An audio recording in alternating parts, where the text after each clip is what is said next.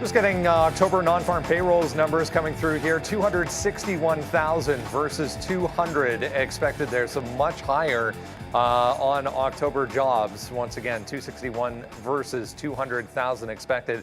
Futures were higher heading into that number. Looks like we are getting a move back to the downside on that number. We will see how things play out here, but big spike downside. Yeah, NASDAQ now negative, S&P back to basically 0.2 to the upside as we head into a Friday. Welcome. Hope everyone's week has been exciting because, wow, there has been a ton to get through. So many earnings reports to talk about this morning. Block, PayPal, we'll talk about Coinbase as well coming up here. All of the fintechs, including some of the Chinese names moving around here. Once again, ADRs, on reopening talk coming out of China once again. And also some more positive talk with U.S.-China relations improving over the past couple of days as well. So let's jump right into it because we got a ton to cover. It's Friday, November 4th, 2022. TraderTV.live starts now.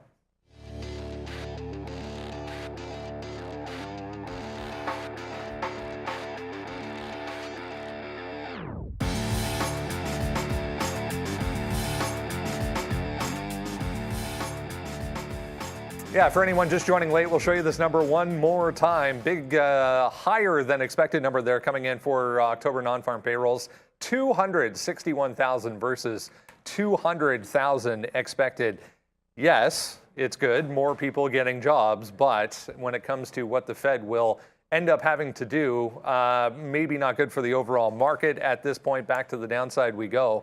For futures, NASDAQ back to basically break even here, along with the S&P. Good morning, guys. 2 months in a row here, we get a much higher than expected print on non-farm payrolls, as we were saying last time. Still showing a ton of strength in the overall employment sector for the U.S. economy.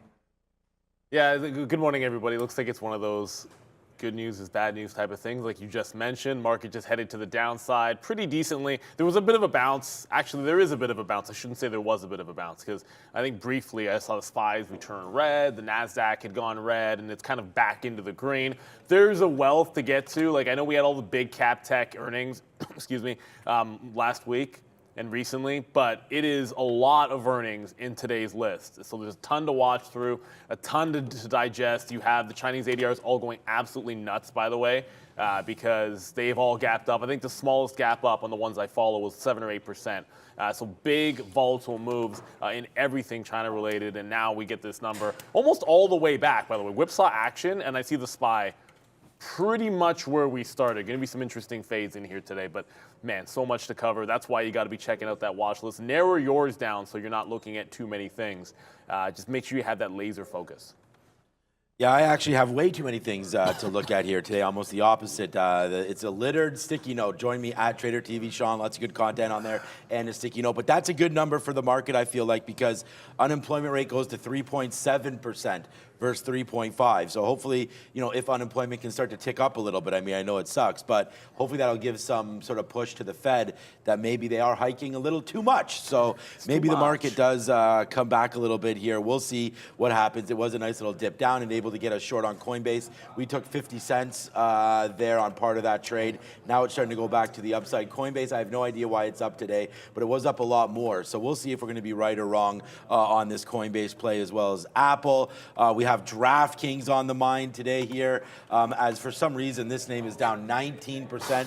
Feel like that's just been a disaster. Like, I don't know what happened there with DraftKings today. The report doesn't even seem that bad to me. I wrote that down, but we'll test a 12 long maybe. Well, not maybe. We will have that long at some point. It's merch day, man. You can get our merch all over the web. You can go on YouTube, find out where to get this out there, right on our YouTube page. We do have merch available on there, so it should be a fun day. Nice and relaxing. We're ready to rock and roll, man. So many names to come through today. We're going to have them all. Our watch list is free. Watchlist.tradertv.live. Join the 30,000 subscribers already. Plus, yeah, more than 30,000 subscribers already enjoying that. And sticky note, watch list, everything. It's going to be a great day. Here comes Coinbase back downside a little bit. Just reading through a few more things here. We got Canadian numbers as well, actually. Unemployment rate here in Canada, 5.2%. So a little bit higher than U.S., obviously. Good note, though, as Sean was saying there, the unemployment rate actually ticking higher for the first time in 3 months. I just saw it to 3.7. So that showing maybe a sign of moving in the right direction, even though the number much higher than expected, 261 if you missed it there versus 200. Wanted to show you this because we just got to move in the CME Fed's funds tool on that as well. So this is 50, this is 75. We're back to the opposite, 52.8 versus 47.2 coming up in December. I mean, it's 50-50, whatever, but it was the other direction after we got the interest rate hike going back to Wednesday. As we said, a ton to talk about this morning. For anyone maybe joining a little bit late, here it is one more time, 261 versus 200 there for October non-farm payrolls. There's so many earnings reports to get through. I'll drag over a few here. There's Twilio, there's Fubo, there's, DoorDash on the watch list. Like, where do we want to start here, guys? Twilio actually doing a decent amount of volume here this morning, even though it's down big time after third quarter beats, but the forecast, an absolute mess for Twilio. Goodness. Yeah, you can say that again for Twilio. I was actually... Fubo's up, by the way. So Fubo with a bit of a strong move to the upside, actually. But well, it's 3%. It's not that much. But Twilio, when you revise your revenue guidance from 30% gain to like a 15 to 25% range, like, okay, so at best you're basically cutting it by 20%, and at worst you're cutting it by a half. So Twilio, it's kind of dumpster fire. I do have that look. Maybe can pull a Roku. It doesn't have the short interest that Roku does, obviously, or Peloton does from yesterday to get that kind of a bounce. But if we hold 50 at the open, that whole, if it doesn't break the low, you couldn't get the low on any of those unless you were really early in the pre-market. I'm talking Roku and Peloton. So for Twilio, I'm looking at that 50 level. So if it's that shot off of 50 at the open, at least I'd have somewhere where I know I can get out, and like this is where I could be wrong, and then you try to fill a little bit of that gap in. But taking it off 48 is just not reasonable for me. I do have to jump over to XPeng because you'll see sometimes you get in on that number, and you could look. I was probably wanting to stop this at stop entry at $8. Looking for this gap fill in XPeng, kind of like a no matter what, don't want to miss out on it, but it goes right down into 90, bounces that first 10 cents. Now it's sort of coming right back in. So the first leg out was there. I did do a reload, and then the second I reloaded, I got that right back on for the first 10. I'd look for 20, 30, 40, all the way to the downside. But if this starts taking out highs, I got to get out of Dodge. 18%. And this is all that reopen rumor stuff. So every single one of these names is going to be having pretty key levels. I'm talking about the Chinese ADRs. I just happen to be an XPeng. We just missed a reload on Apple there. That sucks. I wanted 150-50, 140-50 break long. I was like not even paying attention. I was watching the futures there, looking at that number. It's written on the sticky note, and it would have been a banger, man. So right there, it's already been up. That 140.50 has already been an 80-cent winner. I took it way late at 80 there. I just had a bid down here at 52. It stopped at 55, so we will reload this Apple trade coming in here again today. It's nice to see the NASDAQ up 1%. Will it hold? We don't know, but I know I want to get long Apple today. So that's a name that I'm looking at more than the market already. Come on, just give us a little bit of love down here into that 150. I'm not, and again, it's not like loading up or anything like that. I just want to get long at this area. Try to see what's happening. Microsoft dancing around 216 right now as well. I don't think this is up nearly as much. No, see, 0.71. Look at that. Look where we just came from, 212. Wow, this is the liquidity on this is scary, to be honest with you. There on Microsoft, like 212 up to 216, $4 there. Nuts. So, all right, good. So hopefully Apple can come back in, fill us up around here. Maybe I should switch my bid. Right now you can see us right there. We'll see if we can get some shares on the Apple bid right now. So darn it, it stopped at 55 again. Okay, we're gonna change what we're doing here, but I like Apple long, needless to say, but it's not gonna be for very many shares, guys, just a little bit. And then we'll test it once it gets opened up. We could still tank today. It's been a pretty disastrous little run here for NASDAQ names, so wouldn't surprise me if we can come back into the downside. But hey, not a bad number there, honestly. So we'll see. Payroll sector plus 233, government payrolls 28. That's the private sector 233. Government payrolls 28. Yeah, 261. So all in all, non-farm payrolls 261 versus 205. So more jobs out there, but the unemployment rate ticks a little bit higher. So kind of strange couple readings there. Let's see where this market goes. It seems like they like it, didn't early. Now it's just kind of right back as if we didn't report at all. So yeah, if this market, pretty choppy, boom to the downside move, then up on, I think, the unemployment number maybe, and now we'll just hover around on the NASDAQ. We have to take down and hold this 10,800 and then protect that 10,700 where we just dipped down to. So, yep, should be an exciting little run here. There we go. We finally got our fill there. We took it at 55. And let's see what Apple wants to do. We're long Apple, short Coinbase, but we're just playing around with shares right now. Wild swings on the overall market here, back to positive 0.65 for the S&P, 0.63 now for or 0.63, I should say, for the S&P, 0.65 for the NASDAQ. What swings if you look at Starbucks, because this is just holding up basically at session highs here, just hugging $90. Great report for Starbucks. Positive forecast as well for North America. They said they don't care about a recession. People still love expensive coffee. They said China's improving as well, even though there was a 16% dip in same-store sales for China. But $90 coming into play here in the pre-market, guys, up 5% for Starbucks. Well, if every single one of these Chinese ADRs is gapping 8, 10, 15, 17% to the upside, and the only negative thing you could point to on Starbucks report is their growth in China, then where's their benefit for that rebound? I get it, they're up 6% on a good report, but maybe if you really believe in the reopen there, shouldn't this be even better than this? I would tend to think so. I have this feel like on Boeing yesterday, and I know Boeing wasn't earnings, but on Boeing, where the first thing I looked at was, I really like a dip buy off to 50 or above it at 87 to 87.5. And then you probably aren't going to get it. But when you have an 830 number, a lot of times, I always set myself up for that anticipation that you could get a big enough move, and if you like the stock to the long side, don't have anything too tight. And if we have any kind of a pull, maybe this 88.5 is a little bit more reasonable. I was just showing you guys the daily chart up here. This 91 level, if it gets through that, I think it's rally time for Starbucks. I just want to be in this party. So the first look will be the dip. I'll probably end up canceling that 87 one at the open. It's more likely that I'm looking 88.5. Didn't really get that big of a move to the downside overall or follow through on that jobs report. But yeah, it's to me, it's. And look, I get the answer as to why those are gapping up higher, because if you look at trading over in Hong Kong, all those names in the entire group got to trade a lot higher overnight. And that's why they gap more. But the thesis should be the same here. They're going to benefit from reopen in China just as much as a lot of other companies. And everything else about the report was fantastic. This is pretty poised to break out and make a run at some of these highs. Yeah, look, Starbucks has been a good stock for a while. I think that's true about China there and in the U.S. I mean, as the reopen just continues to happen. I mean, we still haven't completely reopened, I feel like, everywhere. But, people get comfortable going back into work. Some work from homes are kind of starting to stop a little bit here and forcing people to get back there. And then there's no, everyone loves Starbucks. So, I think it's a great opportunity to buy some now.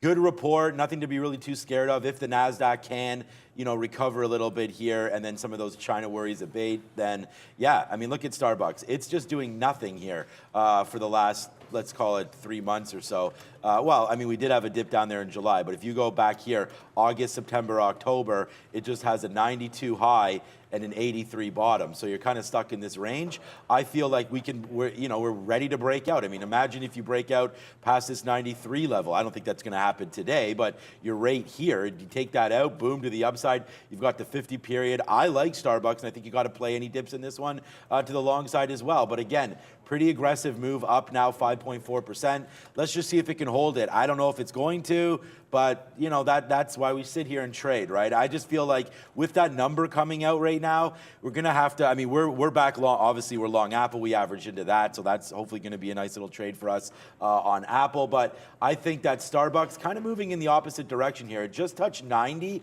and fell back down. So now you're hovering around this 89 area that has been a wall here this morning. So you just touched 89 and 90, so we're trading within this dollar. I think I don't really want to play breakouts, but if the market opens up pretty strong, I think you're going to look back and say we should have taken this 90 break long. So yeah, something to look at. It's only 150,000 shares. It's not huge, but if you can get a dip into this 88, sort of where we ripped to, dropped back down, then took off this morning. So yeah, it's a nice upside move. And if China names are going to continue to make moves to the upside as well, can I change it on the chart? Yeah, there it is right there. Then yeah, Starbucks should go with it, right? So BABA's up 9%.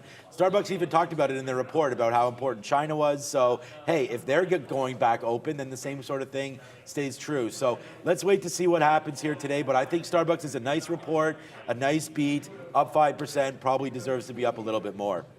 And Michael Moss, chartered market technician with Trade Ideas, for a discussion on a Friday, as always. Great to see you, Michael. Welcome back. It is a busy week, obviously, lots of positioning going around. And I love you want to talk about this morning because it's something that I've started to actually look at using Trade Ideas on a regular basis, daily basis even. And I'm talking about heavy options, either direction, calls or puts. So if an individual stock pops up on heavy call buying or puts, obviously there's something going on there that we need to be aware of. So tell us how we can take advantage of this, not only seeing what is moving because of that, but how we can use Trade Ideas to do so.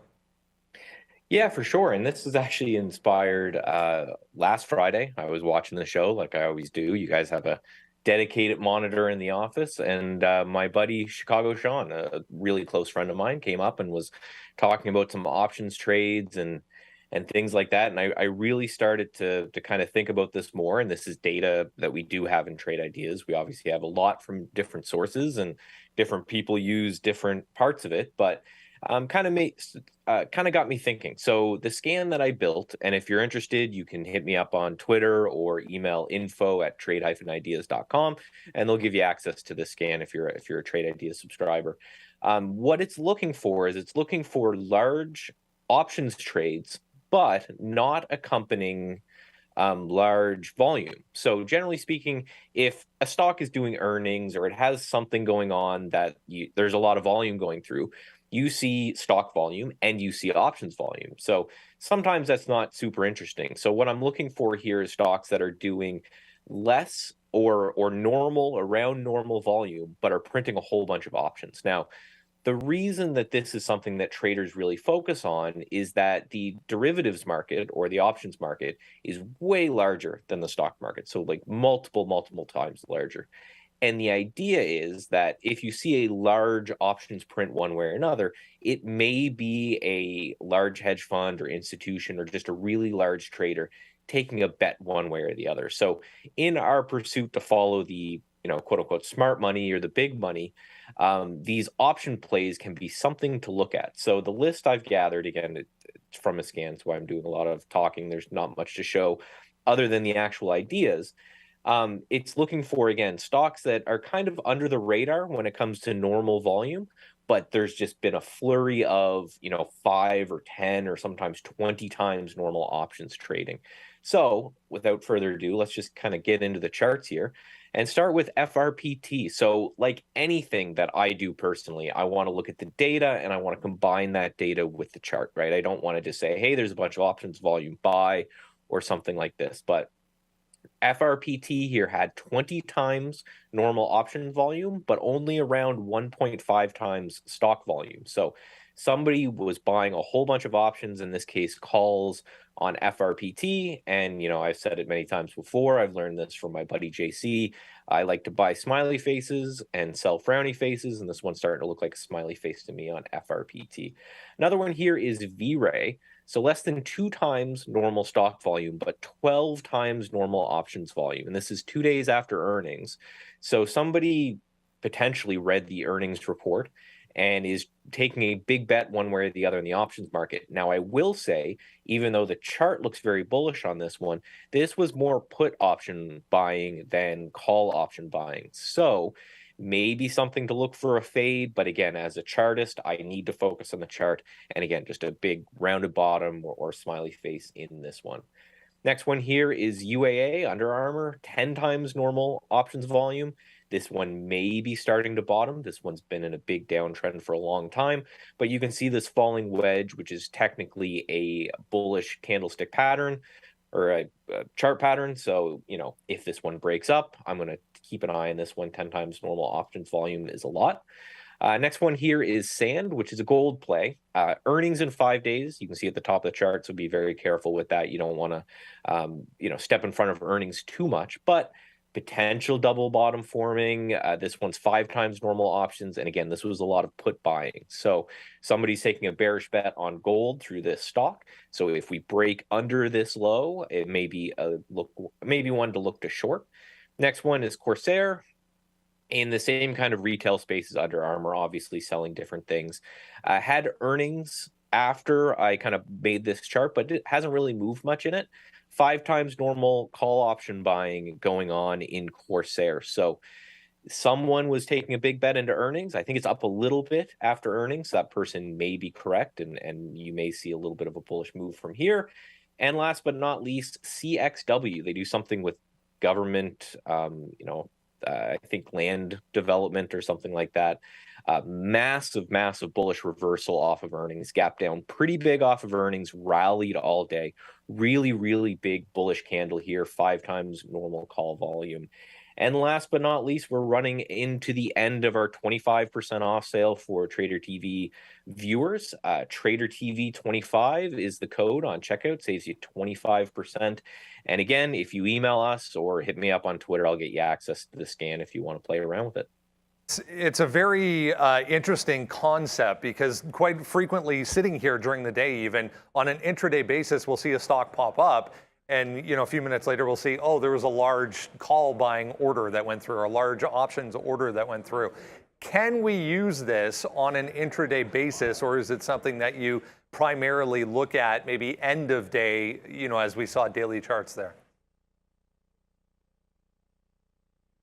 The races, and I'll send this over to you guys to take a look at, but one of the races we use looks for a change in this amount. So, you know, if it starts the day and there's not a whole lot of option volume, and then all of a sudden you kind of see spikes throughout the day, you can kind of see this movement or change in options volume. Now, the one kind of caveat that I like to give is that you never know whether the person is buying or selling the options, right? So, you know, if there's a lot of calls that went through, it means there's one guy buying a lot of calls and the other guy selling a lot of calls. So I love this as a reason to look at the chart, but, you know, like the guys on the desk and everything will tell you, make sure you've got, you know, a plan around it that has something to do with price action to make sure you're kind of on the side of that momentum. Trader TV 25, as we said, guys, check it out over the weekend. Tons of great information, tons of great searches and scans that you can do on a research basis as well. Michael Noss, great stuff as always. Have a great weekend. We'll talk again next week. Thank you very much. Talk to you soon. Yeah, always fantastic information. Thanks a lot, Michael. Can't wait to have you back on next week. It's look, with all the volume that you see in options, and remember, there's so many more short dated. I saw someone talking, or it wasn't really talking. I saw someone tweeting yesterday when I was going through some stuff on the market about put call ratios. And it's like, yeah, throw all that stuff outside, like that historical, oh, the put call ratios at blah, blah, blah, blah, blah. It means this or that. Because the truth of the matter is, yeah, that was a lot of those metrics that people look at. That was back when we didn't have like such heavy trading and volume in short duration options. That's kind of changed things up a little bit. I think you have to be able to adjust to that. The market is recovering. I just want to quickly show this because I meant to and I didn't. When we had that big move, when we had that, well, I guess it wasn't that big of a move, when we had the move off 830, even when the market rallied, I'm just noticing Treasury still hold down toward these lows. So it's a little bit strange. I mean, every time we bounce, I'm kind of looking to see if TLT will come back. I know the dollar's falling a little bit here.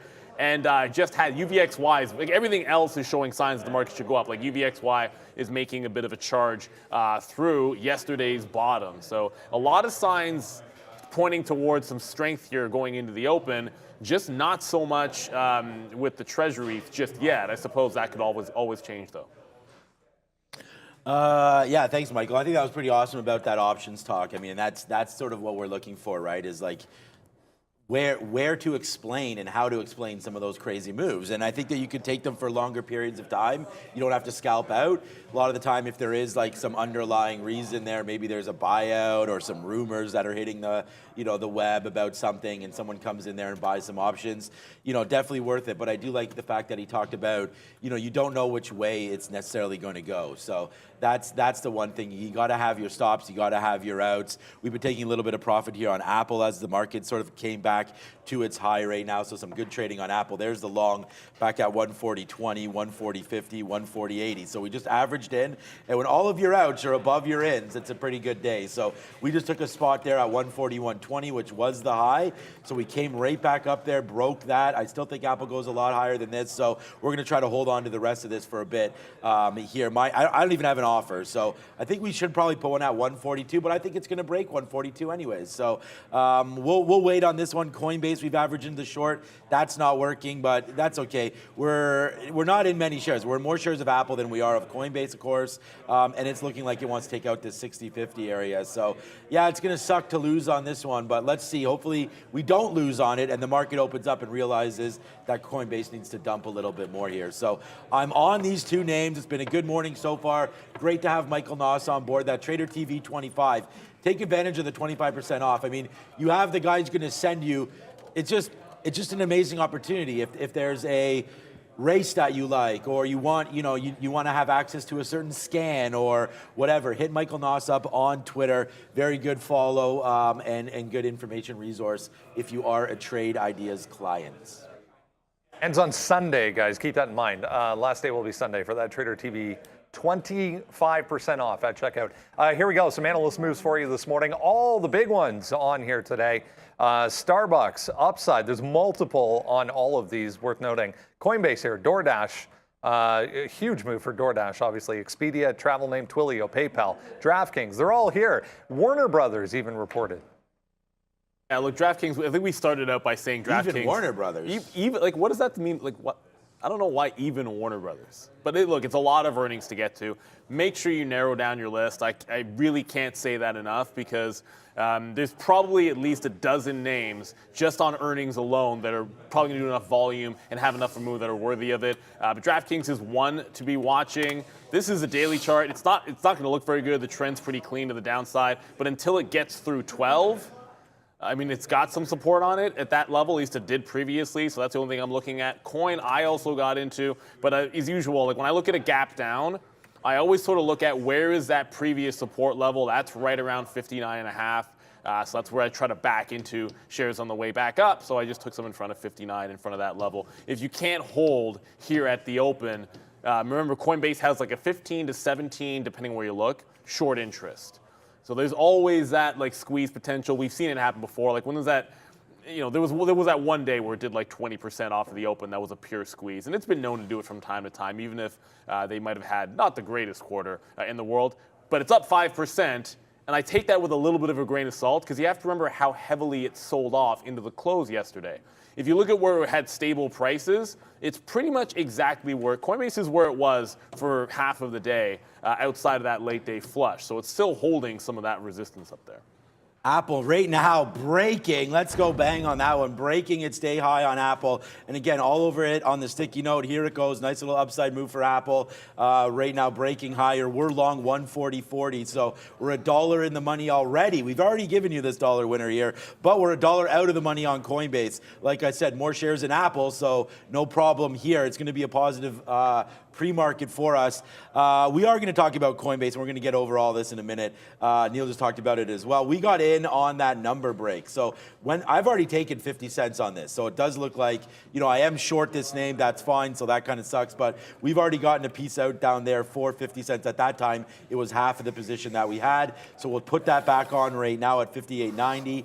And now we'll see if it takes down this $60 level to the upside for Coinbase. But yeah, this is going to be, I feel like this is going to be a good day. I'm turning this guy around right now. I feel like this is going to be a good day for the market. Apple's going to lead the way here higher. I'm going to be trading that that probably like a maniac today. So let's get ready to go. Yo, you're welcome, JD. You're welcome for that trade. And I mean, that's the thing, man. I'm getting a lot of people messaging me on Twitter, on Instagram. Thank you for all that. Some of the trades that we've had on in the last little while, they've been really simple, man. I've just been putting them on, letting them ride, and that's what's been good. And you guys appreciate that, and I appreciate you. So thank you so much for all the nice comments that I've received. And you know, the show's getting more viewers, more followers, everything. Make sure you hit the subscribe button and you know, get notified every time that we're here as well, every single day. Amazon taking out 91 right now. I loved that 90 long on Amazon. Meta 90 break. There's only Meta 90. I mean, I was in there buying yesterday some of these stocks. I told you guys that, and also posted that on Twitter. So if you want to follow me on Twitter, I'll post when I'm making some decisions in my long-term account. But there's Amazon as well, 91.20 right now, trying to break higher. So yeah, good levels happening right here all over the place. Look at that 90 bid held right there, and now you're taking this. This is great. Wow, this is a good trade too. If I wasn't already long $1.50 now in the money on Apple, this is a great little long rate here as well. 91 on Amazon, and Amazon's up 2% right here. How much is Apple up? Apple's now up 2% as well, but look at this one go. We talked about 142. I had 142 written on here as a break as well. Maybe we just take a piece out, man. $1.50 in the money here on Apple. This market is ready to get going here today. It's a big move to the upside. Oh man, we'd be almost at our daily goal here if we didn't have this Coinbase trade, but we do. So we're gonna have to wait for this one to open up. This one probably gets taken out and it's probably gonna be bad, but we're making everything up now and more. I have more shares in Apple as this name continues to rocket upside up to that 142 area. Where is 142? It's right here. So that's why I liked it. It goes back to yesterday's open, 142. I feel like I'm going to have to take a piece out. Let's just do that right now. We'll get out at 83 if we can. There it is. There's a nice fill. So we're now out at 83, another piece of that. So boom goes the dynamite for Apple. We'll already give ourselves, there it is. Let's go through 142 right now, Apple. Nice little move to the upside. Yes, sir. Hit the siren alert. We're starting it off big time again here, Brendo. Good day, good start. Let's just keep this momentum rolling. All right, let's get into a few other things here. I just see some comments coming through from the Bank of England. I'll show you how Europe's shaping up. Actually, really positive right now. For European markets, right across the board, 1+%. For the most part, Spain lagging a bit, the Swiss market lagging a bit, 0.5% higher. Here's the social sentiment board to kick things off. This SNTG, we'll talk about that coming up here, but 1 million float on this thing. And doesn't appear to be any reason why it's up other than 1 million float. DraftKings, red. Mullen, again, red. Baba, back to the upside, higher on the sentiment side of things. MMAT was a big mover yesterday. XPeng as well up huge here in the pre-market. Let's bring in Arun, get a check of the overall market and have a look at the futures to kick things off this morning. I mean, the initial move negative here, Arun, but we're trying to hold higher overall for the market off that jobs number. Yeah, well, that was a roller coaster of a ride. If anyone was really paying attention to the level 2 on that, yeah, we spiked up to 70, dropped all the way down to 10, and now here we are at 80. So going back to the upside, looks strong for now. We got past that 70 area. That's been an issue, not just today in the pre-market, but also yesterday towards the close. Yesterday towards the close. Actually, no, the previous day before, the day we fell, there was a issue around 70. There's a decent amount of action. Now we're above that, which helps the situation for an upside move. So you can look at that 70, 60 area as now support as we clear that zone. So a couple levels down through the bottom, I've got 37.25 as one area that I want to look at. So 37.40 going on to 25. I think there's some decent volume there that you can work with on a potential long. If we were to continue this strength to the upside, now we're at 80. If we were to say go another 10 to 15 points, you start entering a trickier spot. There's some action waiting up there in front of that 3,800. I would keep an eye on that. Remember, we marked off 3,830 as a resistance level up top. So if we start to taper off around that 3,800 and there's a decent reason for going short, I'm going to take a look at the short idea if we keep on going up towards that 3,800. So 3,830 is first up, and then past that I've got 3,870, but 3,800 to 3,830, that should be the area that I'd keep an eye on for now. If we clear that, we're probably going to go way past 3,870. But for the time being, strength to the upside, respect the strength, but keep an eye on the areas that we're going into if we were to continue higher. Oh, thanks, Arun. Have a great weekend. Just seeing a note on Apple, guys. A well-known Apple analyst just tweeting, my latest survey indicates that Foxconn will accelerate the expansion of iPhone production capacity in India with the Chinese Foxconn plant shut down for COVID-19 lockdown. So a heads up on Apple there. More positive momentum possibly coming through. Here we go. The watch list, guys. Make sure you grab that every single day. Keeping my eye on a few things here. Use that QR code right now if you haven't done so. Enter your email address. We send it to you for free every day. That's all you have to do. Just enter your email.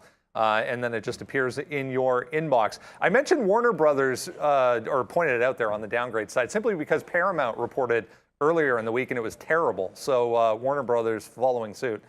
To the downside. Let's go, though. PayPal, first up on the list this morning, trying to move higher here initially after what happened to aftermarket yesterday. Again, the forecasted problem here for PayPal.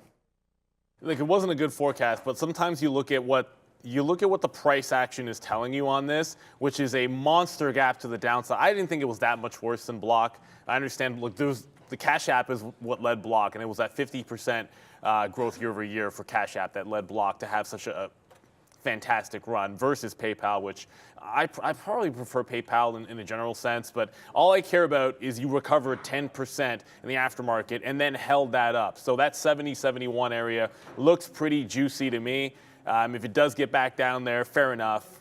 You know, I think you're looking for dip buys on this. I would be careful. I saw a very good point in the chat just there. A lot of times we do see some reversals when we get that payroll number, but I just looked up. I see TLT now starting to follow through. So with treasuries are starting to come back and get involved in this move. I do still like a couple of names alongside, of course. I'll get to Boeing in a second, but of course Starbucks as well. But this is too far to chase for PayPal when it was initially a bad report. And at the end of the day, I'm not going to be buying 74s. I do like that 71 area if you can get back there at the open. I think that makes a heck of a lot of sense. If it does happen to fill in the gap altogether, it is worth noting that 80 level where you closed back a couple of days ago on Wednesday and big resistance up there at 80. I think that would be much too far. At that point, you're up, I would say, about close to 5% to the upside. So if I saw anything that extreme, I think you're shorting PayPal up there. But I need to see that dip back into that 71 area for there's some support. I think you can probably take 71.5, 72s, something along those lines. I guess I don't know if we're going to bleed into Block.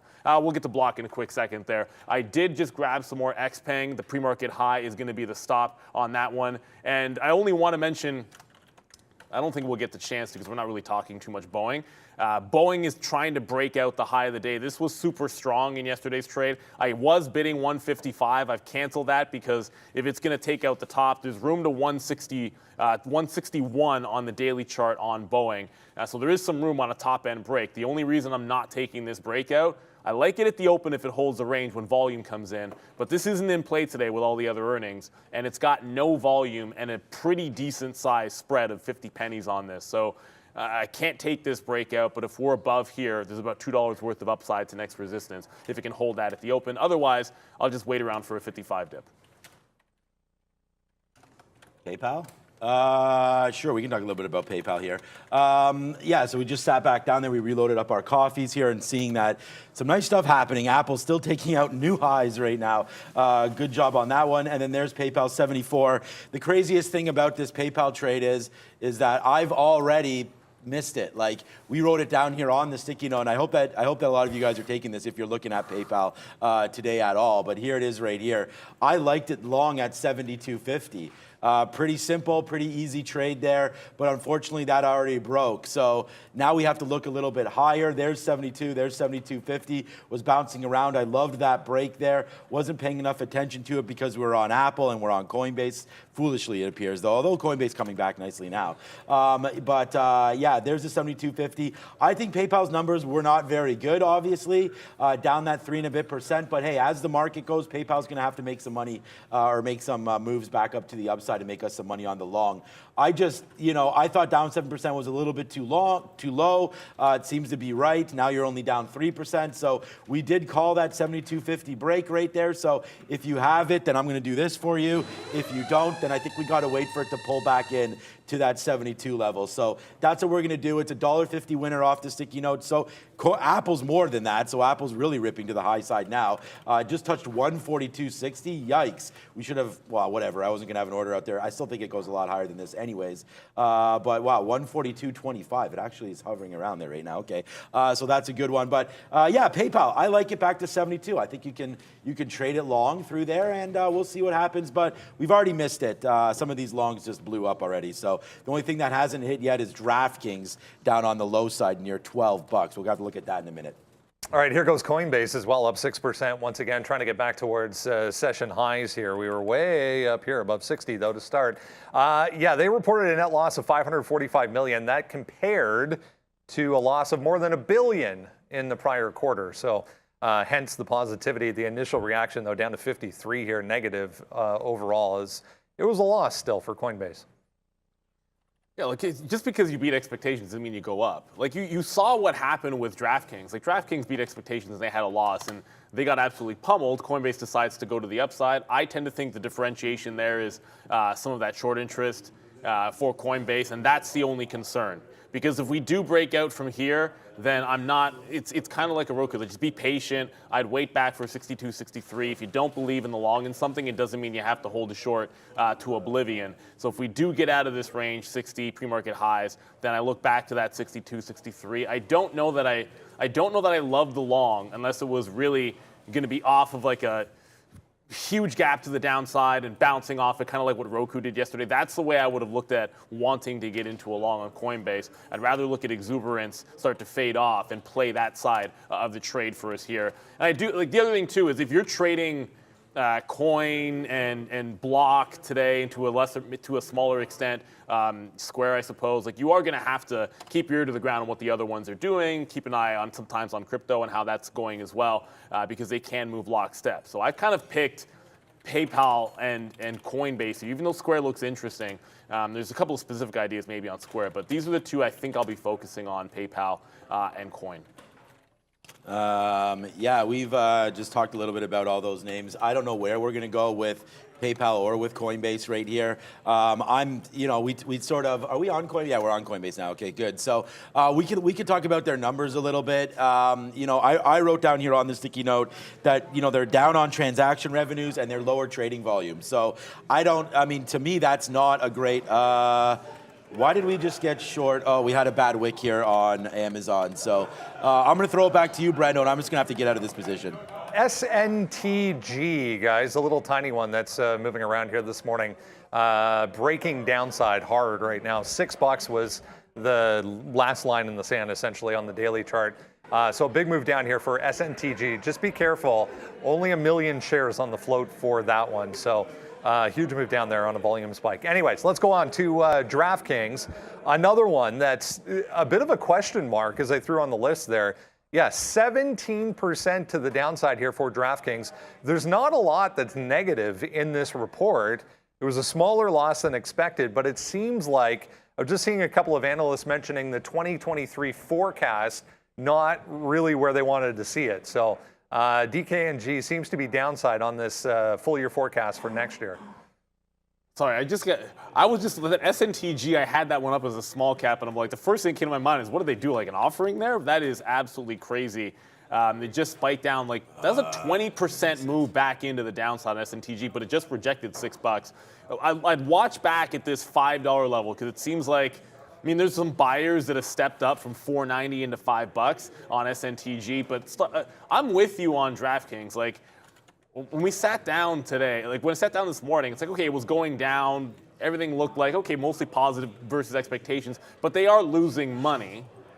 And it has been a pretty bad stock. I just have to look at this. It's too far gone to short the bottom if it's not going to be broken through $12. So like any notion of, well, you might have liked a $15 breakdown. Technically, you might have liked it breaking down at $14.20. You throw that out the window at this point and start thinking about that hold of 12. If it does have some relief, then yeah, $14.20, that's 14 quarter, let's just say, that sets up for a bit of a fade. So does 15 even. But this it's now come and gone. I'm not even sure there's going to be a trade here. It's now bounced. It's at $13, so you're not even at that support level. I might just wait for a pop on DraftKings. That might be the only game in town. Yeah, down 17%. I'm a little bit surprised there. It will be SSR. Sometimes you get pretty solid relief rallies when a stock is SSR if it can hold the low. So that's kind of why I have to favor it down here. The breakdown trade came and went. You had to be here at like 7 a.m. when they had the earnings drop. All right, yeah, I mean, funny name here, DraftKings. I think there was something about they've stopped their advertising in California, so I don't know if that means that I mean, you guys could tell me, do you guys have sports gambling in the state of California right now? Is it legal? I don't know if it is or not, so that could have been pause for concern here, because I did read a report where they are now stopping their advertising campaign in California. So I don't know if what's up with that. So we'll figure out. No, so you guys do not have it. So that's probably why we continue to make a downside move there for this. So what's up, Justin? Yeah, so here we go, back up, moving now back up to the upside, 1340, trying to go. I was rating down here at 12. We didn't get that level, so unfortunately it goes down as far as 1250. But yeah, if there is no sports gambling, maybe that's why. So maybe there is some sort of an insight there that California is not going to have it, and therefore, yeah, if it's on the ballots, I mean, you got to vote. Yeah, you got to vote for it. So this November, I mean, I think it's going to. I mean, I don't know. I don't know the politics behind it there, but I feel like it should get passed if it's getting passed everywhere else around the world, pretty much. So I think California probably says yes to it, but I feel like maybe that was that note. So here we go, man. You're starting to climb back upside again. Let's go long 1350. Let's go long on a 1350 break here of DraftKings, potentially with a move back up to the upside here. So far so good, man. We're $2 now, by the way, in the money on Apple. So we're like really happy with that one, and we're out $1.50 on Coinbase. I just want the market to open and see if people are with me or not. That's what I'm waiting for Coinbase. I know everyone's going to be with me on Apple. I'm pretty positive about that. We are going to get something more out, though, some more out at 142.50. I mean, we're in the money $2 now on the Apple trade, and we should be in the money on this PayPal trade as well, but we don't have it. Let's see if Coinbase falls back down. And I do want to take this DraftKings long here through 1350. Why not? Let's give it a shot. That's where VWAP is. I like DKNG here off that bottom. Not again, because the market hasn't, well, actually, we're getting closer, man. I didn't even realize it was 916 right now. Very close. Yeah, 1350 long on DraftKings. Let's punch our ticket once it gets there. On to Block here, back to the upside finally. Nice numbers right across the board for Block. I always want to call it Square. 17% rise in total revenue to $4.52 billion. Down here, 51% in gross profit to the upside, $774 million. So finally, some relief here maybe for SQ.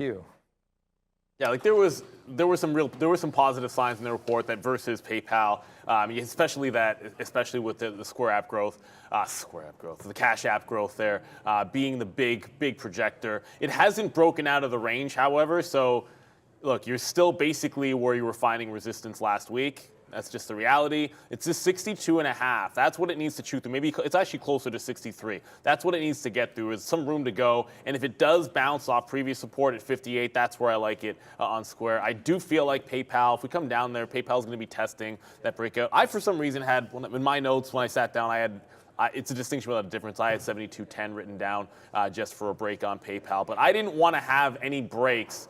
And of course, I did end up putting the Xpeng one on during 8:30. Sometimes you don't want to get triggered into something when you have that number come out there. So I didn't have any breakouts with the exception of Xpeng.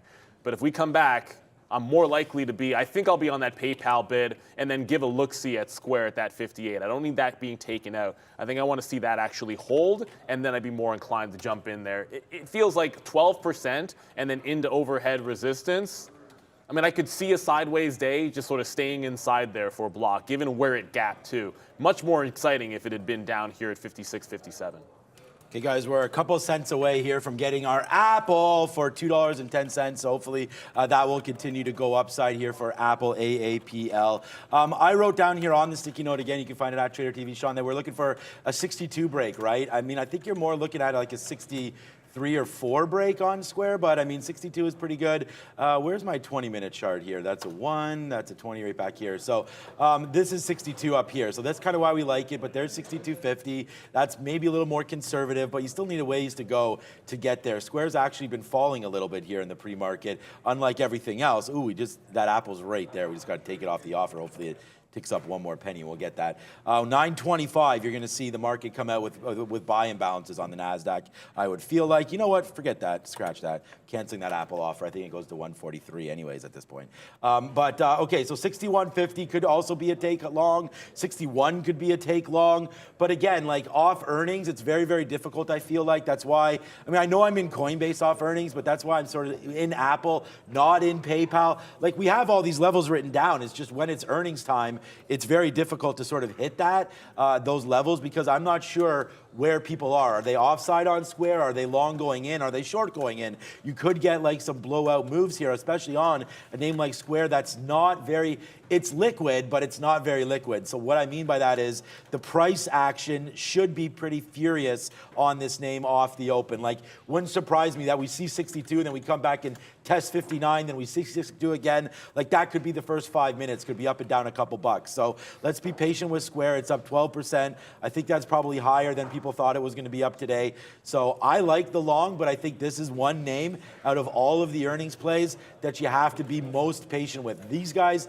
and PayPal, I feel like, are in an area of like uncertainty right here. Like, they've been getting killed so much that there is some relief rally potential, but at the same time, they've been getting destroyed for a reason, and they just haven't been performing that well. So let's wait to see what happens. PayPal's quarter wasn't great. Square's quarter was better, but still I don't feel like it was great. Up 12% does seem like a little bit too much, but in a bullish day, like what we're having, I feel like I just don't want to go short any of these tech names. So let's just be patient. The only name we're short is Coinbase. I do have an out at 58.50. If it comes back to VWAP, I'll take a piece out and lose 60 cents on a third of it. And then hopefully we can make money after that, down to 58, down to 57, and then down to 53 for Coinbase.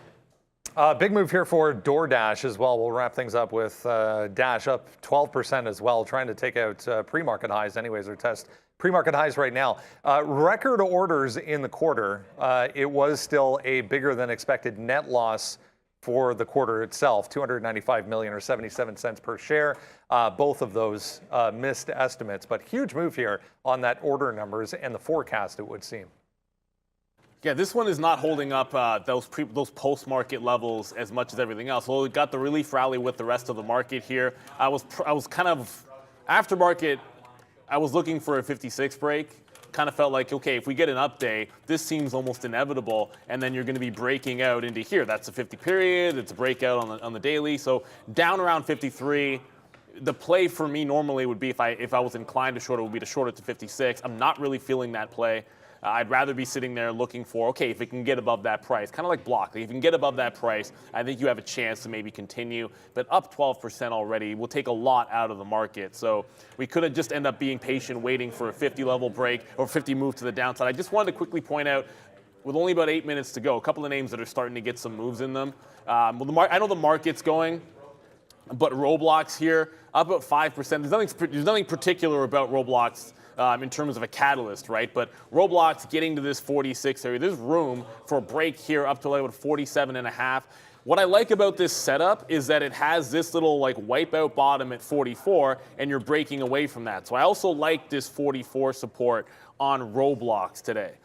You still have some room to go, and I hate, if you've moved this much, I hate taking an early break and then you end up just sort of getting the top. So the way I'd rather structure it is just try to get the longs in front of that 44 here on Roblox. I know there's a lot to look at, but this one's on my radar above 44. Looking for longs as long as we're above that price. Yeah, I like some Roblox. I'm going to cancel that 58.50 on Coinbase. I still think we get lower. Oh man, looks crazy because that's exactly where we were on Apple. It would be pretty sick to have a tick up on there, but there goes Apple pulling back down a little bit here today. Like I said, we're still doing pretty well here in the pre-market so far. Almost got it. Lucid Investors Inverse Kramer says you're good. Okay, so Jim Kramer said Lucid is losing a huge amount of money. I don't recommend stocks that are losing money. So let's go over here. You recommended Tilray. Yeah. Tilray maybe more for news. But there we go now. Let's wait to see here what does happen with Lucid. Obviously, they're getting the Kramer downgrade, so maybe it does bust out a little higher right now. That takes us obviously over to Tesla as well, 225. I believe that 228 level load right there. Yeah, there's 228. So that's a level that we've talked about in the last couple of days as well, coming into play. It's actually 227, 228. Tesla right now is already above yesterday's high, so that's pretty sweet. That's a good little level there. And then what about 220? Protecting downside 220 right now on possible longs for Tesla. You know, the real longs are down in here into 215. If you could take a 220 long and not take that many shares and hold it if it goes against you down to 216, 217, and then watch really what happens down here at 215. If we're wrong and the market is a bear today, then, you know, I feel like this name could also get flushed, and then that's where you'd look for a 217, 216, something like that, to pick up some Tesla off of yesterday's high.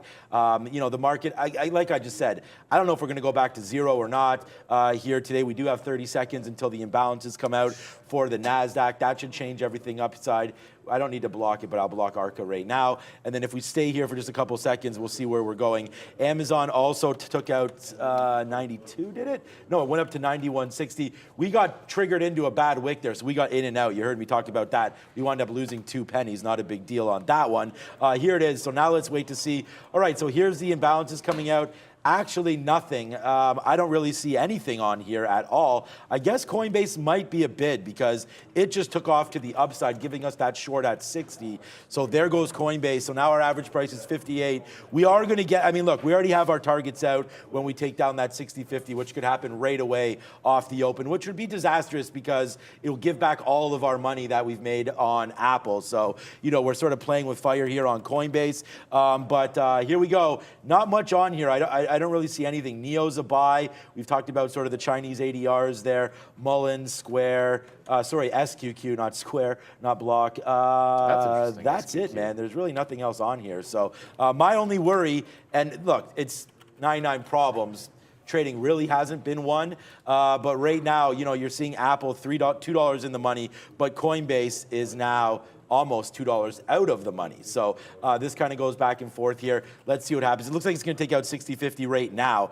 There it is. So there it goes. We get out there on that break higher. Look at the spread really opened up. We got a 60-66 spread there, I guess. Yeah, so not bad. We actually didn't get a horrible fill there at all. We are now out of Coinbase. We will flush ourselves down the toilet. I like the short there, but hey, that's the trade, and loser right there on coin. The only thing sometimes with that pre-market, like that post-market or pre-market spread, I got 61s in there, but when I got out, I looked over, the bid was at like 25. That's the issue with the pre-market sometimes. But I saw Mullen on there, and I know it's only 1.4 million for a stock. It's done 20 million shares already. So if you're excited about that imbalance on Mullen, it's probably going to do at least 100 million shares today.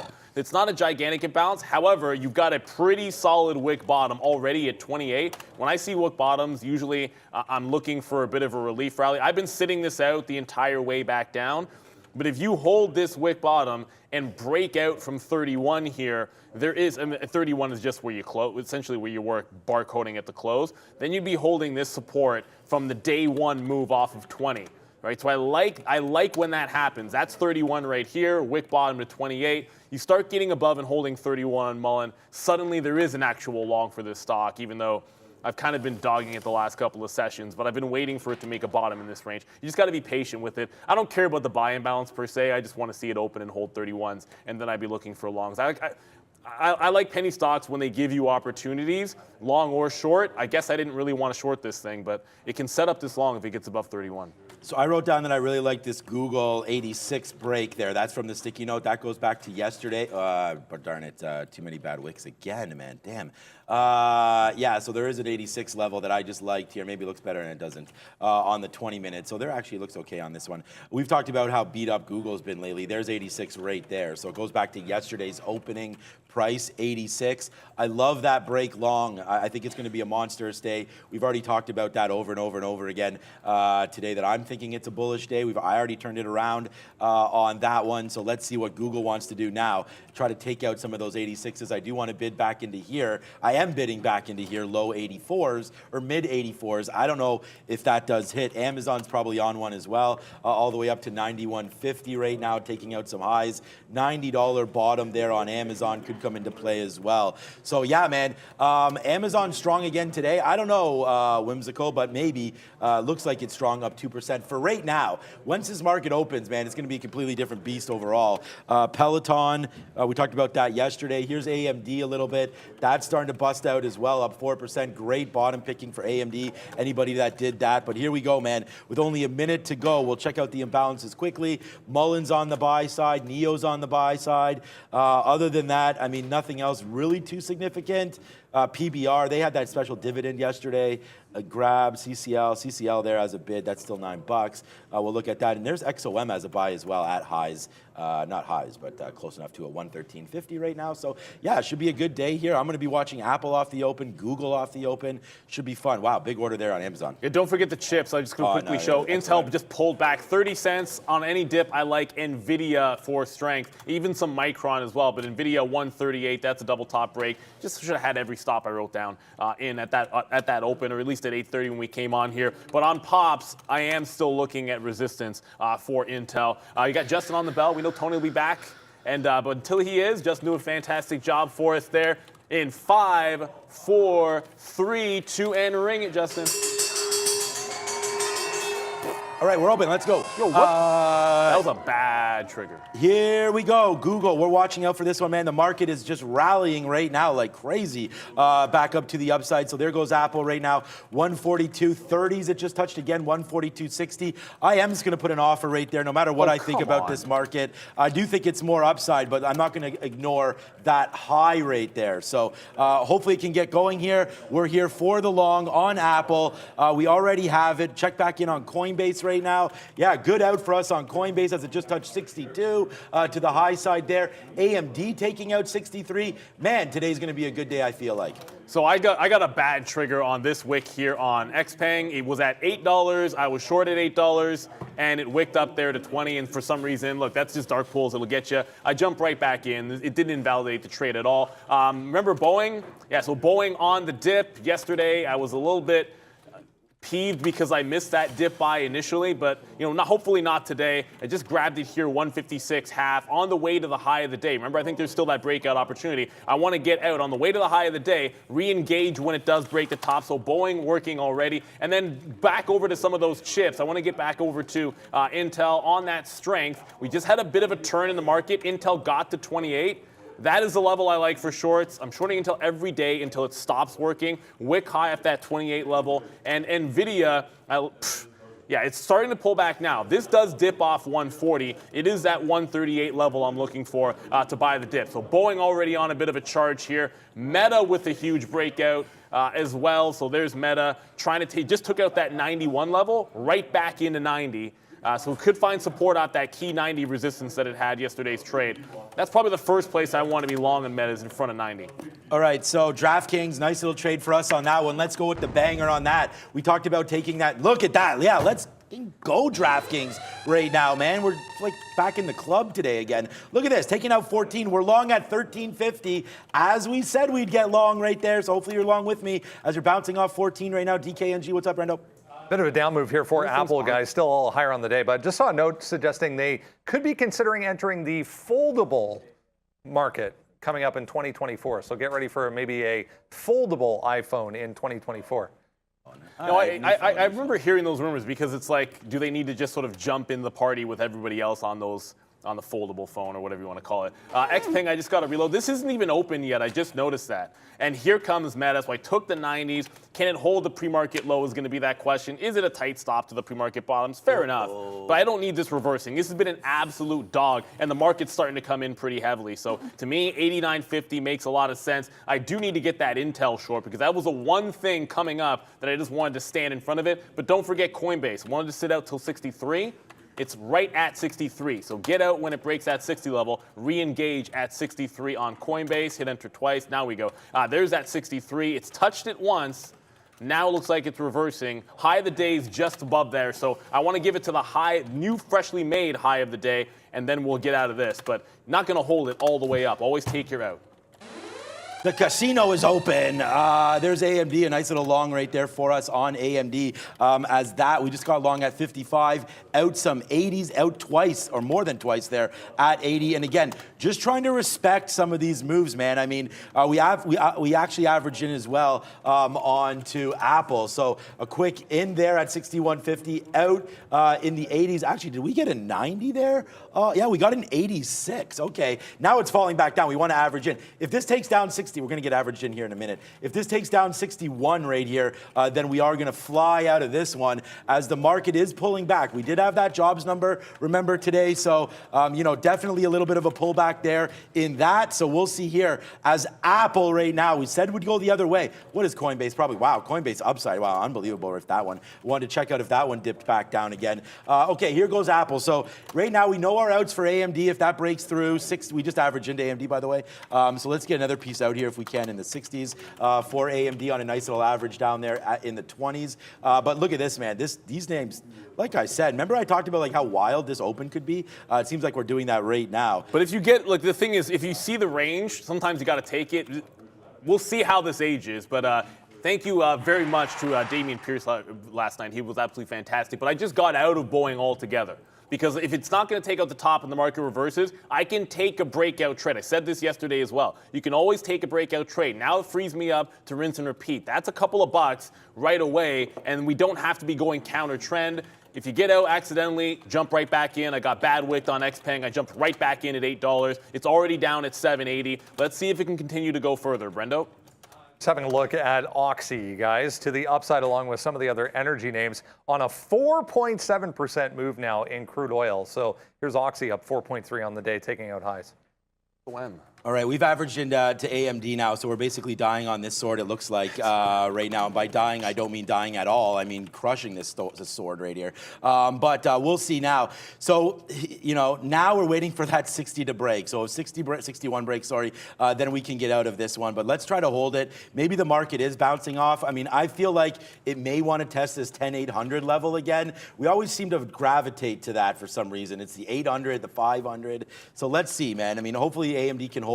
And we'll get a little bit of an upside move here for that play. Apple not holding though, right? Apple is fading back in now. So we don't have that many shares on this name, not as many as we do on AMD, but I don't know if I want to average in because, if this market continues to fall down, then yeah, Apple will continue to fall with it, obviously, and bring it all the way to the downside here. So we got to be very, very careful with what we're doing here. There goes Apple. So there, Apple now takes that 140. Not much. We'll just try to average in there at 140 on the dip back in.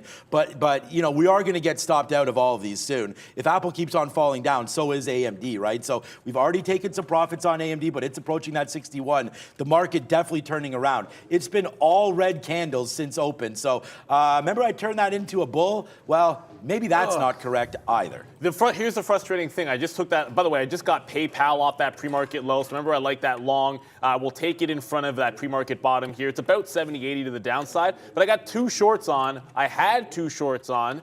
And then there goes Coinbase. So right in front of that top, it just wicked me out. So anytime you see a wick top, I always ask myself, if it fails it, should I get back in? The answer is pretty much yes, because I like that level. I sat it out till it got there. But a couple of dip buys. One was Roblox off of 44.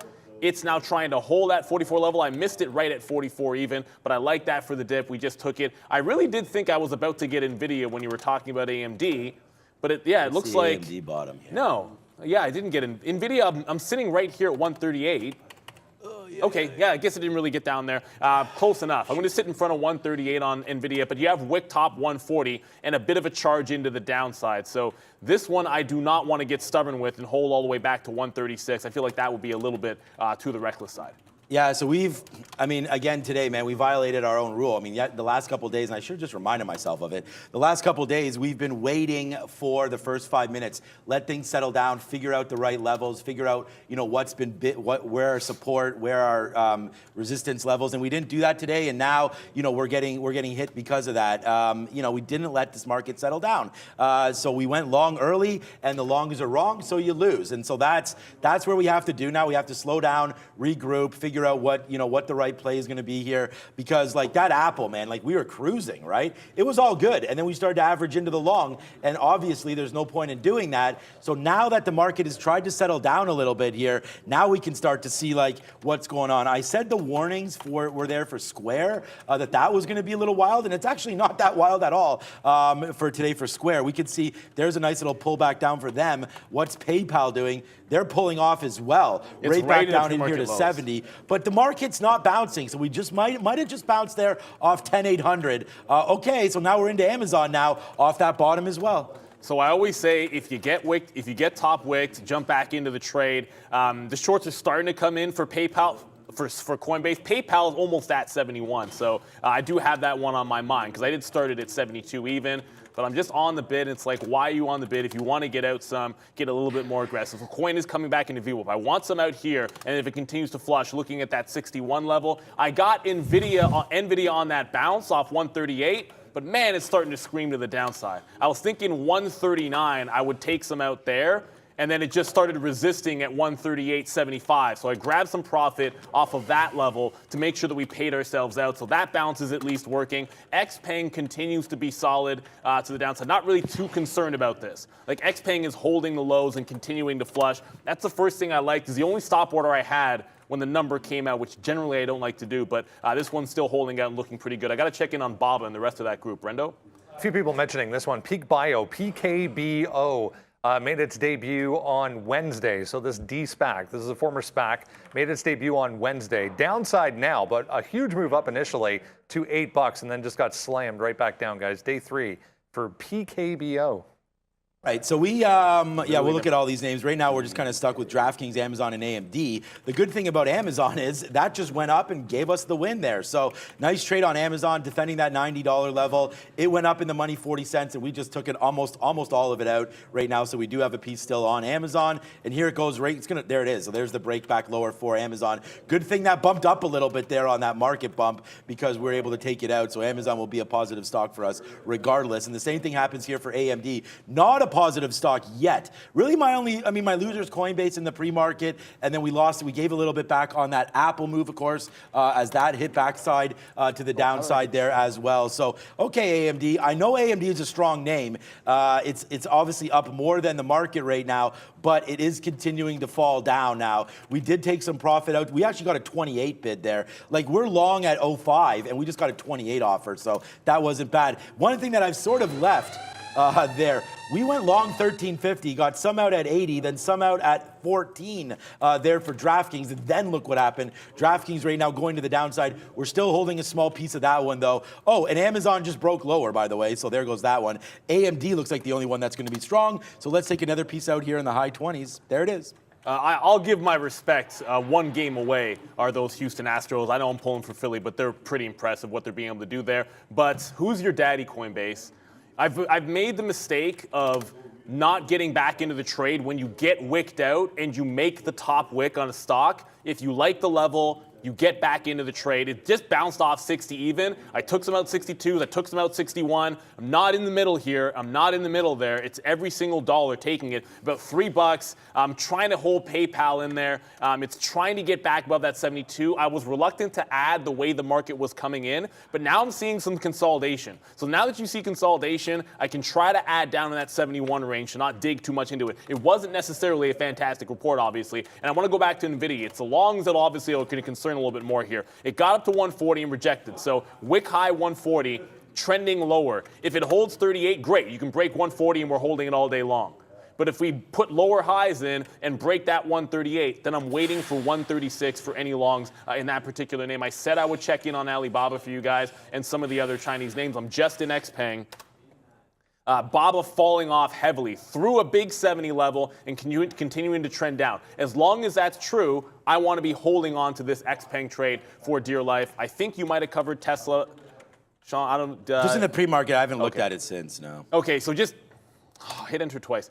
Tesla got hit hard after failing a breakout to the open. It's still holding pre-market lows. If this gets through there, that's probably going to put a bit of a drag on some of these EV names. But what a difference that opening range move makes, because some of these came in pretty heavily there. Just glad I jumped back into that Coinbase trade. I just don't believe they should be up. And just one more for you before I throw it back to you, Sean. Block now testing a 58 bottom. So this is my concern. Like, Coinbase is fine. Block at the lows might not bode well for that PayPal trade, which is testing back to 71. If it breaks 71, I'm gone. Okay, so we really did well on AMD here. I mean, AMD is going to be a positive stock for us, not like too many are today yet, because those longs have not paid off. We're going to try Amazon here against that 90. If it breaks back above 90, we'll get out of this one pretty quickly. So that's going to be something there. $90 for Amazon. Oops, I'm not on Amazon, am I? There we go. We are now short Amazon. So there's the look on this one. Nice little take out there as Amazon continues to dump down a little bit here. We're short at 70. Let's put some more in the mid 40s. There it is, a nice little take outside now. So now Amazon's falling back in. So good trading here. See, this is what I'm saying, man. Why do we do that every day? Like, just be patient, wait for your opportunity, man, and then strike it when it's hot. Obviously we identify Amazon's weak, so there it goes, man. Boom goes the dynamite on that one. Therefore, Amazon, look at this, man. Now it's a 50-cent winner and making more money here. 89.70. We take that break. Now it's a short side takedown here to 89. I'm gonna take another bid here. Wow, this is getting a lot better than I thought here for Amazon. So, wow, here we go. Yes, sir. Nice take, man. We're flushing down the toilet right now. $1 in the money on AMZN. So your boy's getting excited one more time. Just definitely misstepped early, but not misstepping late. We doing the two-step, baby, right now to the downside. Here we go. DraftKings getting annihilated as well. Not many shares on that name, but there goes the market. El Flusharoonie, your boy got it. Oh my God. Yeah, we're down at about 59 on Coinbase, so it's absolutely flushing right back to the well. Like the two first shorts, Coinbase, XPeng. The two shorts I got on right now, XPeng, Coinbase. XPeng just hit 765, about a 35-penny win. I'm looking for at least a 5% move on this. Well, more than a 5% retracement. Once it breaks that, 755 is to the downside. It's the gap fill, man. It's such a huge gap that could get taken out here. But respect, there's 750. There's about 730. You might not see too much more than that. I don't know if we see $7 here today. That feels like it would be a bit much. Only long left for me here is that PayPal. If it gets down to that 71 again, I am looking for the reload. Brennan, what do you got for us, man? A ton of strength from some of the travel names, specifically Expedia right now. You can see 1, 2, 3, 4, 5, 6, 7 positive notes on EXPE today, coming off, what happened after market yesterday. Huge move down following earnings, but look at this now, 10.5% to the upside for Expedia. Boom. Oh yeah, there was so many. Like, that's the thing. There's so many earnings today that you had to have laser focus to make sure you were ready for it. Look at DoorDash. I said, like, just wait. It tried to take out 56. Look at the rejection at that 56 level. That is a wick top if I've ever seen one. So this could be headed back down into that 50 level to be sure. But the short off there, if you were watching that stock, I mean, the short off there looks absolutely gorgeous. Nvidia did stop me out. I was able to get some profit in front of 139. It was about 138.72. I think I got that fill. It's now heading a little bit lower. If it does bounce off 136, that's where I like the next leg into that downside. If we can catch a bid there, I'm definitely going to like it. I do want to come back to one from yesterday. That's going to be Roku. Roku, today, of course, it wants to flush. If you have the short here, congratulations. There was a big level at 47. If it gets down there, I think you could catch a little bit of a bid on Roku at 47 even. We're going to hang on to the three that we have. I'm still looking for opportunities. Nvidia bounce longs, PayPal as well, and then back over to, I got to show you guys Meta. Meta did give me that stop out. I should have gone to that one for you guys. Here we go. Meta did end up breaking that pre-market low. Once it did, I'm off this bid until we get all the way down and back into 88 even. Yesterday's low was about 88.40. It's bouncing there now. 88 even is the next even dollar level to make a decision point for me. Otherwise, let's be patient here. still some time to go till we get to that 10 o'clock where I like to really reassess. Yeah, that's probably a good idea right now. We're trying to reassess some longs right here. So Amazon still working for us, obviously. I did put a bid down there, low 89s again. We had some great takeouts, man. 88, 85, like crazy how much that one fell back in. All right, so some new positions here. We're just gonna see about that because, you know, I feel like now, we talked about gravitating to that 10,800, right? So that's exactly what it did. And when it broke that, it cranked so far to the downside there that we almost touched that pre-market bottom. I mean, we wicked all the way down there. We're not gonna play around with that too much, but there it is right there. What did I just get filled on something? Oh, Amazon got filled in the bid. Okay, good. So now we're gonna watch out for this level to come in again. So we've just taken an average in on Google. That's come down right into 84 again. It looks like it wants to take the bottom out. If it does that, then we're gonna get out. This is not, you know, like some of these levels are starting to develop now. So we're gonna wait to see if 84 can hold. I mean, this was all the way at 86 off the open, which we actually had on our sticky note there. I was looking long, not short, but you know, we weren't playing the breakout. So that stops at 86, drops $2 there for Google. So let's see if we can, let's see if we can stay long on this name there. And then, oh wow, Amazon right back to day's low again. Again, you know, went long, took profit on the long, went long in there, lost quickly at 90, and then hit the short for a big one. So Amazon, a very positive stock for me today. Let's see if it can continue to be the success that we hope it can be on the short side. But I wouldn't mind going long. And there goes Google downside. I knew this was going to happen. Well, I didn't know it was going to happen. If I knew it was going to happen, I'd be long. So I did get Boeing, did not get Starbucks. I can cancel all three of these bids that I had in Starbucks. I was all over this if it got that. Whatever. Starbucks is now through 91, headed toward, I believe, it's about 93.5. Let's call it 93.5. That's that top that we saw there in September. This is about as strong as it's going to get in the market today. With the market pulling back like this, Starbucks going, I think if there's any dip, it's a gift. Well, I don't know what's going on with my 3-minute chart here. If there's any dip, there's a bit of a gift, I think, in Starbucks. So if we can get 91s again where it broke out from, then we'll definitely take it. It's getting to that point, that line in the sand. I'll go to PayPal first because it's out of the money. I always like to show you what's going wrong. That 71 level, that could get challenged. I'm going to lose about $1 on this trade. I'm hanging on to the two shorts. But even Coinbase, this is already back to where we had the first stop out. So this is a wick bottom and then a recovery to that 58 level. To me, that means I'm getting out at 58. If I get 5 on this or 4.5, I think I should be happy. As a matter of fact, I almost want to slap a trail. Market's catching a bit of a bid as well. I'm not looking gift horses in the mouth with this one. I just feel like we're fortunate enough to be able to listen to ourselves and get back into it when a lot of times I wouldn't have got back into this trade. So let's see if Coinbase can take me out here. It'll be about 3.5 to $4 of a win, depending on where we see it. And then watch out for XPeng. If you're still in some of these shorts on the Chinese names or the ADRs, this got to 65. Now it's testing the lower high. So if it does roll back over here, I would like to be adding back into some shares, but I need it beneath that 790. The market's catching a bid, and this has caught a significant bid, still below our entry point, so it still feels like it's solid, but I have to have at least some cause for concern. Like I was able to get half out. Whether I reload is up to whether it starts to reject this level. Wow. Just looking at this, man, what a good take there. Amazon, brand new 52-week lows for Amazon right now. We just took a bid there at 88.64. That was about $1.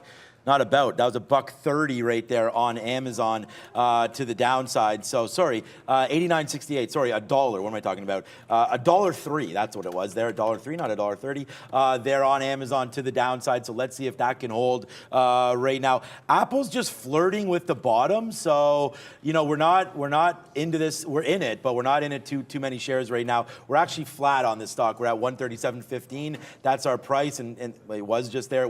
It keeps going back and forth. Like it rips up for me.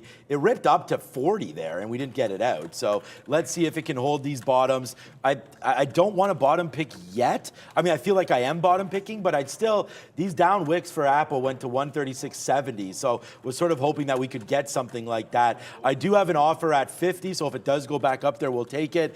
The one strong name, it seems like, is going to be AMD. We did get out when it broke through 61, but it was a pretty profitable stock for us until that had happened. So So we can continue to watch that. DraftKings, no real need for me to get on that yet for DraftKings. So Square 59.80, again, not a whole hell of a lot. Let's check out Microsoft right now for that play. Yeah, that's trying to get off the bottom as well, 113.50. But I don't know, man. Maybe, there goes Apple. Apple's really getting hit now. So Apple, we have our target if it breaks through 136.50. But here it goes, man. Very violent name, Apple. Yeah, Apple's all over the place. But thank you very much, Fred Kaufman. I don't know if we've seen a super chat from you.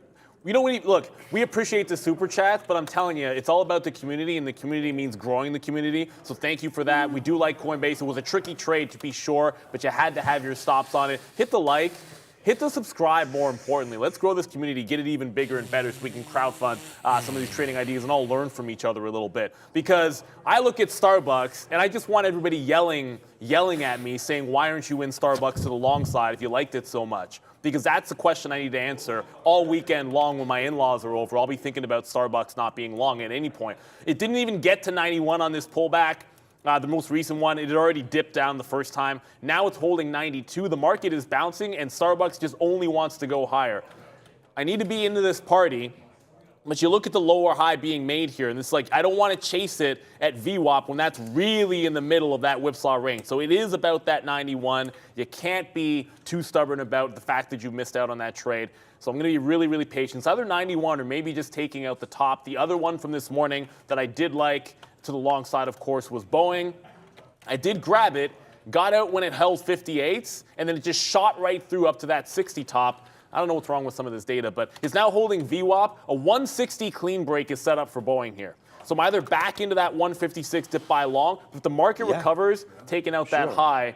And yes, sir, Randy, if you could. Randy Thanks, there having his juice box right there and asking us if we want some coffee. So yes, sir, for sure. Thank you so much for that one. We'll go sirens right now because we did get that dip buy in Apple, and now we're really rocking with Apple to the upside. So now 50 cents in the money. I'm going to cancel this one. Maybe we do get a little bit of a rally backside now for Apple. Good trade on this one. Let's go, man. You know what? I'm going to take a 50. I'll take a 50 on Apple if it goes. We're long at 91 here for AAPL. We make it all back if this name goes, but for right now, we're watching out for Apple. We did have that dip down. Now it doesn't want to go, does it? I still think we want to test that 10,800 right here in the NASDAQ. So if that happens, we should get that 50 level on Apple. And here it comes right now, right back into it. So let's get it now and go over to Brendan. One that's been relatively weak in the Chinese ADR group, just coming back into a significant level here, guys. 1080 was that support from pre-market. Testing right now, but this one did not bounce like some of the other ones did. Yes, and speaking of some of the other ones, there's still a bit of a downward trend happening in NVIDIA, but it's now held 137. So it's starting to show some signs of life, but that's a pretty weak trend. It leads me to, you know who. It didn't ever get that fill on Intel.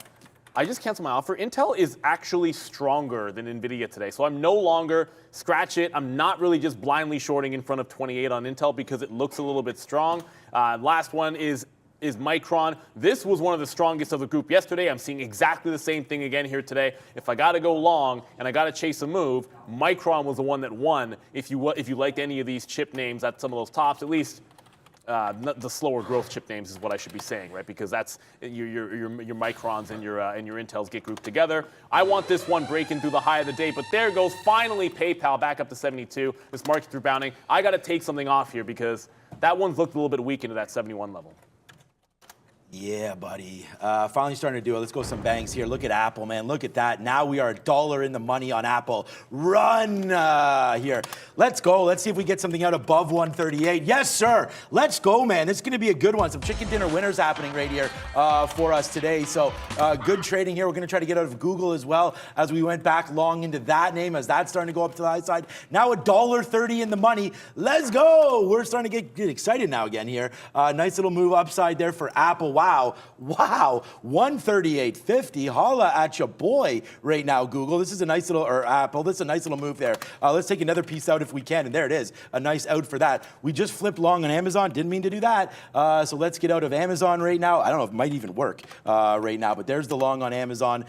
Flipped it into that. So AMZN, that was just a mistake. We don't necessarily want this long at all. Our out would have been at 90. So let's just punch this out right now on Amazon. We're still up on that name. There goes Google. Google as well. That's the name that we wanted to look at as well. Google off that 84. We took that long break right there, back up for 84.20 where we were initially. Now the market's starting to go side now. So big time wins right here. $1.50 for Apple. Trying to make it all back, baby, here as Apple's starting to go. And there goes Google as well. Making everything back today, guys. Yes, sir. Let's go, man. Oh, Canada today for everyone here. North of the border, we do have traders up here. And there it is right now. Nice little take here on Google. Bang that one out. That's not going up as much right now. So more hesitant on Google rather than Apple, which Apple right now is flying, boy. What's up, Randy? Thank you so much, my man. You were good luck. Come ask us for coffee more because the market popped off that. Big time trading happening right now. What up?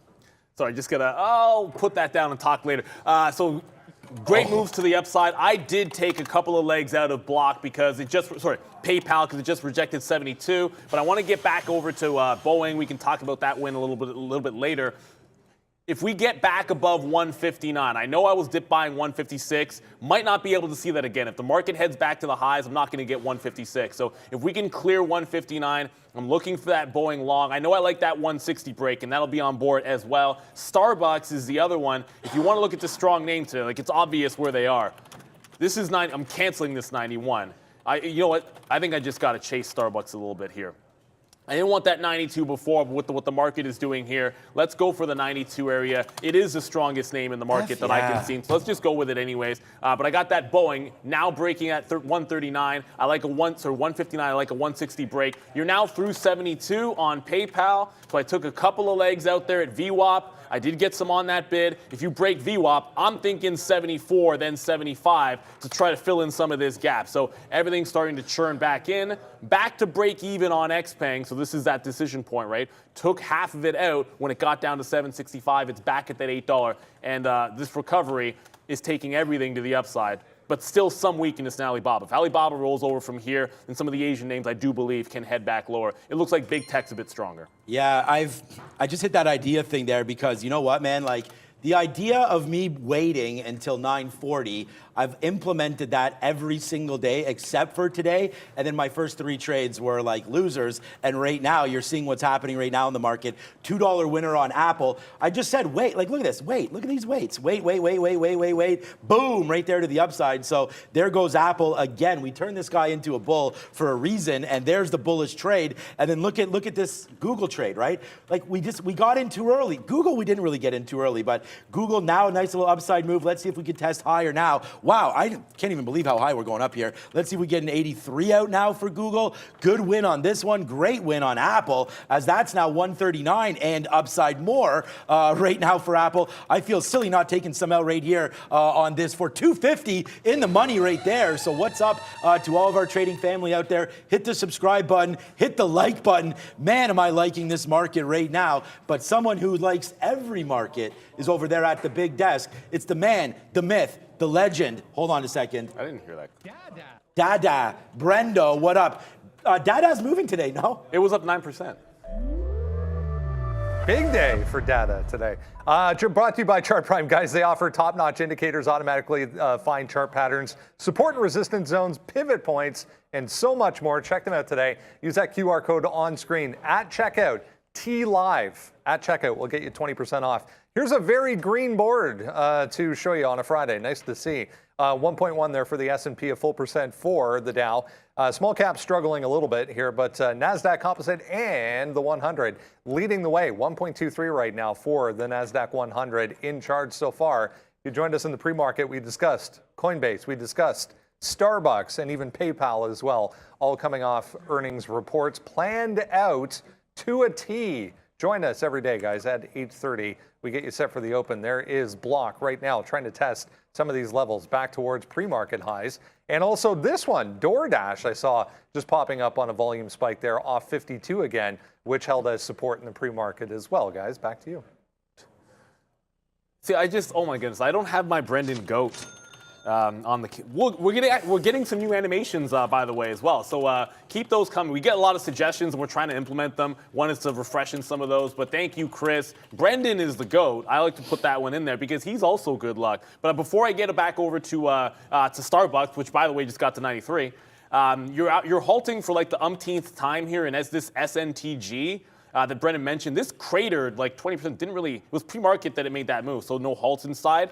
But it's now halted to the upside, $5.40, indicating a flat open. It rejected $6 in a monster way, so that does set up 6 for a pretty big test there, guys. If it breaks 6 even, I think when these things flush down like that and end up recovering, a lot of times there can be overconfident shorts in there. It's just a small floater with no news last I checked. Maybe Brendan can correct me on that one if I am wrong. I reloaded XPeng. I did chase Starbucks. It broke consolidation here above the 92, broke consolidation to 50s. I got 64s, but there's the high at 93. I felt compelled to take some out in front of the high. That might have been a bad decision. Now we're just going to hold. This is Starbucks on the daily chart. If this doesn't look like a monster, if it takes out 93.5, she gone. So we'll see what happens. If it breaks up 93.5, I think you can see 95. If the market wants to get back to the highs, I can't see any way Starbucks doesn't participate. But as these moves to the upside are looking fantastic, PayPal's now back $1 in the money plus. Here is XPeng. I took that reload at that $8 level. This is the consolidation. If it breaks here, it's like, why do we even want to hold it back to 820? Now, if it breaks like 805 around here, I'll just get out, and I can always reshort it at the high of the day. This one's worked. I don't want to turn it into a bit of a dog for me here, and then just go back over to the other long thesis that I had, which was Boeing. Don't know what's up with the data on my 3-minute for Boeing, but yeah, so if it gets back down to 156, I like it. It can't seem to hold above 159. So like Starbucks, I don't mind chasing it up here, but I need to see it either hold above 159. If I can get that, great. If it's a 160 break, that's fine. Everything else in the middle, don't want it. It's long here or long above yesterday's high, and then 160 on the breakout. I'm not chasing inside that $3 range. You get scalped around too much there and pushed around. I was really, really close, guys, there to pushing the short on Amazon. Oh, should have done it. What price? Anything, really just 90. Oh, yeah, 90 even, on Amazon. It retraced all the way back to 90.40. Like, that's, oh, man, damn. I feel like that's definitely, not definitely, I think that is a missed opportunity. Price don't lie. So, missed opportunity for sure there on Amazon. Oh, one other thing here. I was staring at Google the whole time, and it just kept on resisting 85 break. We went over and over and over again here, trying to break 85. Broke it, went to 03, came back, did that twice, came back. So we are now out. So we have about more. So about 15% of our Google trade left on. We did a great job holding this one today. Let's go. I mean, if it takes 85, well, just watch it with me if you want. It's going to go up to 85. Like, you just see how it was at 84.70 there? What was it at there? Yeah, 84.80. It just ripped 10 cents. Like, it didn't even matter. But watch what happens when it gets to 85. It kind of, dances around there, breaks it, comes back, so on and so forth. So we're going to watch out for Google right there. Apple pulled back, but we already took the out right there at the 50 period. So what a great move to the upside there for Apple after getting... Again, we didn't get destroyed on it. We lost on it because it did do this move down, broke 140. So when we're averaging in here, not great. But remember, we took about $2 there, or about $1.50 there. Then just we didn't put on big shares, but it's still... Big share, when we talk about share size, that's up to yourself. All of us trade with different share size. Brendan different than me, Neil different than all of us, Prad, everybody. So, that's why we don't want to, share size isn't the most important thing. It's about the strategy, right? And for me, I don't put on anything real until I see some kind of support and resistance. So right down there, we made back pretty much our whole day on some of these longs after losing it early. Coinbase is really just going to stick out as the big loser for me because we were short there and then got ticked out. We only had one out down there for 50 cents before losing about $2, I guess, on not almost $2, I guess, on that after averaging it back into it right there, then taking it out, going to 63, and then making that move back down. I know Neil made some money back on that, so that's a good one. But okay, Brenda, what you got? A few more outlets picking up on these comments from, it's actually Bloomberg, but on Meta, guys, back to the upside on this note. Apparently the head of Instagram saying they're feeling pressure to make sure Reels start to work and yield some positive return. But nice bounce anyways, on that note, it seemed, for Meta. Yeah, good look there. And look, I just got out flat on a break on Micron, and I promised I would show why in the chat. I don't like punching long in overhead resistance. I wasn't zoomed out. I didn't see this wick top there. That's 56.25. It needs to clear above this and hold above for me to like that long at the high of the day. you got to be careful when you chase these tops. You do a double top on a higher time frame, that's an easy trap. A lot of times that's a short setup. So I just want to make sure I got that to you guys pretty quickly. We just want to let you guys know like the thought process. That's why I don't like that long again. Zoomed out, went to the 15-minute chart, didn't like that breakout anymore. I've now taken another leg out here at around VWAP. I did this the last time when it got to 790 on XPeng, and I kind of am sitting here doing it again. It's lower highs. It's still trending to the downside. I do want to hold on to it. And then watch out. Oh, there it is. Starbucks just came back. So that late break in Starbucks that I just had, oh, come on. That late break that I had, it got to that 70, it got to that 93 and that level on the daily. Remember, that's a huge level on the daily chart. So when it rejects that top and comes back in, break even, I'm out, and I'm going to hunt for a lower level. Now it has to either give me the long off 91 or key support or clean break through said high at 93.5. Got to be very patient with it. PayPal, I got another leg of profit out as we just, that's still Starbucks, as we just rejected VWAP again. So we got above VWAP, then rejected backside. I still like that long in front of 71, but you're running out of time for this to turn into a really good jailbreak style trade. It's still a bit of a wick top and a jailbreak downside. And of course, it wasn't, this was down over like 15% or something in the aftermarket at one point. It was seen as a bad report. So the longs, you can like it, but you can't be too stubborn about it. That's how we're able to get some of this back. I want to go back to Coinbase just quickly. It got to VWAP. That's not necessarily a re-entry point for me. Like I said, I got trailed out of it. We're able to get it back by going to that same level up at the high. Like that 63, take that 63. But I don't want to enter to this at 61.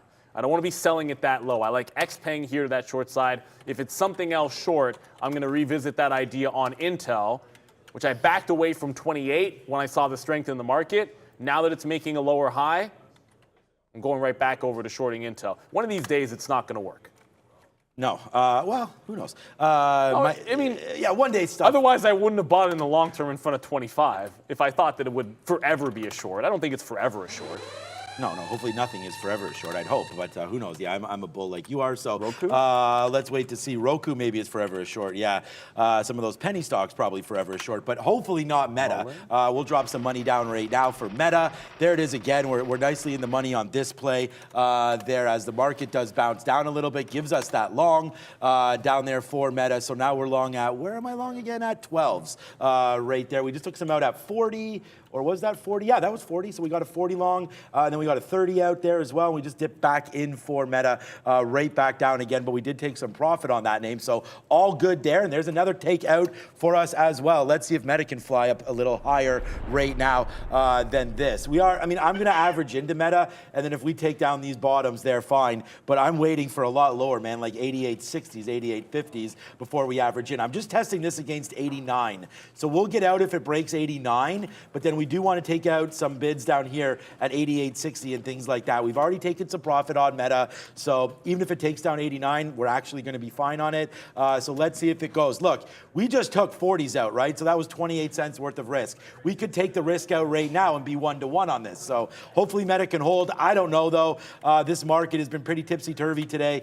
We said it would test 10,800. That's exactly what it did. Broke it to the upside. Now you're kind of hovering around. That was just the wick bottom there to 10,800 as well on the NASDAQ. So slippery slope on a lot of these names, man.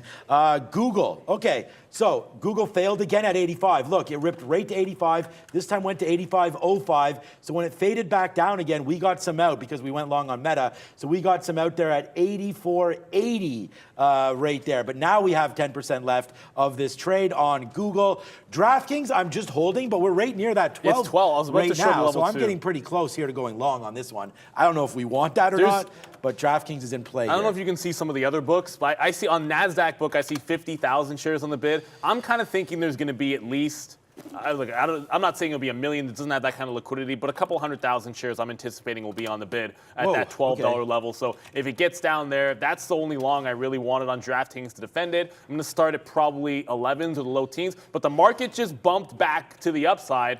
And this just happened on PayPal. Now you're going. So there's that move and that charge through VWAP. I did miss out on Boeing 159. It's already at 159.5. So if I can get it closer to 159, fair enough. Otherwise, it is just that 160 break. That was the other one we wanted to get into. Starbucks is still beneath that high. So I'm holding on for PayPal till we get closer to 74, 75, top end of the range I want to be out. I'm getting long a Boeing on a break of 160 or a dip back into 159 even. And here comes Intel. There's testing Google. pre-market high. So the long back in play. Was that Brendan? Yep. Just be aware, guys, Fed's barking, making some comments right now on the overall economy. Another Chinese name making moves here, online digital advertising company CNET up big time today. There was a acquisition announced this morning for this one, but more Chinese strength. Little one, CNET. And why doesn't your boy, you know what, starting on Monday, I'm just going to go into sim mode until 9:45 because there again right now, the destruction continues here for me in this market the bids keep coming in for me right now. We pick our poison, we pick our levels, and like there's Meta, right? Like just ripping right back up to the upside one more time here for Meta. So there's, again, let it develop, man. Get some ideas in your old cranium there and take advantage of it. So yeah, definitely missed opportunity here today. Just not a missed opportunity. We got it, man. We got this, man. We're up 60 cents now. We're up $1 on Google. By the way, Google also, man, breaks through 85, and look at that. We waited at 85 there. So look at this take on Google. Huge moves to the upside, man. We're gonna have a lot of potential for trades of the day today. Okay, there goes Meta right now. Even more love right now. So let's get this up into the 80s right now here for Meta. So good trading, man. Like we are really, really excited about what we're showing you here today. Again, nice move upside for Meta. We're gonna take another piece out. I'm in the 80s here, but why do I even need the 80s? It's a nice move up. I don't want this to fade back down. Let's just offer 76 and see if it rips up and fills us. Oh no, it does not. So, anyways, we're in the mid 60s there for Meta. Hopefully or mid 70s there. Hopefully that'll fill us up right now. Nice move to the upside. Just noticing that we've stopped here every time we've rallied. So definitely worth taking a piece out right there. We're just at 76. Did we get it? Now we did. So nice little out there on. Wow. Let's go, man. Market blasting off now. Dollar in the money Google, dollar in the money Meta. And what happened to Apple, man? We got out of our Apple. Down there. Okay, that must have been a stop order that triggered. Apple's out as well, but made that money back on AAPL. Today is a good day. Yeah, zero complaints about it. It's been solid pretty much, I think, from start to finish. It was a good question in the chat there. Someone just asked, how do you guys manage so many positions at the same time? I definitely can answer. I think for all of us with here, it's have a plan of action on all of them. And then when something is new that you're going to trade, it should be a setup that you're familiar with. So it's like the setup in the chart or what's happening with the futures, or maybe it's an oil trade based on an oil futures move, or maybe an economic number. It's all about having setups that you're comfortable with and then just deploying them, or having a predetermined plan of action. I knew exactly the levels on Coinbase I wanted to trade before I came in, before any positions came in. And it was the same thing with like Starbucks and Boeing to that upside. Like I knew what I wanted to do with them. And again, by the way, I just did get into Boeing. It did take out that 160, and for some reason I didn't get triggered in, so I just was able to manually get in there at 159.80. So I ended up actually getting it on the way back. And then you probably guessed it, but when the market goes to the upside, Starbucks goes higher, because you know what? It's weird. I don't even like Starbucks, like the coffee, that much. I'm kind of guilty because I kind of feel it's overpriced relative to the cost. But either way, it just broke that high. I don't know why I don't see pre-market data there, but it did just break out that high. If it has resistance at that level on the daily, which is right back here, it is 93.50. So we're trying to chew through that. If we don't get through it, I'll probably lighten the load. As a matter of fact, I should just lighten the load in front of it, because the rest of this, I think you could see 95. So bank some profit on a breakout. That's usually a rule of mine. On the initial break, bank some profit, because if it retraces all the way back, you want to be able to play that trend. And look what I did here. It's like stop out. No, I want to be dip buying this at that same level instead of being too stubborn about it and just getting out. So Boeing continued to run to the upside. PayPal 2.5 in the money, head towards $75. Starbucks is on an absolute tear. Hopefully we can see 75 even. And if you're still tracking some names that we're not trading, it's not to ignore them, but we got to focus on what we have a plan for. Look at Tesla marching 2.5% to the upside. That's stronger than the market. It's back above that 220 level. It had a wick top at 222.50, so I don't wonder if there couldn't be resistance at that price. And I'm glad I got some of my X paying out, because it did just come right up back testing that 8. You now have higher lows. I'm going to cancel my refill. I do not need to get back into any more shares here when it starts putting in a higher low when the market's going to the upside. It's been a good short. I can leave it at that unless it rejects and heads lower. I can hold what I have, but no need to reload against the grain. All right, Meta right now up $1 for us here, still going too. So we just took some out there at 90 to the upside, and now you're starting to go through 90, 50, 90, 60 and higher here for Meta. Good take on that one. Google, as soon as that blew through 85, that was probably a long. I didn't want to push the long. I mean, we're already in the money here, but I didn't want to push that long too much there for Google because, you know, we kept on dancing around 85, but now you're up to 86 again here. So yeah, I mean, the market's almost all the way back to its day high here that happened pretty much right at, well, not pretty much, right at the open before everyone wanted to sell it off. And there it is. So you know what? I feel like this is a good take for Google. So let's just do that right now. Although I have a few more shares in Meta. Maybe we should trim Meta instead. But now let's just get out of Google.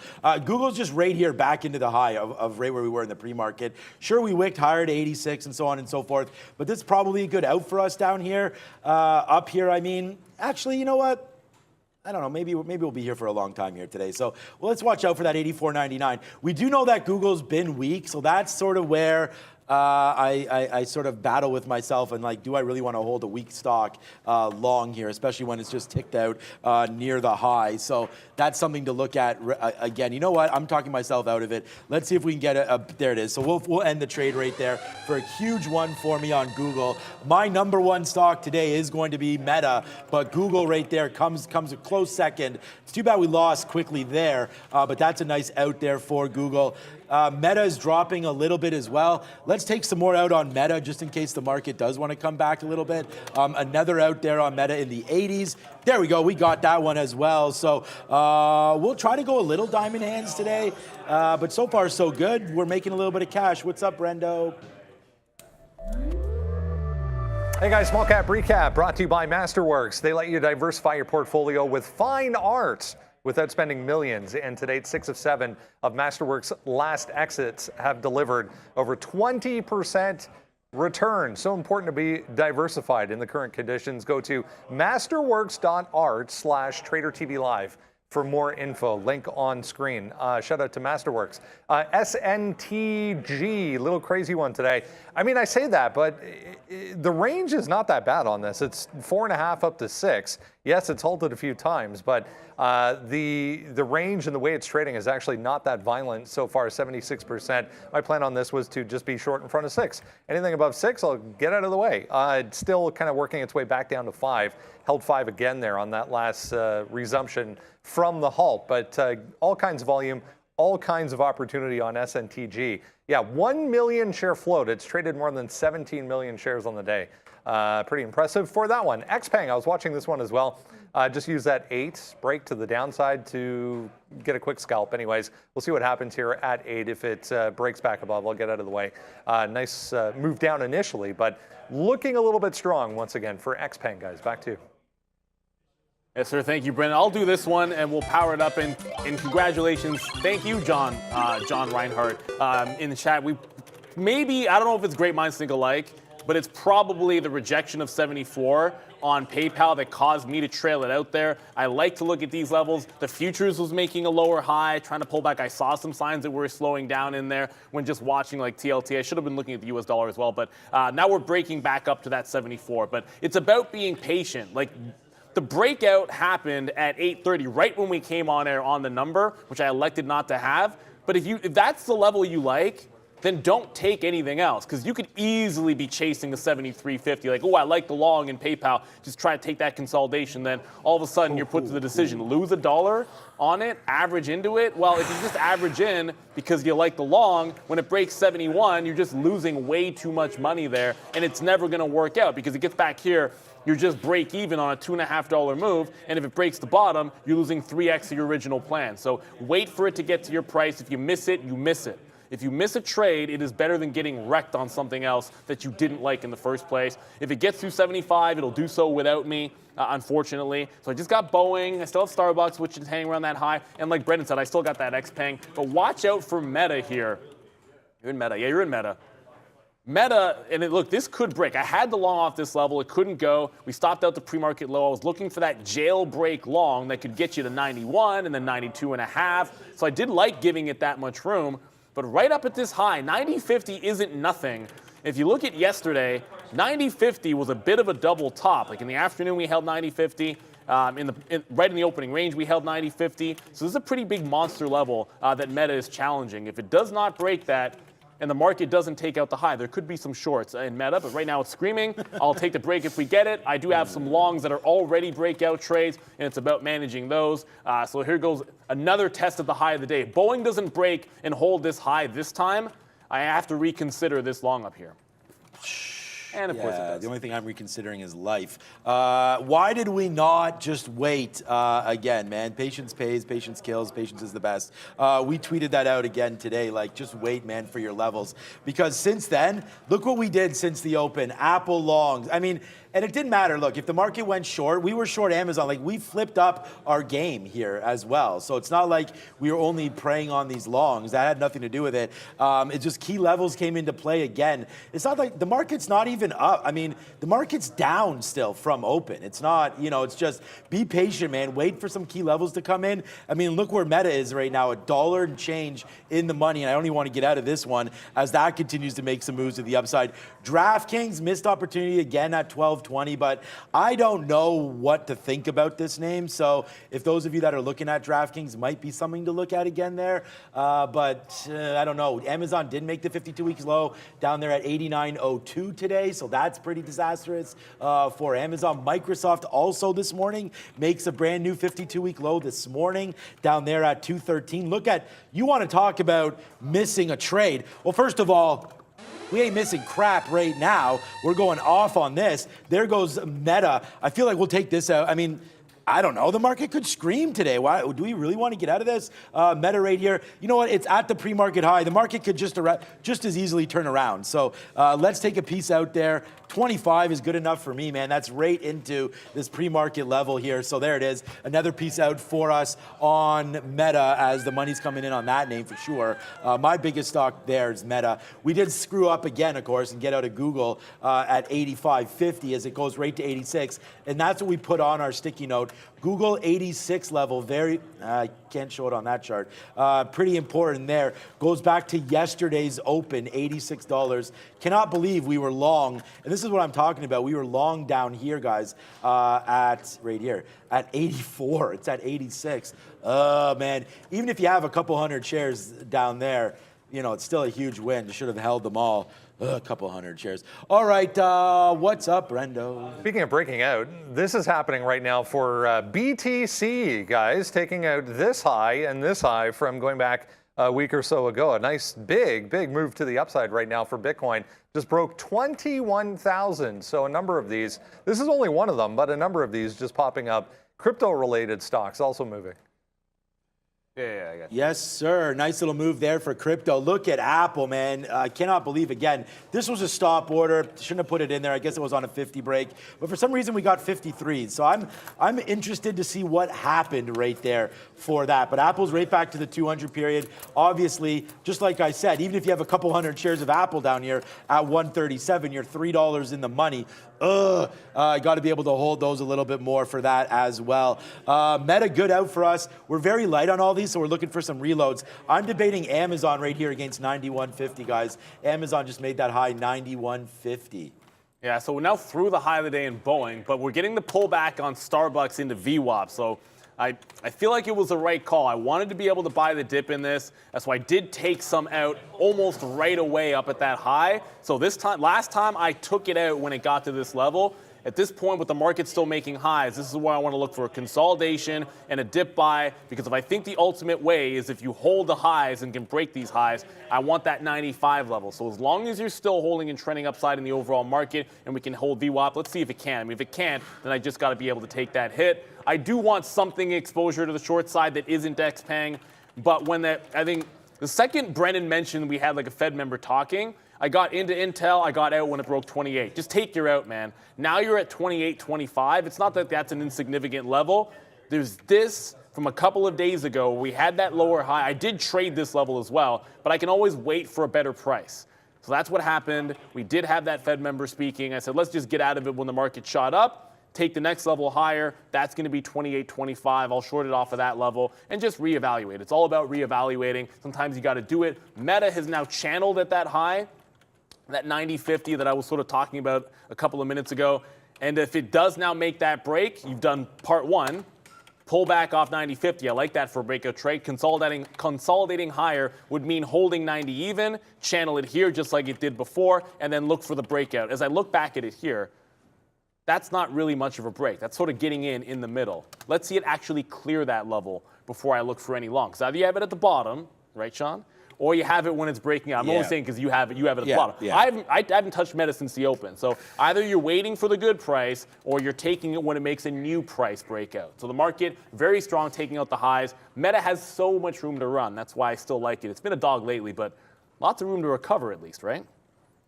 Sean P. Diddy Combs has agreed to acquire cannabis assets from Cresco Labs. I don't know who that is. I don't know who that is either, but maybe something for the marijuana right now. So let's, where's my marijuana dude? There he is. Right here. So let's go over and just check out Tilray. Just check out some of the other names. I mean, I don't know. Brendan can find out. I don't know if you're seeing that story, Brendan. I don't know if there's a stock that's popping or I don't know what like the problem with Cresco Labs and Columbia Care is where he's taking some assets. They're just every asset. OTC. Yeah, every asset. Whoa. Every asset in the marijuana space is so depressed right now that I don't think it's really going to cause any sort of a spike upside because there's Tilray. Oops, that's a daily chart. That's a 20-minute chart for Tilray, only going downside. And then where's my mysterious 1 minute? There it is right now. A little bit of a bump, but that's not a bump. That's 3 cents. So we're going to have to watch out for that one. Whoa, hello. Okay, so Amazon, just noticing that my screen just went red because we have the short here on Amazon right now. We got to watch out for this. I was playing that off that high. So right now we're short. I mean, this is fine for me. This is kind of where I want this level to be at. We are waiting. Ooh, what's that price? 90.66? Nah, if that comes in, that'd be nice. Right now, we just take one more piece short because that's the kind of level that we want. Breaking through 75 right there, we're going to get out of Amazon. I feel like this is going to be the name that I want to short. We saw Amazon make 52-week highs right now. It could bounce lower or higher off these levels. So we're just going to play it. You know, big move, market move here. Look at that, man. We talked about 10,800 being key.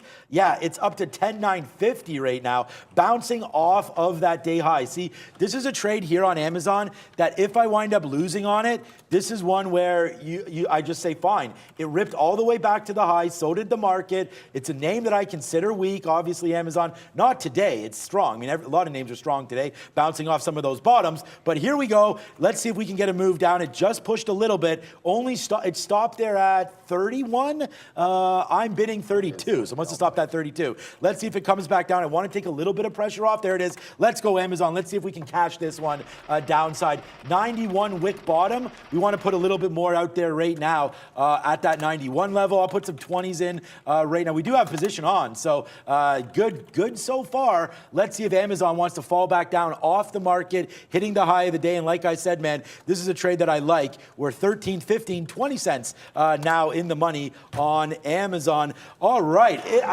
I say this, we say this every day recently, Neil, because the trading's been so good and so violent and just so active that I cannot believe it's 10:30 already.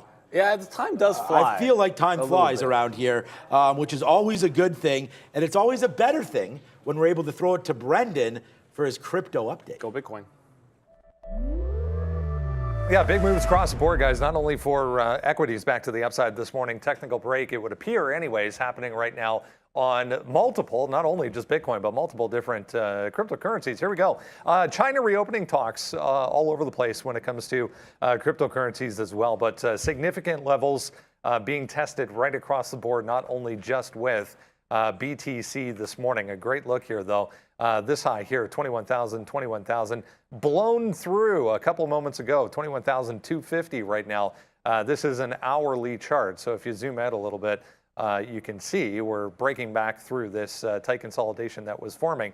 Back to the upside, maybe a second leg here, back higher for Bitcoin. Now 4.6% to the upside, 21. Yeah, that's a little delay. 21,200 coming into play. 7.5 here for Ethereum.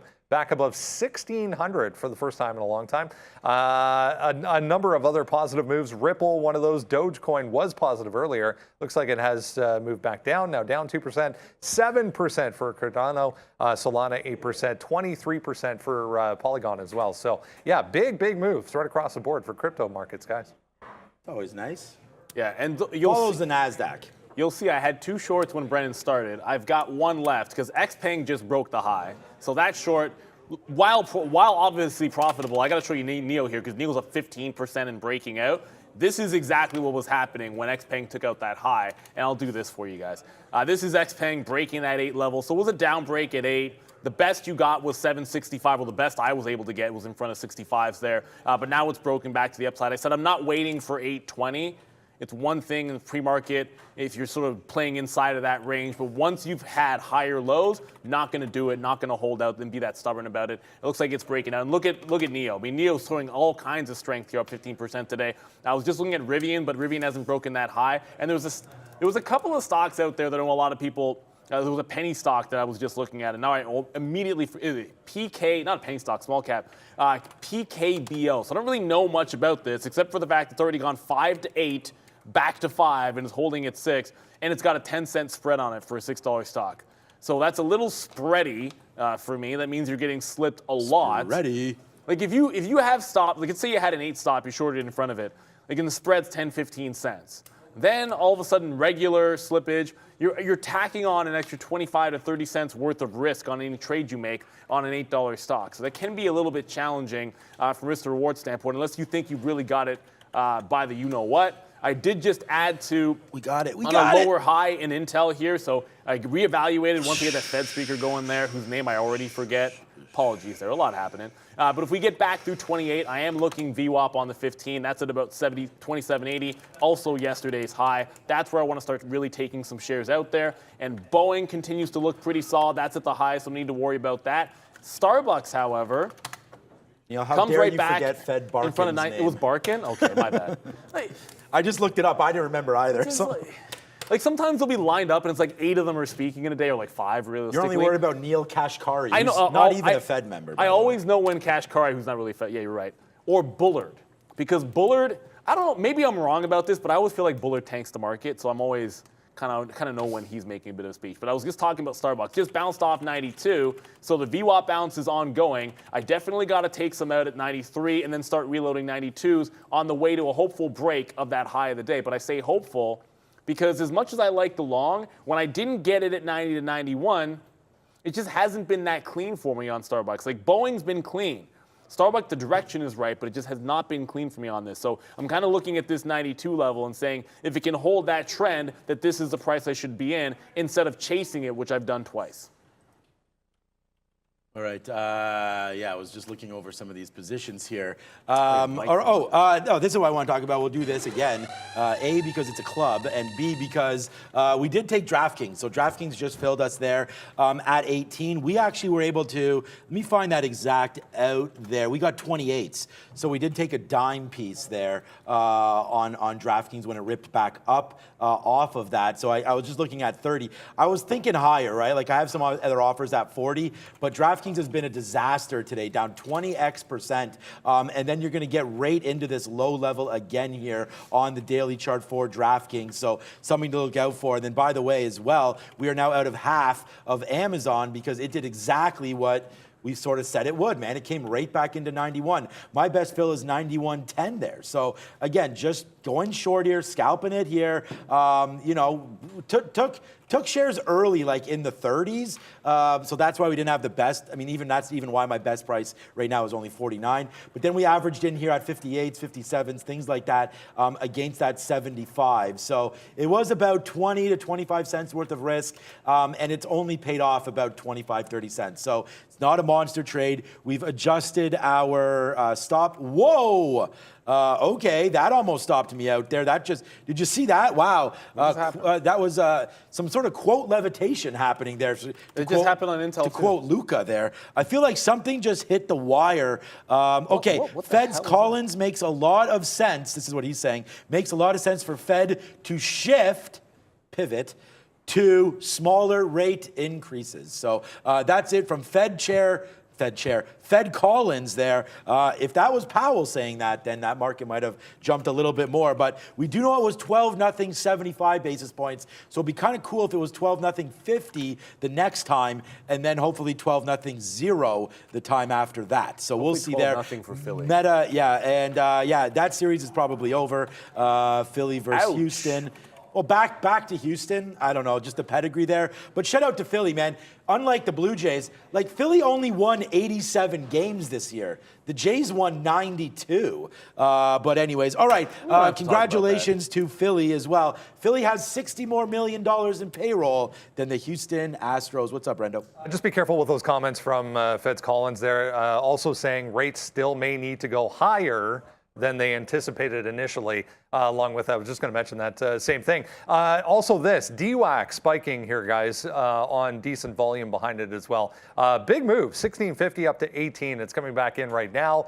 Axios reported earlier this morning that November 14th could be the day we hear from the Trump camp on a possible campaign, but that was much earlier in the pre-market.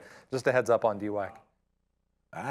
Checks, I'm immediately, the first thing I do when I hear DWAC spikes is go look for locates to be able to pay for shorts, because if you look at every single spike that we've had, like single day spike, the better trade, because if you either have the breakout or you don't, and if you don't have it, the best trade has been not to chase it. It's been to find that wick top. I don't think we're seeing 21s here, but there's some resistance at 19. There has been some at 18, but it's already, I don't know if it's already just sort of done it at $18. That's sort of the problem. Is it just got break of 18? Yeah, it might have already done this move. So unless it's really cheap to short, I'm not gonna pay for it. But I will double check, because you've broken 18, you've come back down. That would be that short in here, and it's back down to 1760. That's half your trade. The other half, the next third you're probably getting out there, like 40s, then maybe all the way down. Hold for the home run. So you've probably already missed the 18 level. So it has to be really, really cheap. Otherwise, I want no part of it. I just got into DraftKings for the first time now, and it's that 12 level, right? Like there was a bid when I first looked at it. It's still there, about like 70,000. I'm expecting at least a couple 100,000 shares on the bid. I've started at 11s. I'll definitely add probably 5, 6. I'll be on the bid at 1s and 2s. If it breaks, maybe give it a cent or two at best, and then see if it can't just still break. If this gets back up to VWAP, that would be great. But I would, when you take this trade, it is a very much like a big-time scalping type of idea. Like it breaks 12, you don't want to be holding on to it too long. But if it gets back up into the 20s, it's like, yeah, get out, get out, get it out. If it breaks through like 25, 30, get out, get out, get out in front of 40 to 50, and then that should be absolutely fantastic. If you can risk 5 to 10 cents and then start getting out when it goes 15, 20, 25, 30, you know how it works. That's the style. I'm not thinking this is going back to 14 even. I didn't see down 23% based on the report I read, to be honest with you. But this is where we are. This is where we're at. And I'm not shorting the bottom here. I'm just going to go long in front of 12. Yeah, same thing. I have this position on as well right now, and let's just see what happens here for DraftKings. Good size position for me, so we'll see now where it goes off of 12. Bottom there for DKNG. The craziest thing is me writing down Google 86 on our sticky note, going long 84 and not having any on board when it breaks 86. So right there, that's just crazy time for me. Amazon. So again, like, there it is, man, right? There's the break to the high side. So a couple of profit spots there for Amazon. We made nice trades on Amazon early, and then there's the break higher, man. So yeah, 52-week low be damned. Amazon heading right back up to that upside here today. And there goes Meta as well, retracing off of that 89.80. A couple levels developing there again.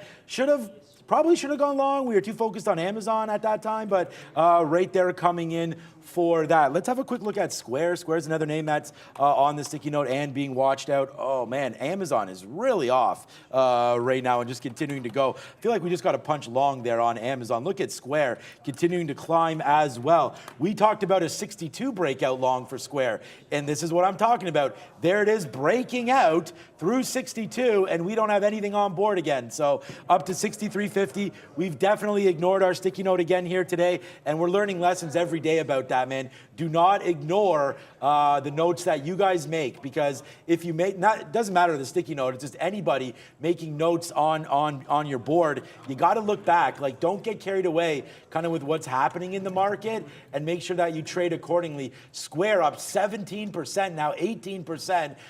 Neo, it's by the way, it's nice to see Cardano as well today. That's a nice little move up there for my coin, Cardano. But okay, 1140 right now. Neo's starting to make that move to the upside and taking out some of those highs of the day as well. Amazon is like wowie wooey, man. That went up to 92.40 right now. Wow. Yeah, big time movement there. Yeah, so you're going to notice all longs now. Intel broke the high of the day again, so I took the short when it broke 28. Sorry, downside. It broke 28 upside, got out, took it again. I don't think I want to take a third swing at this level. Like, I want to do what I did with Coinbase, which is, you know, unless it really breaks down and I see some selling come into the market reverse, I'm going to sit it out. And then the only place I want to get it again would be way up here. I can't bring myself to go long it. I feel like there's some better names out there to be able to take. But Meta, I just keep looking back to Meta and that 90.50. Like, how long am I going to wait for this to make the break of this level? It's like, it just gets up there and it's like a short. Three times technically it's gone up there and been a bit of a short, and I'm waiting for it to break out from here on Meta, but the market's too strong, so I am looking for the longs at this point. I do have to go back over to PayPal, so I put the trail on it. When you use trailing stops and your thesis ends up going really well, the trail never looks that good. But you're going to take profit, and I felt like it was the right decision. The market was making a lower high. You did have that big dump off 75s. I felt like you'd get that lower high, pull back into 72 or 71 and re-engage the long. That didn't happen. Got all the way to the high of the day. So we probably gave up at least $1 to $1.50 on that last little leg. It'll be a positive trade, but obviously getting out in the middle was a bit of a bad call there. If it reverses off 75, I will look to VWAP for some dips. The breakout in PayPal, I don't like it because the news was bad and the report was bad. So I don't like breakout of the high of the day when it's already given you the move. It just gave you $4 of a move, which is about 5+%. So no need to chase that top on a stock that had a bad report. For sure. I'm right now looking at, you don't want to. Trading stocks that don't report well, not great to chase those, but I'm doing that with DraftKings. So, all right, Microsoft right now, just looking, I got to make sure I have the right amount of shares here to trade this. So we are back up near the high of the day, obviously, for Microsoft, and that's right at that 220 level. So we'll take a short here. We'll get a little bit more in the 80s. There's that 220. It's come and gone a couple times there today already. I missed the top there for Microsoft, but again, another beatdown name that made a brand new 52-week low today at 213 according to eSignal. So that's a nice move to the downside there off the open. Just look at this chart on a 1-minute chart here. It just looks absolutely nuts. Easy move down, right? Like everything fell down. Look how this name falls when it wants to fall. That's 218 all the way down to 213. So we'll take the short right here. We would like a little bit more shares upside here for DraftKings. For Microsoft. So if that comes up, we'll average it into the 80s. But you know what? Maybe 80s is too high up for this name. It might run up. What I mean by that is like I don't want to get filled and then the momentum takes it right through 220. I'd rather it sort of dance a little bit here for Microsoft, get us to fill, and then hopefully start to go back to the downside. So we'll take a piece here if it gets into the 70s again, get a better average price for that. But I am looking at a 220 short. Makes sense to me. The market just touched 19.5 there, or 10,950. And whether or not we take down 11,000 here on the NASDAQ, that's going to be something. Here's the 30-minute chart for the NASDAQ. So if you want to look to see what kind of levels we're talking about, it's right here. There's 11,000 coming into play. We dipped below it, then ripped up. So we want to try to respect that's 11,100 right there. So we're coming into play with that level again here on the NASDAQ. So very, very careful. But there's Microsoft. Let's take a piece out as it just dipped down. Yes, sir. I just got some out on Starbucks, and I think, like I said, I want to reevaluate a little bit here and get a little bit more constructive with this. I'm only taking it on these dips. No more breakouts for Starbucks. As it gets to 93, I said I'd trim some at 93 because that was the average price, and then only work off these higher lows. So if it's going to be 90, we just had 91, we had 92. As it starts to tighten up, I'm looking the 92 to 92.5 range. If I'm buying it, it's only in that range. This and Boeing still working to the upside, but like I said, DraftKings, we'll see that $12 level when it gets there. Having some trouble chewing through that. Meta still looking for that 90-50 break. If it happens, it happens. I don't want to ignore you, Coinbase. I don't want the 63 is the level for me on Coinbase. So the trail was probably the right call. It's been making some higher lows as Bitcoin has been ripping. I think once I see a bit of a slowdown over there in the crypto space, if we're still able to trade off that 63 to the short side in Coinbase, fair enough. But I'm not forcing anything. It's 10:50. It's been a good morning, and this is up 10%. So forcing my way back into short because it happened to work earlier is not necessarily the way to go here. Don't need to force any trades. But if there's something that I do want to get involved with, I started with a short in XPeng. That worked initially, and then it broke at that $8 level convincingly. But it's NEO that is much stronger here today. NEO breaking out on the daily above 11, now 11.50. This is worth getting involved with because when NEO trends, it's pretty solid. And this is usually around the time of day when you can get a little bit of a dip in this stock. And if it trends, it's usually good till about early afternoon when the moves stop. This does not tend to trade very well in the late afternoons, so you want to get something involved at least earlier on in the day. Running out of time to do that, I'm going to be on the bid at the 11 quarters in NIO. All right, so we did, NIO, another one of those crazy names today. We did take advantage of Microsoft short, but we didn't, we just took some out there at 28.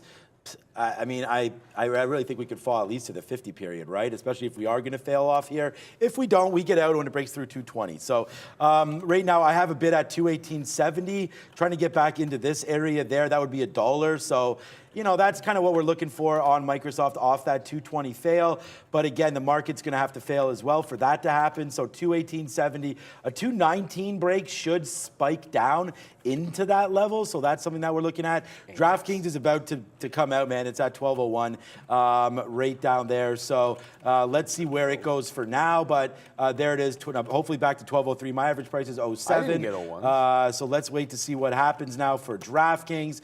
Trying to make that move back up to the upside now, but bouncing off 12. That's why you got to stay a little patient there. We did get an 01 fill there, so we could take a little bit out of DraftKings if we want to. Meta's sort of just hovering around. I'm kind of leaving that one alone. Not much is happening there for Meta. Let's take out a piece. There we go. We'll take a piece out for 05s. We'll take a piece out for 06 here. And again, I have a pretty upsized position in DraftKings right now. So let's see if it can move upside now. Oops, sorry, was I on DraftKings there? There it is. So 01s take it upside now. Get some out 5s and 6s. So some good outs there for me on DraftKings as that continues to work out for us. And then, well, is it working out? We need it to go higher, but working out off that 01 bid. And then there's Meta. This is why I'm not really talking about it, man. It's been put to sleep right now, Meta. So we'll see if that one goes. And here it comes right back up against us. There goes Softy. So now Microsoft comes all the way back up. Just this name is very violent. So if the market rips, we are dead on this short. So be very, very careful with your Meta or with your Microsoft trade here. I'm actually sizing down right now on this play. It is very, very aggressive, guys. Yeah, this is at that time of day where, generally speaking, unless something's happening like at a key level right away, like DraftKings 12, then you want to be, if you got something that's in the money, you hold it, you look for where's your entry point, where's your next decision point, where is your trailing stop, that kind of a thing. So it's management time. Holy shit. This SATX that's halted from Brennan here, it's a SPAC, it's going absolutely nuts, but it just halted upside twice, now back into the downside. Always highlight that $10 level, so if it gets back to 10 and you're looking for a bounce, fair enough. But the volume is very, very low. So only 100,000 in volume on this. I'd be very, very cautious with it. Starbucks back up toward that high of the day. Going to look to try to hold through a top break on that. I'm on the bid of NIO as well. What just happened? No, it's just trader dilemma Oh, it's Softy, again. okay. Well, it's just like I thought it was DraftKings for a second. I was like, no, I got a good fill on DraftKings. DraftKings was okay there. I think I got an 07 or 08. No, it's more. I don't care about DraftKings as much because that's either going to work or it's not. Microsoft, I was literally sitting here I won't tell you how many shares, but because we don't do it, but I was sitting there with a lot of shares near that 220 area, and I was like, nah, you know, like I would have been filled. So we would be short basically 3 times what we have right now on this trade. So as it falls back down, sometimes, man, just trust your gut, man, because like that was a big trade there that I just got sort of scared of because of the action that's happening on Microsoft down to the downside there. Yeah, we better win, Trader Pratt, as he just got the lottery ticket. So let's rock and roll with that one. It's only 15 million or something. 15 million? How much? 18. So there's what, 11 of us in there? We got to get like Powerball or something, man. 9. Okay, so we'll split up 2 milli. That's Hey, fine. can't American? Sorry, I heard a thing that like there's a way or there's a workaround. We could talk about this. A workaround for some Powerball. Because you guys have real lotteries. I mean, like 18 million compared to Powerball, like that's 18 million to Neil is not that much, so that's come why. But on, for man. me, That's not what I'm saying. You know, that's not what I'm saying. I'll take a 2 million. I'll take a 2 I million ain't got to victory. look. I'm not. That's not what I'm saying. I'm take just saying, didn't Powerball get to $1 billion? Yeah, probably. I mean, That's what I'm getting. the USA has 10 times the people. Yeah, too. obviously. Look at this. It's This crazy. is the freaking problem again for me on Microsoft. As we just get a 70 fill, we would be like, this could have been a lottery type day, but it's not. That's okay. We'll move on. There's the market tanking to the downside right now. See you later, Microsoft. Now $1 in the money. But yeah, I agree, man. I'd like to win more millions than less millions. Look at this trade. Hit the bang up trade right there for Microsoft. And again, what pays? Patience pays. Stick with me and you'll be fine. Brendo with Money Talks. Money Talks. My favorite. Hey guys, big moves underway on currency markets this morning as well. Worth a note here, the dollar making a huge move back to the downside following that non-farm payroll number this morning that came in higher than expected once again. This is a daily chart, so huge. 1.7 to the downside right now for the US dollar. That means everything else on this board going to be higher than expected, or higher on the day, I should say. 1.7 for the euro, back to almost parity once again for the euro, 99.2, almost 2% for our Canadian dollar, 74.12. Again, jobs data here in Canada in line with expectations. The unemployment rate in line with expectations. The pound, 113 at one point. There it is. 1.2 to the upside right now for the British pound. 1% to the upside for the yen. It goes on and on. Positive top to bottom, including, yeah, big moves for crypto markets, as we said. 10% right now for Ripple. So I just got stopped out of DraftKings at $12 level, did break. Someone just asked, what about Boeing? Boeing, here's the entry. I'm giving it a little bit of room past break even, but not too much, right? Like the long was off this 156, then it was a breakout off this 159 area. So if it can't hold the 50s, you know, it definitely can be a consolidation play. And if it, like the market's trying to pull back here, so there's no need to get stubborn about it when you have a solid day going. If we get back to the previous high, that's 158.70. That's $1 from here. So I'm not holding this another $1 against me. I'd rather just take like a 25, 30 cent hit, get back in at a better price. It's like Starbucks, right? Like just be a little bit patient with it and then you'll be absolutely fine. So no need to rush into anything. Kind of stick to the plan as we go. Someone just said in the chat, they're like, yeah, but you got to pay 35% in taxes. Who does? On lottery winnings. In I'm like, Canada? yeah, no, in the States. Oh, it's more But I'm like, than it's $1 billion. I don't think that's that big of an. That's not that big of an issue. But yeah, in Canada, you do walk away with the entire thing. Oh, man. I might just hand in the resignation today again. That Microsoft trade, look, I'm glad you guys have it, man. Look where we're at right now, 218. It's a $2 winner, and we just put it on, and we were just talking about how much we like that level. We just talked about being patient. We talked about everything, so we're cashing in on it for sure. We held DraftKings a little bit there, and we got out some 03s and 04s on the way back, but there it is, dumps out again to the downside. So we didn't get out the first time, which saved us some money because we were able to get some more out there on the pop back up. So there's the first break, and then once it popped back up, we got some out at 03s and 04s. It did not go to 08 because I would have got more out. And then there's the dump down for DraftKings. Continues to be disastrous play there. And you know what, man? This Microsoft is honestly just gonna bug me forever. But that's fine. We'll take another out here. Hopefully, if it does fall back down a little. Did we just get that? Yes, we did. Okay, so good out. Did I get 2 outs there? I feel like I must have got 2 outs there. No, okay. Just have less shares than I wish we did have on that one, but there it is, another out for us on Softy. So let's just continue to ring the register on that one, man. Now, it's not unfortunate because there was our target. We take something out at 219. We take something out at 212.20 because we got it there. We reloaded it, so it's good, man. I mean, we can't...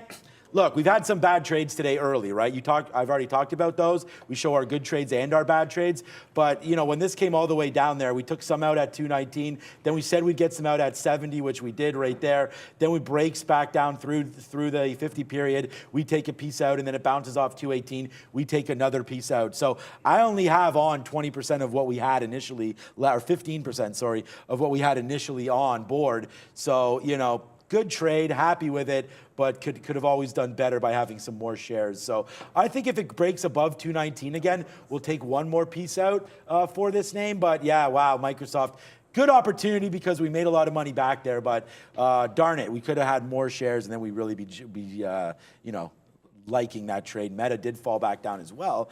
We didn't want to go long Meta there in case that move extended because we had Softy with way more shares than Meta because we're almost out. We only have 10% left of Meta, but look at that 90-50 high. So that could be something, maybe 90-20 for Meta if it gets back up there. But I'm just going to hold this Microsoft short until we get a little bit higher and kind of force to punch out like 219.10-ish. And then we'll look for that reload. The problem is I have a feeling like we'll put on some shares next time. But remember, it's like the second, third time, often not a charm. So watch out for those kind of plays there happening for us on Microsoft with only 2 minutes left. Yeah, only 2 minutes to go, and somehow have managed to go not the entire show, because I did talk about Twilio for maybe like 20 or 30 seconds in the pre-market because you can't ignore it. But yeah, haven't even looked at this once. It was down 22% when we sat down. It's down 35%. If you don't have a perfect report, in this you get. Look, this is how you know you're in a bear market, is this chart. I remember saying to myself, like, yeah, if it gets above 50, you could have one of those relief rallies. Thank goodness it didn't get above 50. But that's the thing. Like, at the open, it needed to take that level out for there to be any chance at all. And that would have meant it supported the bottom. Why wasn't I looking for a bottom break in the stock? $42 it's now at. You can pretty much forget about it. It's cut in half since last resistance, literally 4 days ago.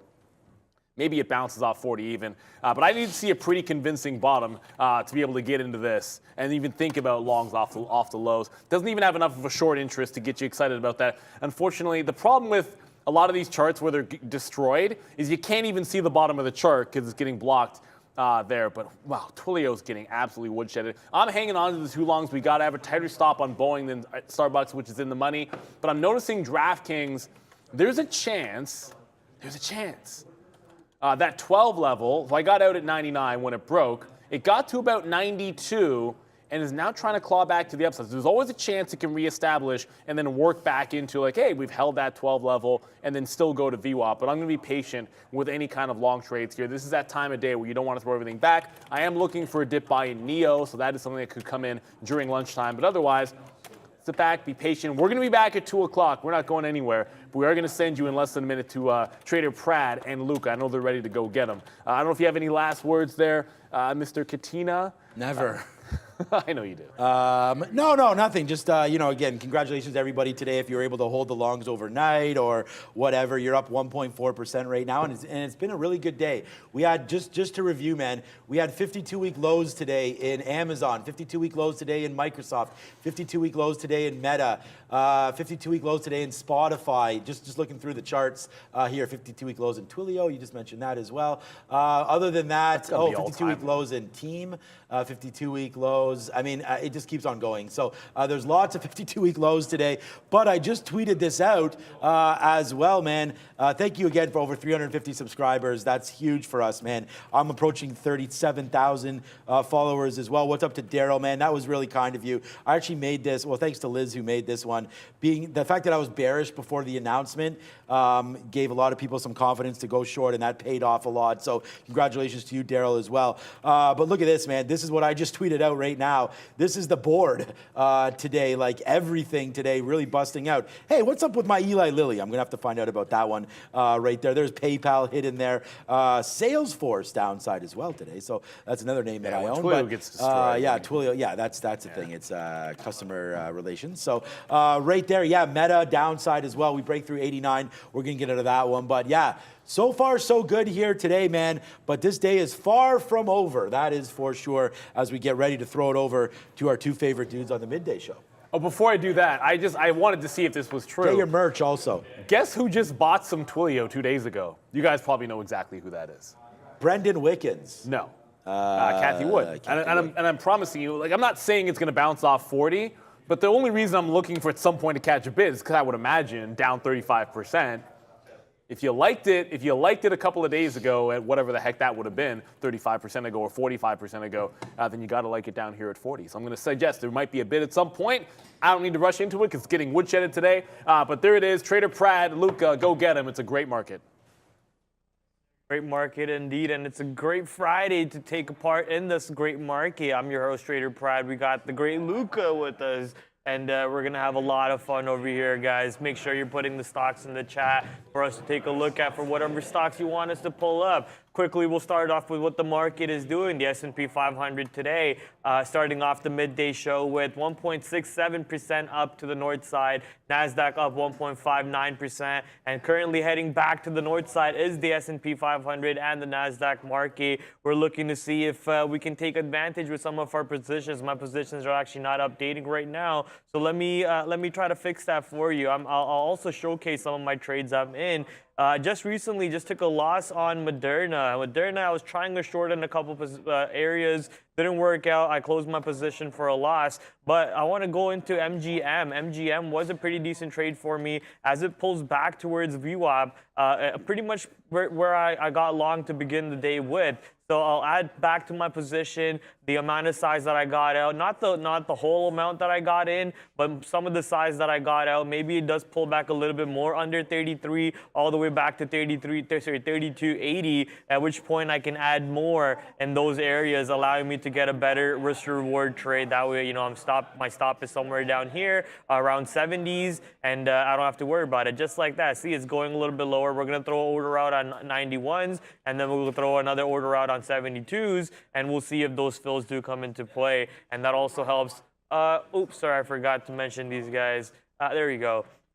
When the orders do show up, we'll let you know about that. Another trade that I did have is the Apple long off of 137 bottom. Apple was getting smacked to the downside, down still 0.67% over here, but was absolutely getting destroyed. Waited for Apple to settle down, also waited for the market pullback to finish around 37.45 and punched the long, got out most of my size around VWAP, and I was done with that trade. Now as Apple pulls back to 138, I'm trying that long again around this area. I expect Apple to create a higher low than the previous low. Previous low around 137. I expect this low to come in around these areas, allowing us to build into a long that can pop all the way back towards VWAP or even the 100-period EMA of 140.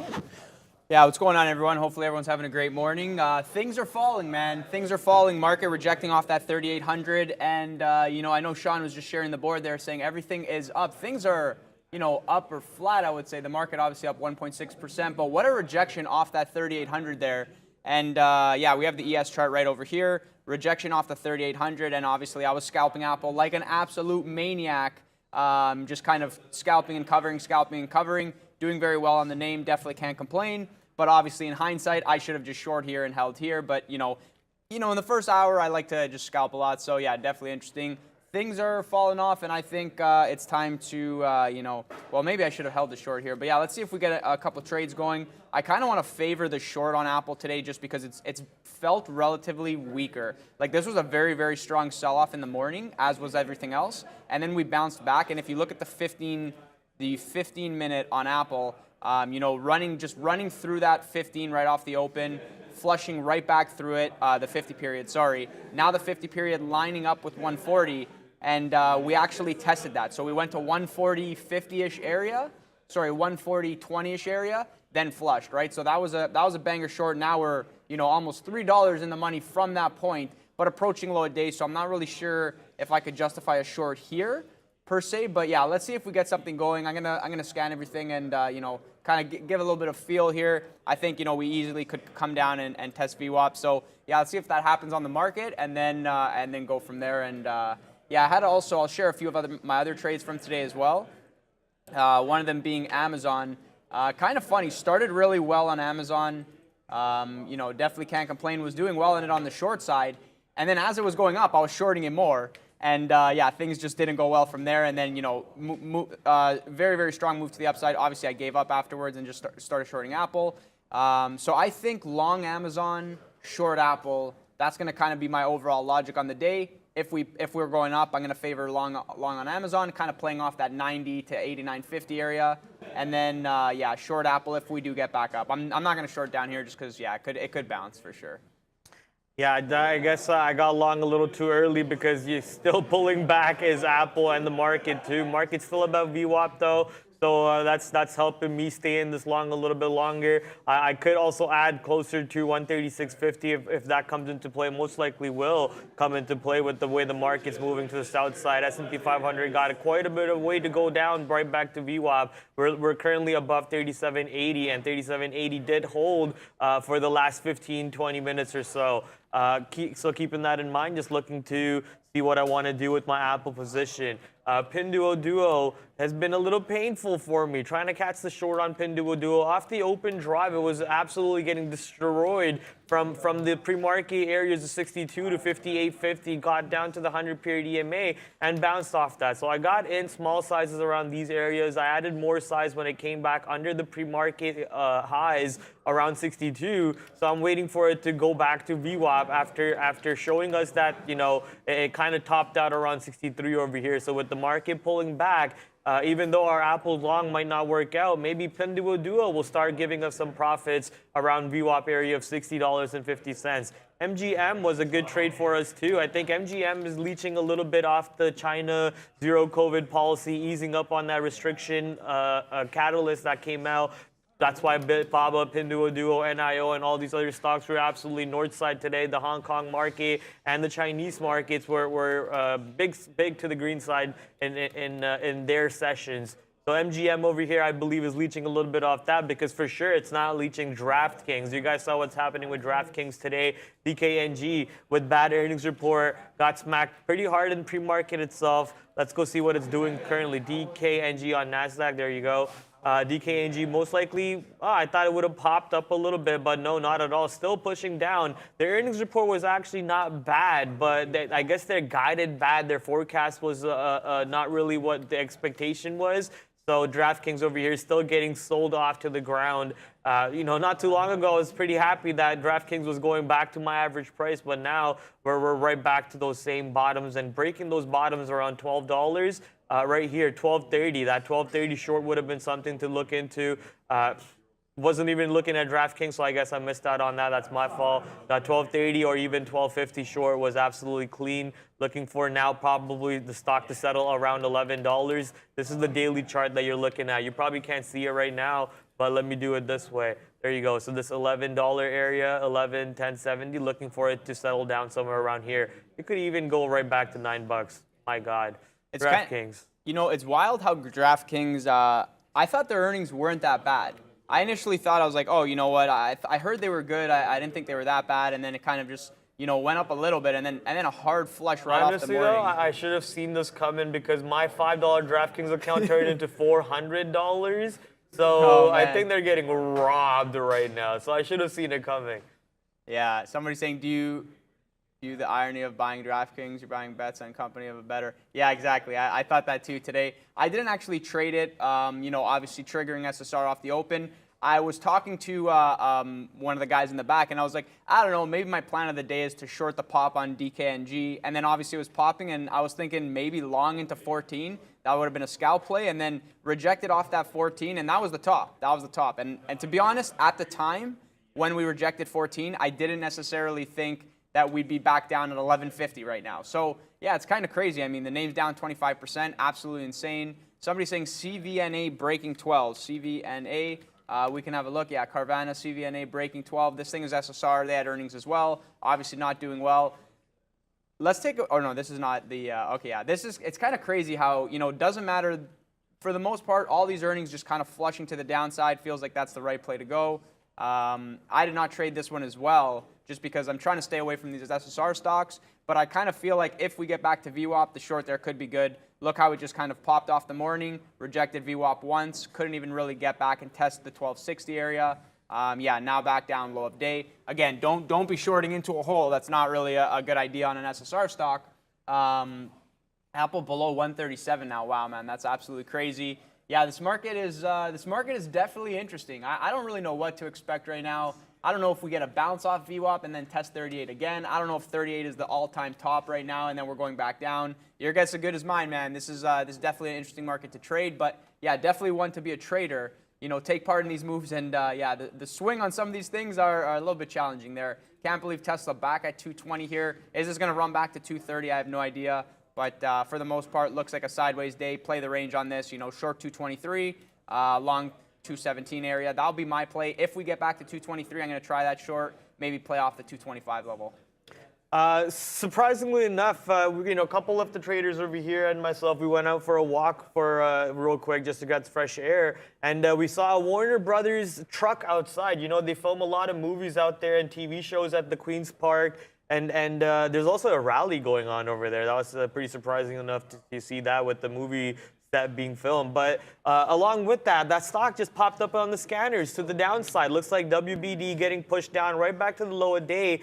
It already triggered SSR, I believe, previously, and then bounced off of the SSR, and now coming back right to those levels. We'll see if the pullback in the market that we're seeing right now, 3780 now holding, S&P 500 pulling back to 3760, 3750 areas most likely, will take Warner Brothers right back to the low a day and then maybe even break the low a days. I jumped back into the MRNA short because it's clearly just consolidating sideways. Moderna had a bad earnings report, which caused it to go down a couple days ago, almost to I believe, what, 120s, 130s, I believe. And today, launching right back over here with the help of the market, it's got to have some sort of resistance somewhere around here. That's the basic idea for myself around the range highs that we were looking at. Another stock that had earnings report yesterday, Roku, and absolutely took off. I was looking for this stock to maybe take off a little bit more today, but looks like that idea was wrong. Roku started off a little bit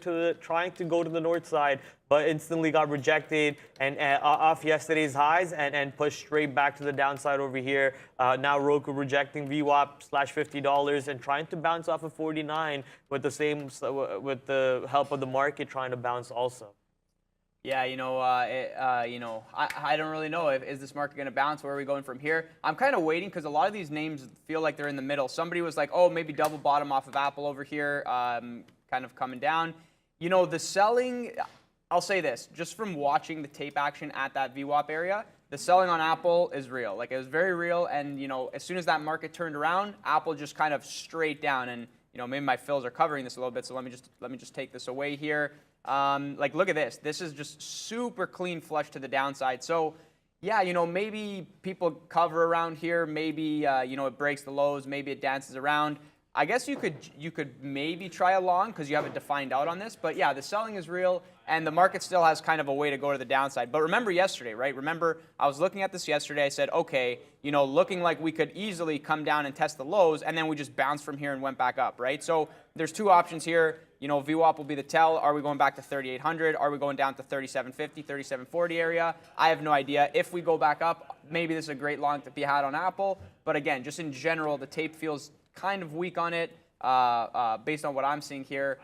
And I think 135 is like the level for myself on Apple. And the reason I say that is because on CPI day, we flushed down to 135, and the bids were just reloading. I'm talking 200, 300, 500 lots, thousands of lots, just reloading time and time again.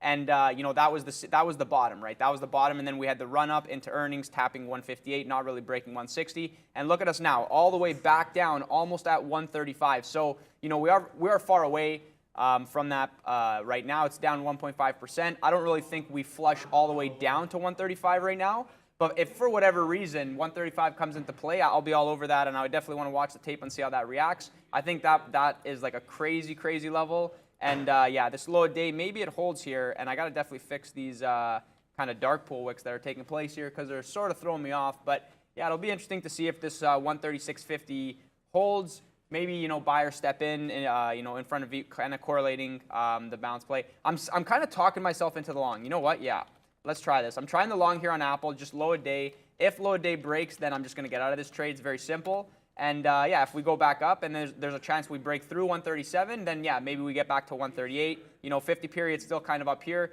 And I anticipate if selling's going to really continue to come in, it'll probably come in, you know, above 138. So hoping we can get a kind of vacuum back to the upside if we get a little bit of a bounce here, and then we'll take it from there. I'm looking at Square currently. Square today, or sorry, Block, had pretty good earnings report. If you guys remember my conversation on the show a couple, I guess in October, sometime in October, where buddies off the floor and myself, we went to a bar and basically did a quick little survey of what's the terminal they were using, and they were using Square, and they also said, you know, it was the cheapest from the ones that they have surveyed, and a couple other bars or brewers in the area also switched over to Square recently. So we were thinking back then, maybe we should buy options for Square, and I even asked Sean, and Sean said, yeah, you should buy options for anything right now that are cheap and they're good companies.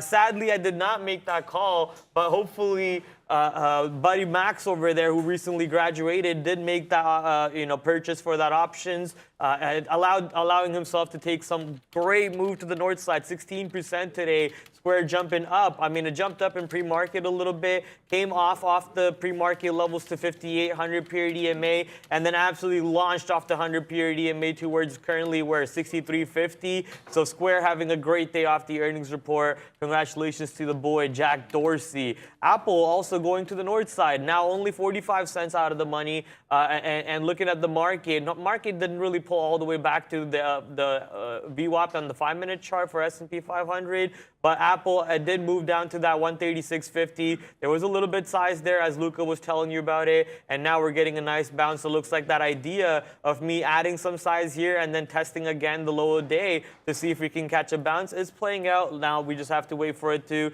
turn in the money. Obviously, a little bit of patience on this side would have helped us getting a better average like Luca did, but you know, Christ, I expected the market to create a higher low. What's up, Luca? So yeah, it's just to go back to this very quickly. I hope some of you caught that. Whoever was like, oh, maybe double bottom on Apple, thank you for that, because I'm like, well, no, there's a lot of selling, and then I was like, well, you know what, maybe I'll try the long here, and this was like, I mean, it doesn't get any better than this, right? I was instantly in the money, so I took the long. I covered some just at 137 because this is just like it's probably still going to go up, but for some reason it got slammed down at 137.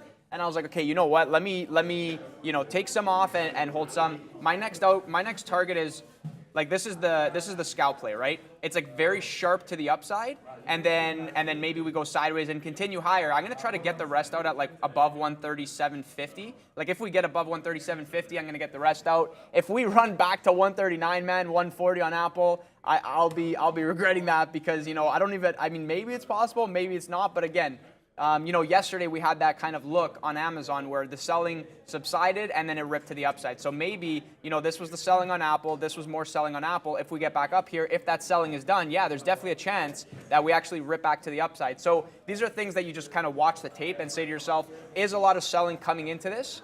You know, or is the market going back up, and then kind of make that decision in real time. So that's my play over there on Apple. Gonna hold on to this for now. Every time I glance back, I just see red, man. So I don't know what's gonna happen here, but yeah, whatever. You know what? I'm gonna hold now and see where this one goes. My out is the low a day. It makes sense that my out is the low a day.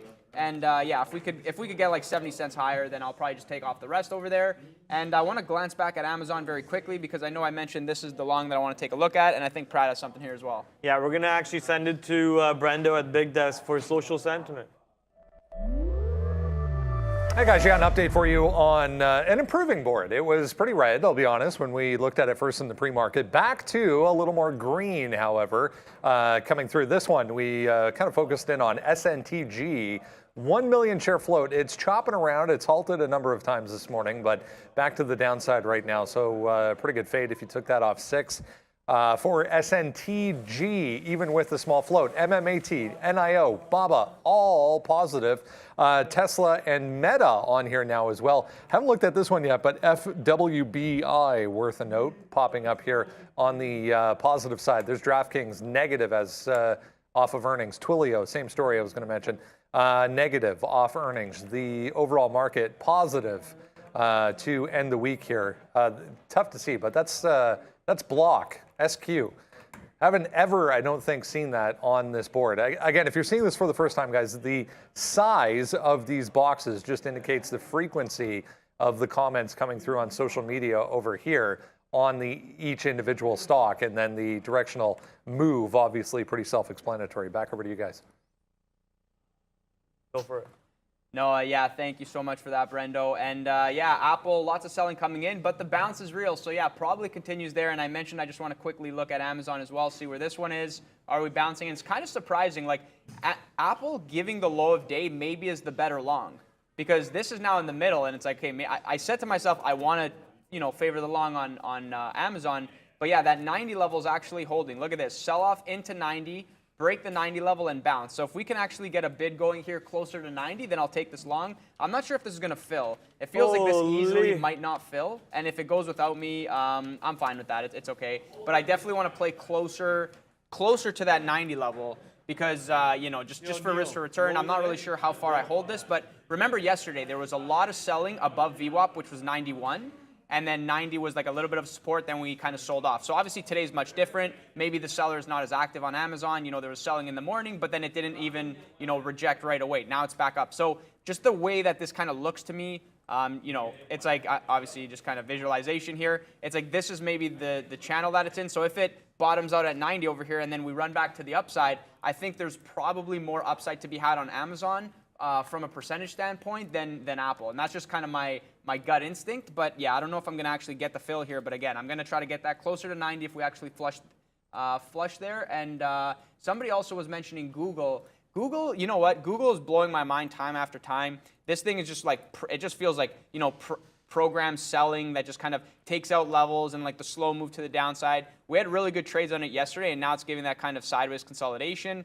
I don't know if, above 86 you justify the short there, and then kind of 84 you justify the long. So I really do feel like today is a kind of play the range type day. So yeah, right now in the middle on some of these names, you guys can see I'm only long Apple right now. It's working for me 40 cents, 50 cents in the money. I'm not going to diddle in the middle with these names because, I'm not really sure if we go up or down. But, once that move kind of plays itself out, then I'll make a decision from there and we'll go. Somebody in the chat saying Apple will go up. Yeah, well, yeah. It is Apple, so always up. Huge Netflix 267 calls. See, I think you mean calls by that. When do the algos kick in? Get this dump done with. So the algos are always on. The algos never sleep, actually. Fortunate for them, they don't get tired, right? So that's why as a day trader, it's very challenging. You got to stay in shape. You got to hit the sauna or the steam room. I was in the steam room this morning. It was absolutely amazing. Came in super alert, and maybe that's the reason why I took L's early on, because I was just too awake and ready to go. And then things just didn't go my way. But kind of funny there. Someone's saying coin short from 61. I didn't trade coin as well, but I was looking at it this morning. There's actually a bid at 60.70 for about 10,000 shares. Nothing too crazy. But coin up 8.9% today. I think Bitcoin is up as well. I didn't actually expect this tight of a range off of earnings on coin. I mean, I guess it's up 10%, so it's kind of, very, very in a very, very tight range there. But, maybe it wants to just kind of trend up for the rest of the day. Maybe. I'm not really sure. My justification here is, had the earnings move, it's up. Okay, so positive catalyst, I guess. Giving you the move upward and back down, holding sort of the pre-market low, kind of like not as clean as a lot of the other setups, but kind of. And then if it holds this level, if it holds 60, maybe it wants to go back to 63. But, this is very different than like a Microsoft doing something like that. Like it's Coinbase, right? So it's kind of more of like a hit, maybe it works, maybe it doesn't. I would try smaller size on that. If we actually can get to, if 59.50 holds, you know what, I'm actually going to try a long on this, closer to 60. If I can get the fill on this, and then I'll risk like 50 cents and try to hold for like maybe a 62 area for another push-up. Not really sure how I feel about it. Maybe it works, maybe it doesn't. But yeah, this one, I feel like I'm just going to be waiting for a lot of fills today. Waiting for a lot of fills. Hopefully not, my friend. Hopefully the markets do give you all the fills that you require over here.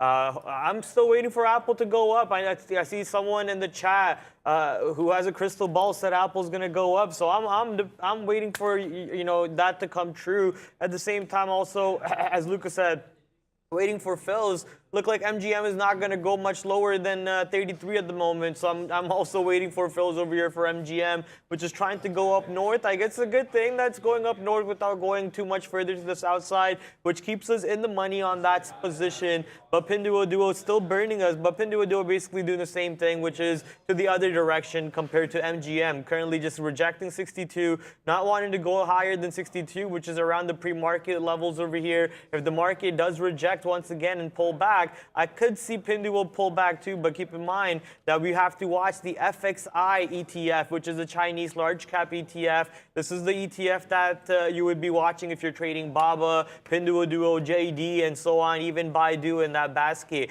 which is currently up 6.5% on the day and clearly wants to trade above VWAP over here. So not sure if Pinduoduo will actually do what we wanted to do, but hey, look.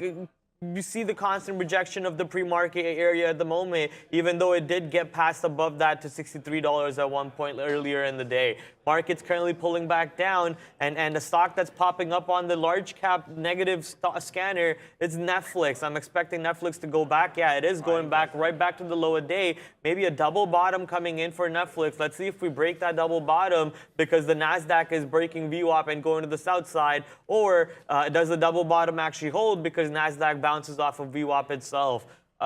Keep in mind, guys, throw some stocks in the chat that you want us to take a look at. I see a viewer asking us for an Apple and a Microsoft short. Well, I'm long biased Apple at the moment, but if you're short biased and you're looking for a possible break of low a day, then that's something that you could look for, obviously. I'm currently long biased. The market's green on the day. Obviously, Apple's not green on the day. Apple's been fairly weak today.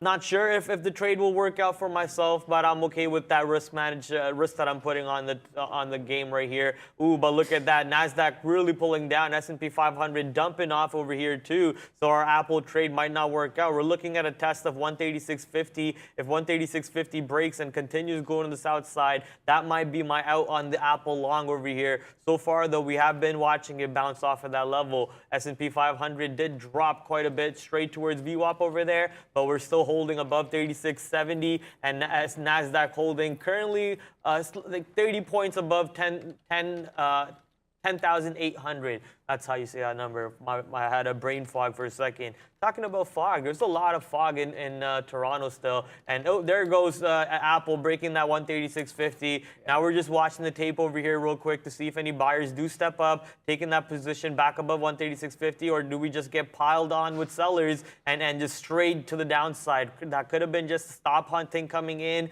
and no selling coming on past that, and hence no follow through. Or we're just waiting for big sellers to really come in off of these levels. Look at those pops that are coming right back up.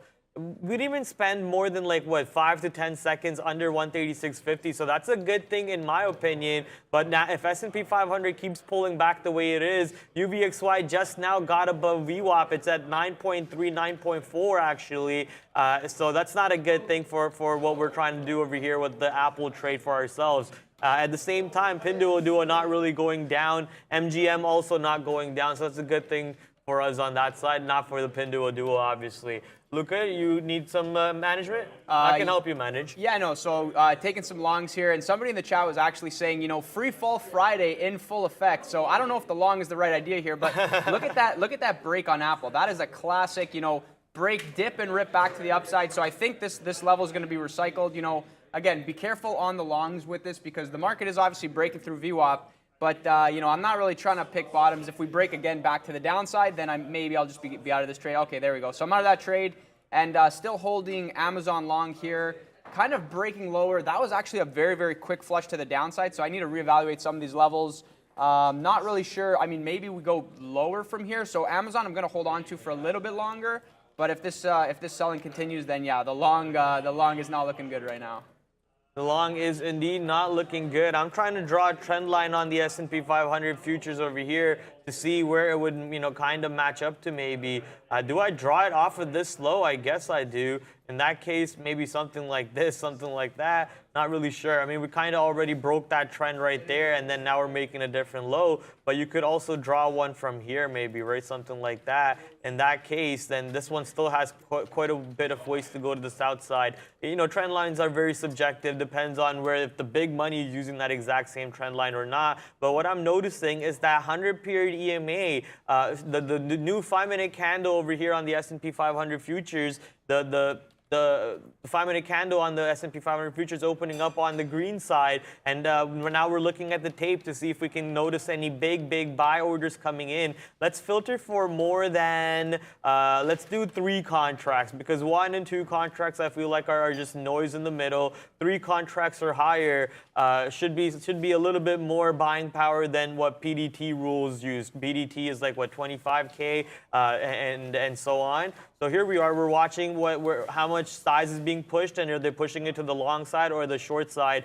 Currently, it looks like more size being pushed to the long side, so a little bit of a bounce coming in, and that looks like something to save us on our Apple long still. Hence, we didn't really jump out of it. We're still holding on to it, battling the trade, battling the idea. Ooh, Apple pulling back a little bit off of that thesis right there, though. But, still above 136.50. That's the best thing. And notice the filtering of the tape, too, right?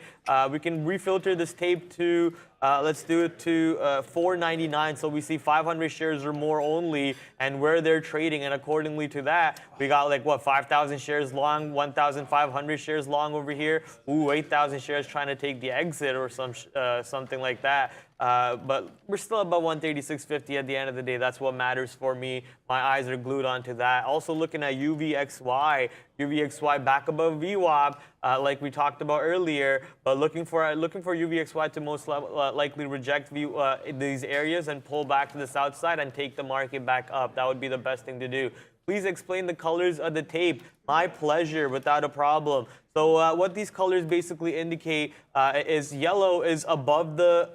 it depends on how you set it for yourself, but for myself, yellow is above the ask, green is at the ask, white is the midpoint, so between both prices. Red is bid, and dark blue is below the bid. So basically, if someone's smashing the bid, they're trying to push the stock lower. If someone's smashing the bid and below the bid because the liquidity at the bid died off and they're trying to take more size, hence they're wiping out a bunch of levels to the downside, that shows up as below the bid over here. Vice versa, ask and above the ask. So if someone's trying to wipe out a level and they're actually crossing up far enough to wipe out multiple levels, it shows up as someone's punching above the ask over here. So hence I got these colors. A lot of people have different colorway for their own. This is my colorway. Helps you identify where trades are going into the ask, into the bid, above the bid, below the ask, or sorry, above the ask and below the bid, and so on.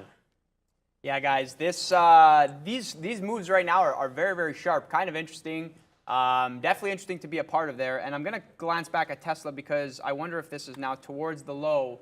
I'm not really sure because this sharp move down was unexpected for myself. So now I'm like kind of recalibrating, like, okay, where are we going from here? Are we bouncing? Are we going back up here? Currently flat, just kind of looking, trying to figure out what to look at next here. Yeah, guys, feel free to throw ideas in the chat. One of the plays from today was SNTG, if I'm not mistaken. This was one of the Chinese names. I'm not sure if Brad just covered this here, but no. Kind of interesting. This very, very sharp move up in the morning, and then just look at this. This is like, I mean, this is just sad because obviously, who knows what this company is? Maybe it's just kind of like a dump. I don't really know what's going on. And just from 570 all the way down to 440, and then this thing was just halt city all day. And I think call it a sympathy play to HUDI, which from yesterday, made a late day move, kind of crazy. And I even said it yesterday too. I was like, why is this thing holding VWAP? Like, it's giving me like a weird feel from yesterday. And I think this is yesterday's action over here. Yeah, this is the crazy move up, then sort of holding. Oh no, sorry, my mistake. This was the move up, holding VWAP, and I'm like, why is this thing holding VWAP? That doesn't really make any sense. And then crazy move to the upside late in the day. Probably a bunch of account liquidations over there, and now back down today. this thing may be now dead, doing the exact same daily pattern setup that it did last time, all the way up, all the way down, all the way up, all the way back down again. So yeah, kind of crazy. Hopefully none of you guys are long on that name. So coming back over here, still looking to see, yeah, I think UVXY, as you guys can see, is actually popping up over here for us. And I mean, popping down, which is what we needed to do. Also looking at Pinduoduo, it's only 17 cents out of the money now, so that's a good thing. MGM basically still hanging out at the same price, and Apple still at the lower days near 136.60. Let's take a glance at the scanner. Trade Ideas, baby, Trade Ideas scanner. If you guys want to sign up for Trade Ideas, it's still 25% off. Yeah, still 25% off. I believe it goes until this Sunday, if I'm not wrong. Do exclamation mark Trade Ideas. Oh, Bears versus Bull already did it in the chat for you guys. Click on that link over there to use fancy scanners such as this one. Let me just pop my head down here and take a look at. There we go, bang. So use fancy scanners such as these ones. This basically ranks a bunch of. Let me also do this real quick. Let me put it on a new desktop. Go here and then share this one to. Move this to desktop 3. Awesome. So now we can just do, Control Shift? Awesome. We're amazing at this. So now look at that. So use fancy scanners like this one over here that ranks stocks based on relative weakness and relative strength, and puts them on the board over here for you to see. This one hasn't been cleared in a while because I have the same layout separated to the side where it's easier to have for myself. But according to this, currently, you see the stocks moving around. Apparently, tech is moving to the downside. We got a bunch of small cap stocks over here moving to the downside. QNGY moving to the upside, apparently, with this long side scanner. So we can go check out what QNGI is doing. QNGY. Let's go check this out. This is the Trade Ideas chart here. 5-minute chart not really showing us too much of a move, but it's a penny stock. Looks like it did pop from 70 cents to 71 cents, and that's why the scanner's picking it up. Not sure what's going on. Wait, did I even go to the right stock? QNGY, it's a $3 stock, it says. No, it is a 70-cent stock. That's weird. Oh, it moved up $3 maybe? No, that's pretty weird. Yeah, guys. So, sorry, so I'm like, I don't know what to think here. Apple's holding, it's holding, it's holding. So I'm trying the long, and then I'm like, I'm getting the fills so easily. I was like, wait a second. Wait just a minute over here. I think we're going to go back down. And yeah, now we're getting that secondary flush down in the market. And man, that was actually that was a bad cover. I thought I would be able to kind of recycle this 36.50 area. But we're now breaking, and yeah, Apple gone. This thing is, see, here's the thing, guys. If you're bidding and you're getting the fill very, very easily, and then it pops and you're trying to like offer out and you're just not getting the fill, guess what? You got to flip that around. So I tried the long, and if the long is wrong, do not abort the short, because yeah, the short is good. I covered it, but that was I thought. See, this is the thing. Sometimes you think you're gonna get a bounce, get scalped back in. Maybe I should have scalped out less than that, but it's all good. Luca, we can see 134, 132 for Apple. You know what? Free Fall Friday in full effect. I don't know why I sat down here and went long. I honestly don't know why. I'm sitting beside Prad. The market instantly turned around. 3,800 rejected. Hindsight is 2020, but man, this is clear. SNTG best. I don't know what you mean by best by that, and yeah, this is the thing. Now we're all the way back up, so now my cover doesn't actually look bad. But yeah, whatever, is what it is. Let's go back quickly. SNTG, sorry, because this one, I don't actually think this one's coming back to life. This is sort of like a different vibe, like from the other small caps. You know, it's like a lot of the time small caps might fade, and then they might come back and they do like a high day clear out. As soon as they start to halt like this, I think, for myself, I'm like, I'm not trading this. Like, I'm not getting involved. This is a recipe for disaster. And I think volume falls off very quickly because perhaps other traders are looking at it, think to themselves, I'm not going to get involved in this because I don't really know what's happening next. Like, how do you control risk? So maybe that's the case on this. This is still up on the day, right? Still up and sort of holding this kind of 440 level. But I don't know if, this was some type of weird action, like, I don't know, pre-market longs. Maybe there's people who do that and then kind of, the bid just disappears and evaporates. So yeah, kind of dead there. So I'm probably not going to look at it again. Something that I want to quickly mention is XOM, because XOM cannot be stopped. Obviously on the day, coming back down sort of in the little bit of a range that it's in. But man, XOM on the daily, this thing is just all the way to the upside. Keep in mind, this is the $100 level, right? So we're sort of channeling. We broke 100 before on the daily, then came back above, right? Then once we broke above it, did a little bit of a bull flag here, and let me zoom in for everyone to see. You know, had the run up, little bit of a bull flag, holding trend, and then right as it got close to the moving average, then off to the races, right? I think, you know, if you're long this name, you know, you kind of trail your stop. If I was long from like 98, 97, where I initially wanted to swing this, and this is basically like, I mean, there's no science to it. It's more so like, you know, Warren Buffett loves the long in Oxy. A lot of people are long, you know, oil names. Maybe that's just kind of sector trade is what it is. For myself, I would be kind of out if it breaks moving average, right? So that is like, you know, you're long here. Look at this. This thing is not showing you a reason to get out of it. It is just grinding its way back up. Now maybe showing a little bit of a toppish pattern at like that 14 area. But, you know, 110 holding, not really breaking above. You know, if this breaks back through 108, then maybe finally it's going to actually go for a 100 bounce, right? And that could take some time. Like we could see that, you know, like closer to the end of November if that actually sets itself up. But I think, yeah, definitely worth a look there. And now the fact that XOM is pushing back down, I want to see if I can actually get a bid going here, because this is the high from yesterday. And I don't actually love this trade, but I'm gonna try it. I spoke myself into it. And this is basically, you know, this was yesterday. It had a very strong move to the upside. This is where we topped out at. We gapped up, and we initially bounced. So I think, you know, going back to my overall kind of the way that I approach these things, if I was going to have 100% of the size over here, then I'm gonna have to have less size over here, because this was the bounce, right? Bounce back to high day, very clean, but then rejecting the pre-market high and then back down. I don't actually think XOM sells off to like 110 right now. I think we probably get a bounce, and if we get it, maybe XOM is a little bit better than some of these tech names that I'm looking at. You know, Apple's now at 136, right? This thing is just kind of selling to the downside. 1,000 lots there, that's definitely going to get taken. So yeah, if we actually do bounce in this name, maybe we get to 112, just over 112. So that'd be really nice to see. And you know, if we keep going lower, then I guess I'll just risk a few cents here, or 20 cents or so. I'm just playing with my scanner here to at least the trade ideas one to see how these would work. But no, I just don't like that. I'm gonna remove. Oh no, I removed the wrong one. No. Okay, I'll play with this afterwards. Coming back to the chart, though, someone in the chat was talking about PRM. Prad, can you take a look at PRM? For sure, we could take a look at it. Pretty strong on the day. Look at it. It's up 24%. Off the opens, just started ripping up and did not bother coming down when the market was flushing. Even now, when the market's actually going to the downside big time. Wow. PRM, yeah, wow, indeed. This market's holding VWAP. Damn it, man. Stop it.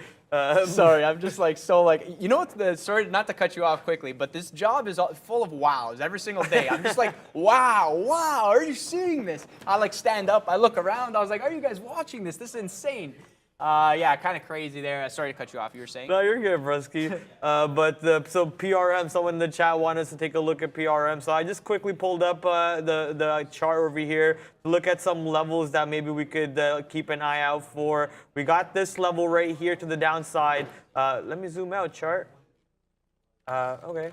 Anyways, we got this level right here that we're looking at, this previous consolidation high, which we previously broke out not too long ago. It looks like on the 12th of June, and now we just recently got back to those highs, and we slightly broke out above that, but we got back below that line. So right here, so somewhat of a resistance around $9 looks like for PRM. If that breaks out, maybe we do have a move towards this $10 consolidation low area that previously the stock had. Maybe we pop up to 10, and then we get to see it, some sort of decision being made around 10. And if that breaks out, then obviously we got multiple levels to the north side to take advantage of. But today, this stock could just keep on giving you a 20-cent range around this $9, keep on bouncing off of VWAP, and then rejecting off of this 920, because the volume is only 1.8 relative volume, which basically means there's not that much extra volume coming into the stock, even though the earnings were today pre-market. You would expect the stock that has a positive catalyst off of the earnings report to have a lot more volume, with only 1.8 relative volume and doing 1.4 million shares on the day. I don't know if people are really ready to push their money on this trade for the moment. I mean, and the market's also really free falling. Part of me said I didn't want to use the free fall thing anymore, because the market hasn't free fallen in a while. But this pretty much looks like we're setting up for that free fall, as 3,800 rejects on the S&P 500. Part of me wanted to short 3,900 today. We never really got there. I mean, I guess 3,900 was kind of far-fetched, right? Far-fetched, Pokemon. But if 3,900 did come into play, that would have been a killer short. Did not come into play. Market was already up 1.6% in pre-market, or 1.5%, and I was just dreaming, expecting for that move. But you know what? I'm dreaming right now, looking at my blotter, and the fact that Pinduoduo is in the money. It's time to take some profits on this position. We've been struggling with Pinduoduo for the most part, and now Pinduoduo 35 cents in the money. Let's take some profits. Yeah, you know, XOM working nicely, 17 cents in the money. That's a hold for myself. Very, very slow mover. I think a lot of people are perhaps covering here on Apple. It's kind of crazy, you know.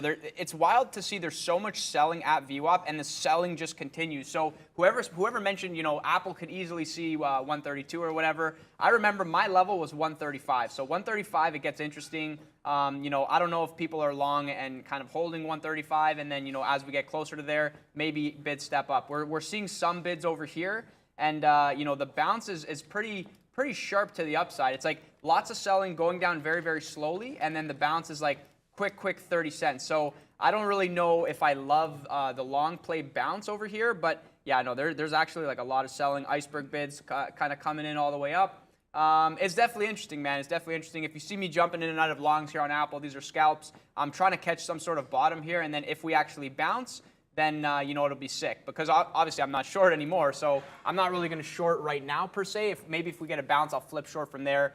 So yeah, we'll keep that in mind and see where we go. Retail is starting to panic.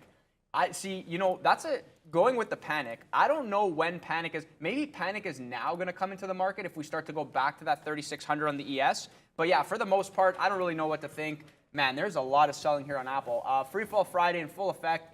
When did we come on over here? It was 11, so Apple was at 138. And if you basically said, I'm going to short because it's Free Fall Friday, as soon as Prad sits down, then you are already $2.5 in the money. No, because I like the Free Fall Friday thing, and it's, you know, it's been a thing, then it kind of goes out of season, then it comes back.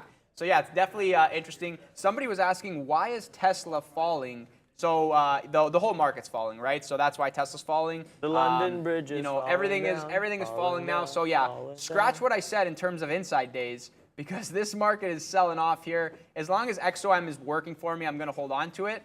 And I think I'm going to try to get out near 112. I think 112s will print. That's just kind of my bias here. I think we like print 112s, pop a little bit, and then we could easily run back to VWAP on that one. But yeah, no, if we break the lows again, then, you know, I mentioned I'll get out of that one. So yeah, I'm going to hold on. I mean, as long as it's kind of holding up for the most part, I feel like this is the long that I want to be in cut you off here. For right now. Yep. I'm going to quickly cut you off here because new position alert, baby. We got Shopify short. A part of me was, you know, debating if this is even going to be a good short, but not anymore. With the market coming off, so if you pull up Shopify on the, what the heck kind of candles are these? There we go. Yeah, fill them. If you pull up Shopify on like a 15-minute or even a 30-minute chart, you'll see how Shopify has been, you know, bouncing off of this 3250 area for quite a bit now. We got 1, 2, 3, and almost a fourth bottom yesterday off of that 3240, 3250 area. But now finally clearing under that 3240, 3250 bottoms for Shopify, and with the market really pushing the south side, now only up 0.3% for the S&P 500 and the NASDAQ only up 0.18.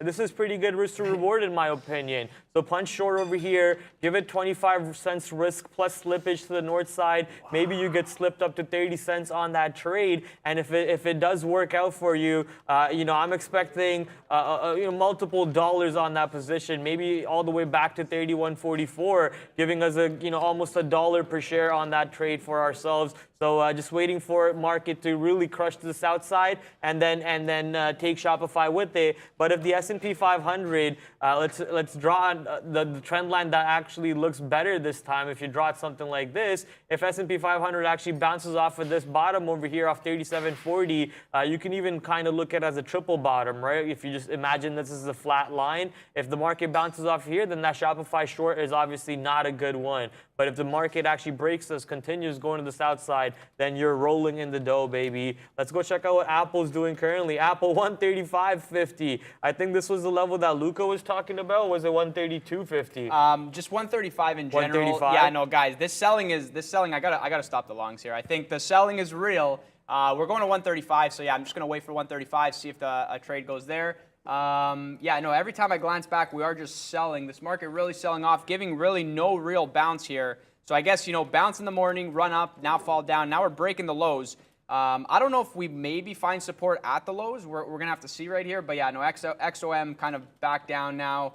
Out of the money on that one. Man, sometimes it's just frustrating. I'm going to put my stop a few cents lower. If it triggers me out right now, so be it. Is what it is. Why are we selling off? What was the news there? Yeah, I have no idea, man. I have no idea. We're just kind of the shorts are good. The shorts are good. Longs are definitely not good here. And the scalp longs, yeah, just not working. No, lots of selling coming in overall. And let's see Amazon. Amazon's above 189 right now, so I guess maybe selling off a little bit less there. But yeah, not really sure what to think. Kind of interesting. Amazon what now?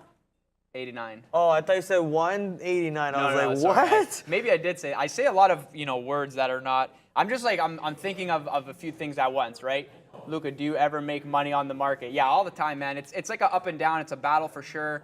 I lose. I try to keep my losers small, and then when I have my winners, they're big winners, and that's kind of the type of trader that I am. So that's why you'll see I'll jump in another position. Some days I'm holding, recycling. Some days I'm like, okay, maybe intraday swing. Sometimes it's frustrating. Sometimes it's stress-free. So that's trading on my side of things.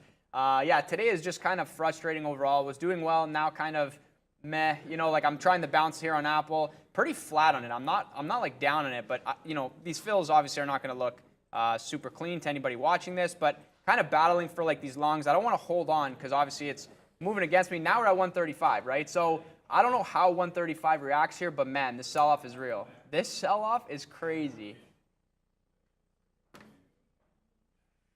Wow, that just absolutely, yeah, no worries.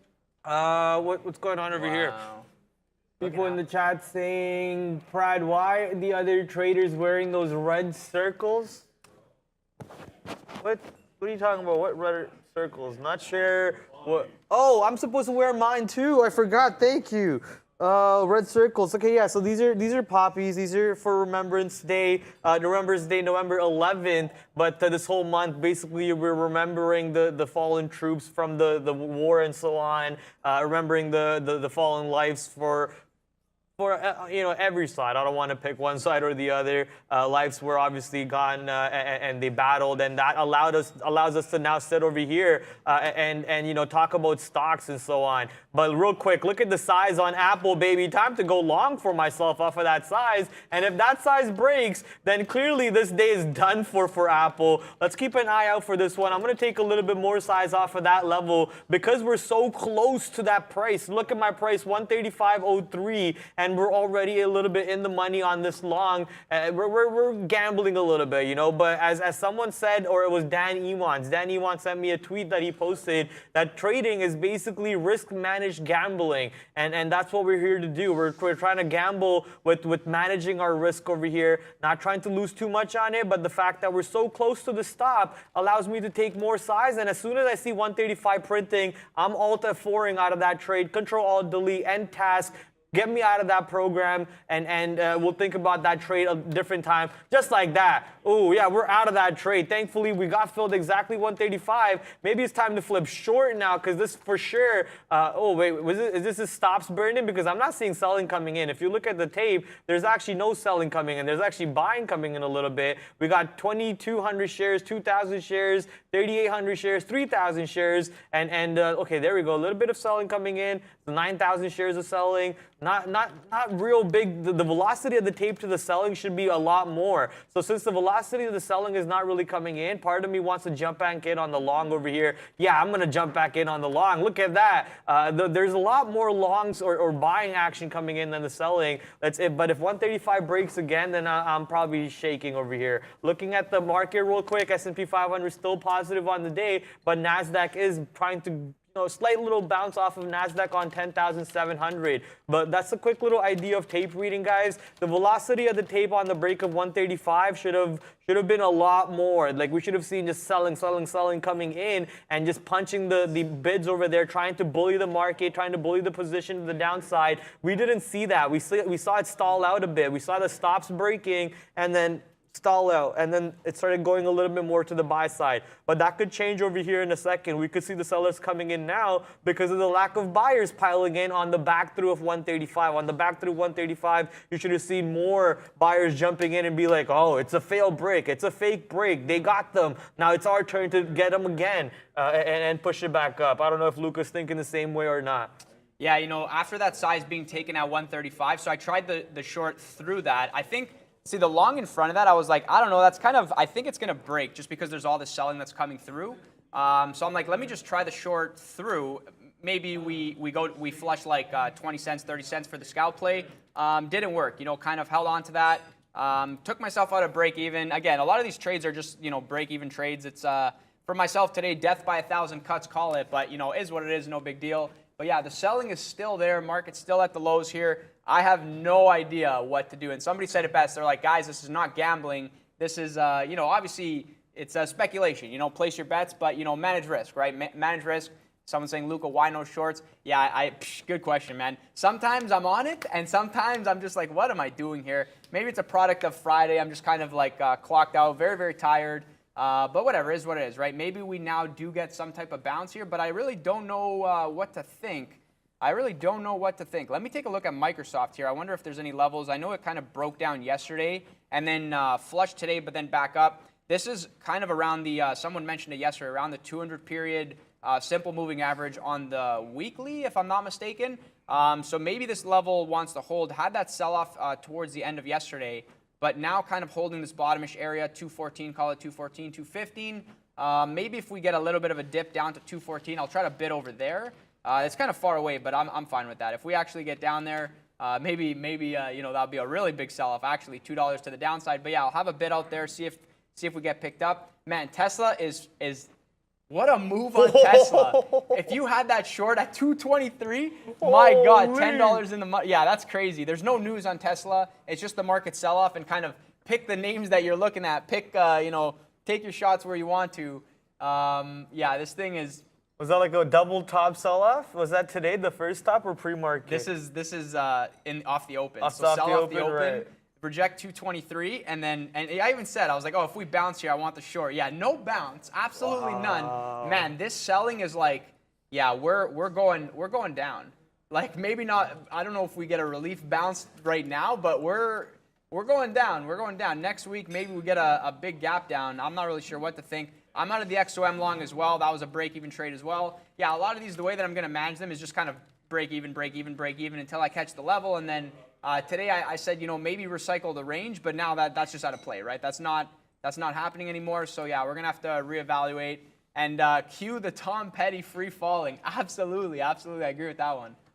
Yeah, it's not free fall, guys. Calm down. The market needs to be down like 2% for it to be free fall. Okay, this is just kangaroo market coming back into play. Watch us bounce from some level, probably 3,700, the same level that we bounced off of overnight, and then turn back to green at some point today. I would not be surprised off this market doing that. So don't get me excited by saying free fall, okay? But you know, if it hold on to those shorts, says Luca, I don't deny that. I'm actually going to talk about my short position over here at the moment, which is going to be Shopify. I had pretty strong conviction on the Shopify short. So the market pulling back down is actually helping us. Sadly, it's not helping us too much, right? We only got an 11-cent drop over here on Shopify. Let's see if we can get a bigger fall coming in. People in the chat saying it's Friday, it's free, it's falling, it's free fall Friday. I mean, fine. Part of me is just upset that you know, I don't have too big of a position on the short side over here to capitalize on it.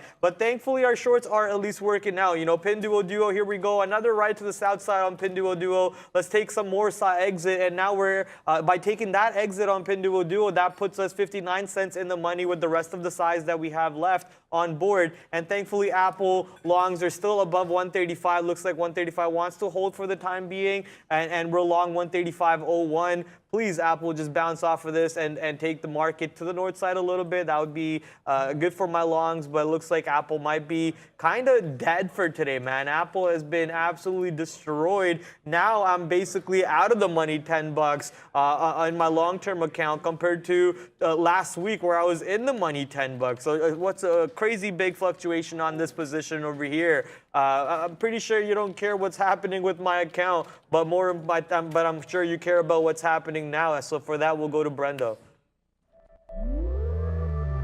Hey guys, into lunch hour we go on a Friday. Here's a look at how North American markets are shaping up right now. Yeah, we're downside, but I mean, it's not a big deal right now. Just going into the red here for the S&P, back to positive even. For the S&P 500, 0.13. Meanwhile, for the Dow, Russell still holding up. It was actually weak to start, but now holding up better than the rest. NASDAQ has gone red, 0.25% for the composite 100, just into negative territory. If you joined us this morning, we had Coinbase covered, we had Starbucks covered, we had PayPal even covered, all in the pre-market, all with plans to approach at the open this morning. Make sure you join us every single day. Here's Coin now, back downside, yeah, but this pre-market 58 coming into play once again, guys, trying to hold right now support for Coin.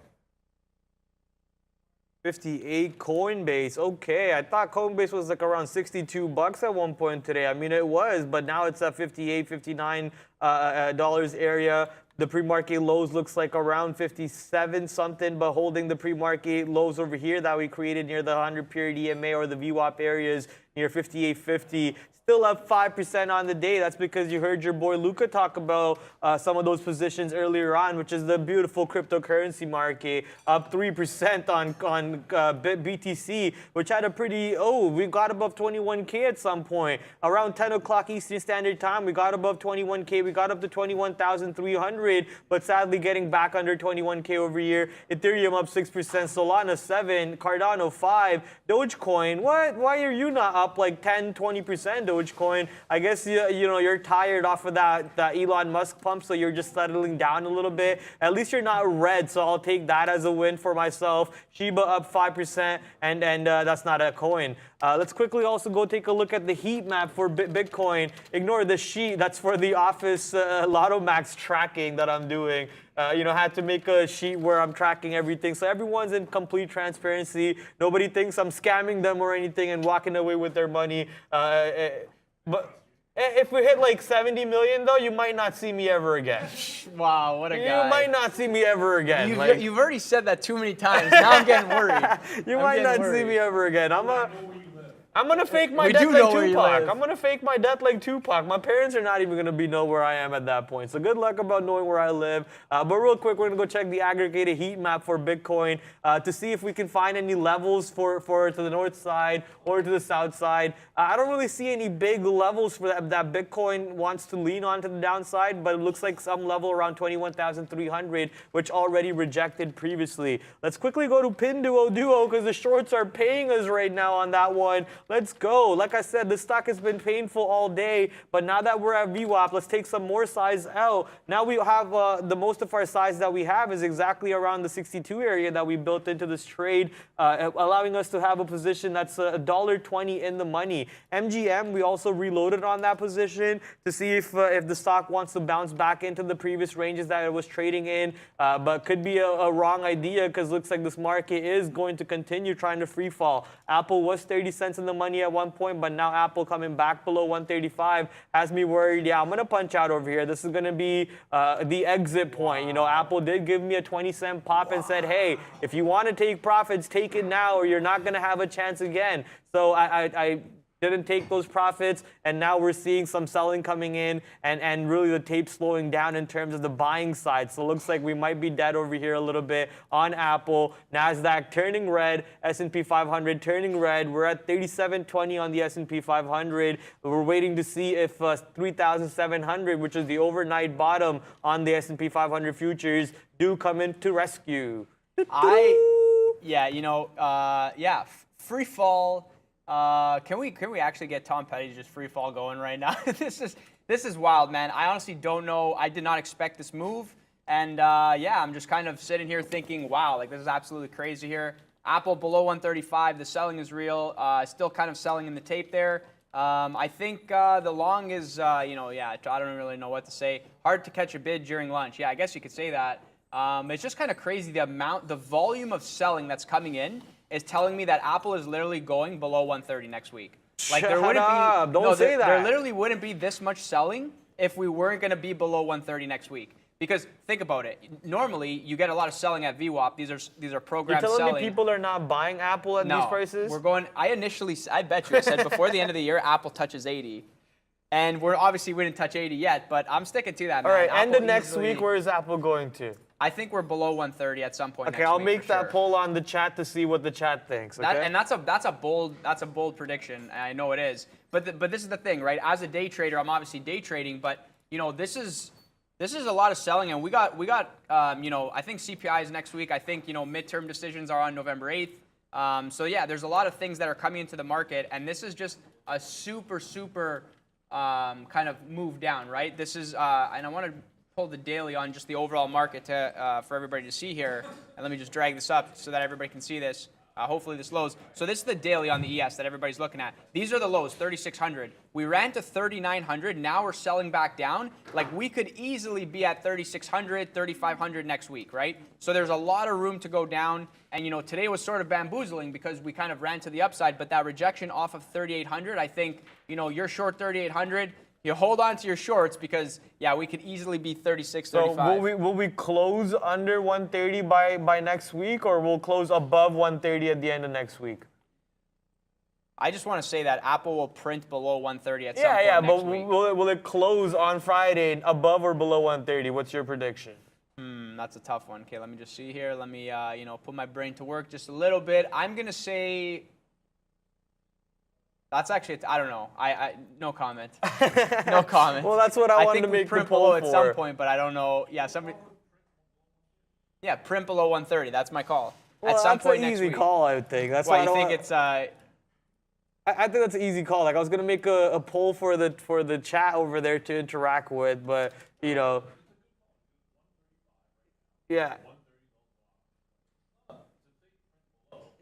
It will print below.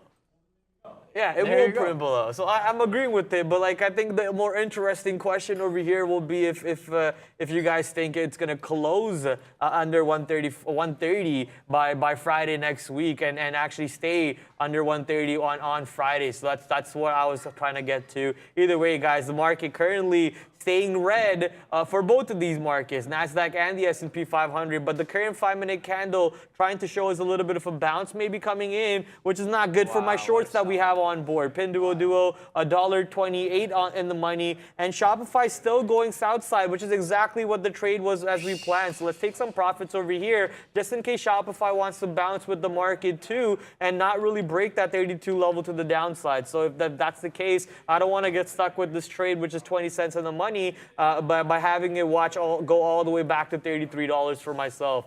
UVXY also looks like it's, UVXY actually turned green on the day and did make a new high day at $9.80, but looks like it's getting ready to pull back over here. With UVXY pulling back, might have the market to actually pull back north over here. Let's go check out what Apple is currently at. Apple 134.75. Like Lucas said, I think just leaving Apple alone to the longs might be a smart thing to do. I think that's exactly what I got to do. Yeah, I don't know, man. I don't know. Now I'm just kind of sitting here thinking I don't know what to do. I'm super frustrated. Things just didn't work my way. Look at this, man. Long. Obviously, the long was wrong. Then I'm like, okay, short. Then the short was wrong. Then the long, I'm just getting stopped out at break even. I don't know what to think. I'm not really concentrated on what's going down here. And I don't really know. I mean, 135 is the level of interest for sure. But are we going to get a crazy bounce to the upside if everybody is kind of loving the fact that, if we get back up here and the selling continues, there's definitely going to be resistance at 136.50. Because we sold off in the morning and then, I had the short, I had the right idea over here, and then I flipped long at the low of the day. Because it worked, I thought maybe it's going to work again. It didn't. Now we're back down. Now I have no idea what to think. So somebody's saying long here, boys. Yeah, I mean, it's hard to say short, right? Because now if the selling stops, we could easily go back up. Maybe we do get a bounce there. Maybe I'll try it one more time at some point, but I'm going to kind of let it play itself out. Maybe try to dip by it closer to 130.60 area. Yeah, European close is approaching, so yeah, maybe the market, selling subsides from here, and then we get a bounce going. But yeah, not really sure what to think. Somebody's saying so much manipulation. Yeah, well, it is the Wild West, right? So yeah, things are interesting for sure. Row Rock saying buy Snap now or never. I think I'll stick on the never side on that one. You know, their product is not, the business plan is not really the greatest. They are, however, you know, just recently having a partnership with Amazon, was it? No, not Amazon. I forget who. They recently had Snapchat had a partnership with some company to try out their clothes using their. Let me quickly see if I can find it. Yeah, I don't remember. You remember that? No, I don't remember. You don't remember that? I'm trying to find it. If I can, maybe Brendo. Do you remember the company that Snapchat had a partnership with to try clothes with their augmented reality or something? That was like a news catalyst sometime this week. Was it Amazon? People are saying Amazon. It was Amazon? Okay, so I did get it right. It was Amazon. So over there, Snapchat, I see it better as a company that might get bought out for the software eventually somewhere down the road. His mind is out of control. Guys, I talk about stocks all day. I'm reading news all day. I'm looking at this. I'm looking at that. I have to talk to you while I'm getting into positions, while I'm taking losses, while I'm taking wins. My brain's all over the place, right? So sometimes I forget if it's the company Amazon that they teamed up with, or if it's Ray-Ban, or if it's something else. So I'm sorry. I apologize for my mistakes over there. I'll try not to make those mistakes again, okay? Are you happy with that one, chat? But look at the market right now, though, having a crazy bounce coming into play. So our shorts on Pinduoduo, which was $1.20 in the money, now only 80 cents in the money. So that's not really exciting me at the moment. It looks like Apple wants to go back through 135. Part of me is itching. My palms are itching right now to punch that long on 135. But I'm also scared to watch Apple go more to the south side. I guess the risk to reward play is here right now. If 135 breaks, I just get out for a loser. So I'll take this long over here with less size than the whole day that I've been trying. I'll take it with less size. There's a little bit of a size on the ask at the moment on Apple. There's 101 lots at 135.20. Let's see if they take that size out. I mean, 101 lots for Apple, which is already done. Let me quickly see what the relative volume is. I'm trying to see if it's on the scanner over there. Not really. So Apple's done 72. Oh, there it is. Yeah, Apple's done 72 million shares. For any of you wondering what I'm looking at, oops, sorry. This is what I'm looking at right here. This is the volume leader scanner from Trade Ideas. 72 million shares traded on Apple today with a relative volume of 1.8. Anytime a stock is doing relative volume of more than 1, that's a good thing. Basically saying that the stock is doing 1 or equal volume to the last 14 days that it usually does. If it's more than 1, that's amazing. If it's almost 2 or more than 2, that's perfect, because that means the stock is really in play. And Apple at this time of day, as we're going into lunchtime, 1.8 is actually a pretty damn good thing. Apple has exceeded its ATR, low risk entry here. That's also a great point, my friend. Apple has exceeded its ATR when it was over here at 136. So Apple breaking to 134, 135 is a pretty big move on its ATR to the downside. Let's quickly go check out what Apple's ATR is over here. Apple's ATR is $5.49 actually. So I don't know. I don't think we actually hit the ATR because we're only down $3 on the day from yesterday's close. So I might have to pull back on that idea a little bit, because Apple could very easily go right back to the downside, right over to 132. If you look over here on the daily chart, I'm going to circle this. You see those circles? That level right there could easily go nosedive to 132s if it wants to, 132.80s, and then have a real bounce come into play if it wants to, that is. Obviously, Apple doesn't move like 5% every single day. It's pretty rare to watch Apple move 5%. The earnings day it did today maybe could be one of those special days where it does it again. How do you use ATR in your trading? You could use it to like take profits and also have areas where the stock bounces in or so on. You know, a lot of people use it in different ways. It depends on your playbook and your structure, how you structure the trade. For the most part, you could use the ATR range 1 times 2 times 3 as possible profit-taking areas, but the higher the ATR out of the first level that it goes to, the more power that the stock needs. And if it's actually breaking out and going through it, then clearly that stock has that relative strength or that relative weakness behind it to require it to do that. Today, Apple that clearly has only done $3 out of the $5 move that it could have, apparently. The move on FinViz says 5 something. Let's quickly go back to what FinViz is saying over here. Luca, you're good soon? Yeah, no, I just wanted to comment. Somebody in the chat was like, 549. Pratt, I went long when you said Apple 135. Thank you so much. Pratt absolutely killing the calls today. No, I'm not. I'm getting smoked. Oh, well, no, I mean, it's this market is interesting, man. Hopefully people are doing well. Some of Rumble, recession-proof. Yeah, Neo Baba getting delisted.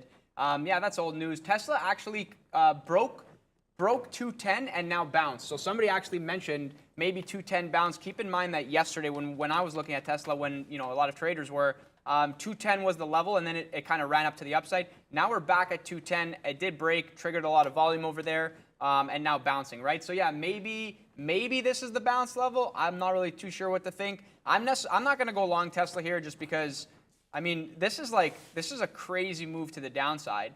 This is like, we could bounce. We could bounce hard. But yeah, every time I look at the tape here, selling is still coming in. So, hold on to your shorts. That's kind of how it feels overall. And yeah, I was actually wondering why Microsoft is just, there is no selling in Microsoft. Like, Microsoft is holding up well. I think, if you're looking long and you're in something, maybe buy dips on Microsoft. Maybe that could be a play. Every time I glance here, it's not really, selling off too much, not really, going up, going down. But, look at this, right? This is up 1.3%. Look at this sideways action on Microsoft. Now it's kind of in the middle, diddling over here. And yeah, look at Apple, right? Apple, big sell-off. Obviously, we're just looking at Tesla, big sell-off. And I bet if I pull up Meta, probably giving that same general look. Yeah, kind of like a little bit of sell-off on Meta there too. So yeah, I'm not really sure how I feel about this going forward. But yeah, Microsoft strong. Maybe if we do actually bounce, Microsoft just trends up back to high a day and you get a 220 fill at the top here. I don't think it broke 220. Let me just see here. I think 220 was the absolute top on Microsoft today. So, yeah, if you are long Microsoft, maybe 220 based on technicals. If this is going to have inside day, not really running through 220. Yeah, we'll see what happens. Someone's saying, yo, NVIDIA short 140. Let's have a look. I know 140 was a level. Yeah, Apple going up right now with the market, so that 135 long actually looks pretty good at the moment. So let's go chat whoever is taking that long. Obviously, trade your own playbook at all times, but Apple currently looking to pay us some dividends, and Shopify sadly moving right back to the north side and trying to burn us at the moment. So we're going to take that exit on Shopify. The market clearly moving up north and taking all of the trades along with it. And Tesla at $210. Let's quickly pull up to Tesla. There could be a long over here. As soon as I say that, Tesla instantly jumps up another 20 cents. Just basically the idea is give it the low day risk around 209.50. Okay, we're back to the downside. Maybe I could get that long in. Nope, they're going to make me chase it, so I'm going to cancel my order. I'm not going to chase it to 210.30. But, maybe catching a quick little bounce closer to 210, give it that 50% risk to the downside, and then see if we can get a climb up here. Looks like I missed out on the trade. Whatever. Boo-hoo. Sad me. I'm not going to cry about it. The trade's running away. For anyone who did catch it, congratulations. Maybe time to take some profits on that for you already, as you're about to be $1 in the money. I'm about to be 60 cents in the money on Apple long, so let's take some profits on that one. And Pinduoduo, which was $1 in the money, also pulling back towards 62. I think I'll reload closer to 62, 62.10 or so in this range high, and give it till the pre-market highs to take my out around 62.30, 62.40 or so, just to be wrong on that trade. UVXY is pulling back down, and now the S&P 500 and the NASDAQ, which was NASCrack at one point, getting cracked to the downside, but the NASDAQ right now absolutely smoking to the north side. We're almost back to VWAP over here for the Tech Basket 100. Yeah, man, what a banger long on Apple. Hopefully people had that 135, had the patience to hold, just kind of risking off low of day. It was challenging, but initially I mentioned 135. I shouldn't have probably tried all of these, and then I should have maybe held the short a little longer. Sometimes you just butcher the day, and this is a good example of, like, this is trading, right? Like, we're actually trading live, making decisions in real time. Not always going to make money, right? You don't always make money trading. Sometimes you lose, sometimes you win. Sometimes you have, frustrating day. There's nobody to blame but yourself. And in this situation, I'm looking at Apple go higher and higher, and I think to myself, all right, that was a great, like $1.30 in the money. Hopefully you're holding on some of that, Apple. Yeah, $1.30 in the money, and I'm not a part of this. I'm not a part of this, and I'm telling you guys right now, it's killing me inside. Like, I'm dying inside, but holding it together, whatever is what it is. The thing is I'll be back next week, and there'll be lots of moves. Definitely going to be interesting going into midterms, and I think my logic on the it's going to print below 130 is that I think we get a waterfall flush. I honestly do think that. but I don't think we close below 130 because I think we get a waterfall flush and then pop back up, and those are the money fills on the dip buy. That's kind of my thesis going into midterms. So yeah, we'll see if that comes true. Keep in mind, all this selling, as soon as the selling subsides on Apple, boom, we rip to the upside just as fast as we sell off. As soon as that selling stops, we're back to the upside. So, that was probably a trade that I'm actually, it's frustrating, man. It is what it is. Tesla's still hanging around that 210 area, not breaking back below. Kind of surprising that, if one thing was going to bounce, my call was, maybe Amazon, maybe Tesla, maybe Microsoft keeps going to the upside. Now Microsoft another $1 in the money, pushing towards that 220. And to the person that said, short NVIDIA at 140, I see you. I see what you're saying there. Trading above 140 today and now back below, having VWAP at that 140 level. I don't know how, I don't know what now that we're back on the way up, this market is bipolar, man. It's there's big sell-offs. It goes to the downside, and then just as fast as it went down, it went back up. And the thing is I actually got smoked on Amazon. I did well. I made money in the morning on that flush. Then I thought, okay, we're still going to sell off here. And I kept trying to short it, and I was wrong on the way up. So I don't want to take that same kind of approach and energy when we're kind of running back to the upside. But you got VWAP on your side. You got the 140 level on the daily. This is the daily on NVIDIA. And see how we popped above and flushed back through. Now we're back there. Maybe it has some rejection. Just keep in mind, AMD earnings coming up next week. NVIDIA earnings are coming up next week, if I'm not mistaken. I'm not too sure, but I think maybe they're next week. So yeah, maybe there's going to be a move there and maybe just a little bit muted. But I think for the most part, November 16th. Yeah, November 16th for NVIDIA earnings. Looking like it held this level, right? So yeah, it could easily go through 140 and then test, 141, 142 again. I think, if you really want to play the range on this because it's showing you that maybe there's a tighter range on this versus some of these other names, maybe consider the short scaling into 142 and then risk off 143, which would be a new high in the past week or so, or ever since it broke below 140. So yeah, definitely a good look there, but I'm gonna chill on that one. And super chat coming through. Thoughts on Twilio today and next week? Technically, they had earnings and they're down, if I'm not mistaken. Let me just bring it up. It's on New York here. 40, currently trading at 42, and it had a nice little bottom today. I wonder if it's actually below that or where we are here. And okay, I guess it did break below. Yeah, this thing down 36%. And this bottom area was holding for the day. And I know I was some people were watching this, that 42.50 to 43 area just kind of felt like maybe it was going to hold. And now, boom, back below. This is the daily on Twilio. Get ready for this one. This thing it was at $80 not too long ago, and here we are, cut in half, down 50%. Investors, rest in peace here. I feel bad. That's absolutely insane. This is just red, more red. So I don't even know where the bottom on this thing is, but I wouldn't necessarily be playing a bounce unless, you could, when things go up, when small caps go up, I say first red day, a lot of traders are looking at that, mean reversion, traders trade like that. This thing was at 400, okay, I didn't even know. This thing was at 400, and now it's at 40. Oh my goodness, reminds me of Upstart. And yeah, I don't even know where support is. I don't think there's support on this thing. This thing's probably maybe going to be a $5 stock soon. Even on the initial run up, this is COVID run up, and now we're below that, right? That was 100, and the low here was what, 68? So how far back do I have to go to find support on this thing? Oh my goodness, yeah, no, this thing is scary, man. I would not want to be trading this thing. I don't know, I guess at this point it becomes, our fundamental investors going to come in and love the stock and is it going to catch a bid? Are they making money? These are the questions I would ask myself now because it's just down so much. So yeah, it looks like that initial run back in 2018, the start of the run up, and 50 was a level before. Now we're below 50 and we're actually at, 42. So right at this area. So maybe this is support, 42.40 area, because this is kind of where it stopped back in 2018. But remember, this is 2018. And then it went all the way up, and now just boom, all the way back down. So I don't know if 40 holds. I would not be, I mean, this is kind of just short this, probably goes to 25, just my gut instinct here. But yeah, that's kind of crazy, man, to see this. I mean, I don't know where support comes into play. Maybe 35.40 kind of channels off and just does nothing.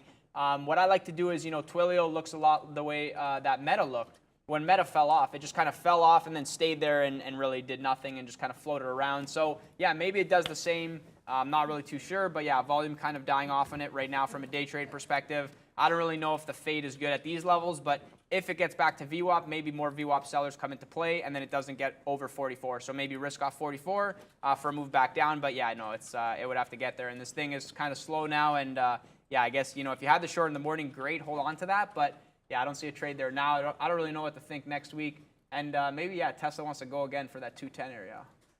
All right, yeah, Apple. We took some profits on Apple. Like Lucas said, $1.30. Brad, you better hold on to that bad boy. I did, but sadly, what I noticed was Apple at the previous low of day, around that 136.50, just started getting some barriers put into it, not really allowing it to go past through. You shall not pass, and just not going an inch further past this. So not only $1 in the money on that.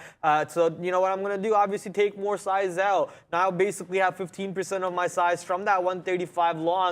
And if we go back below 135, I'm going to exit real quick. Actually, screw that. I'm exiting right now. I'm jumping out of that trade. I'm taking my profits, and I'm walking away from it. But a brand new position alert, it's going to be Dash.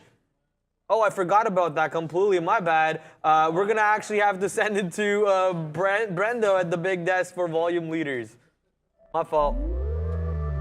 Hey guys, yeah, we'll give you an update on what's moving around here, doing some volume on a Friday afternoon. Surprisingly high volume right across the board.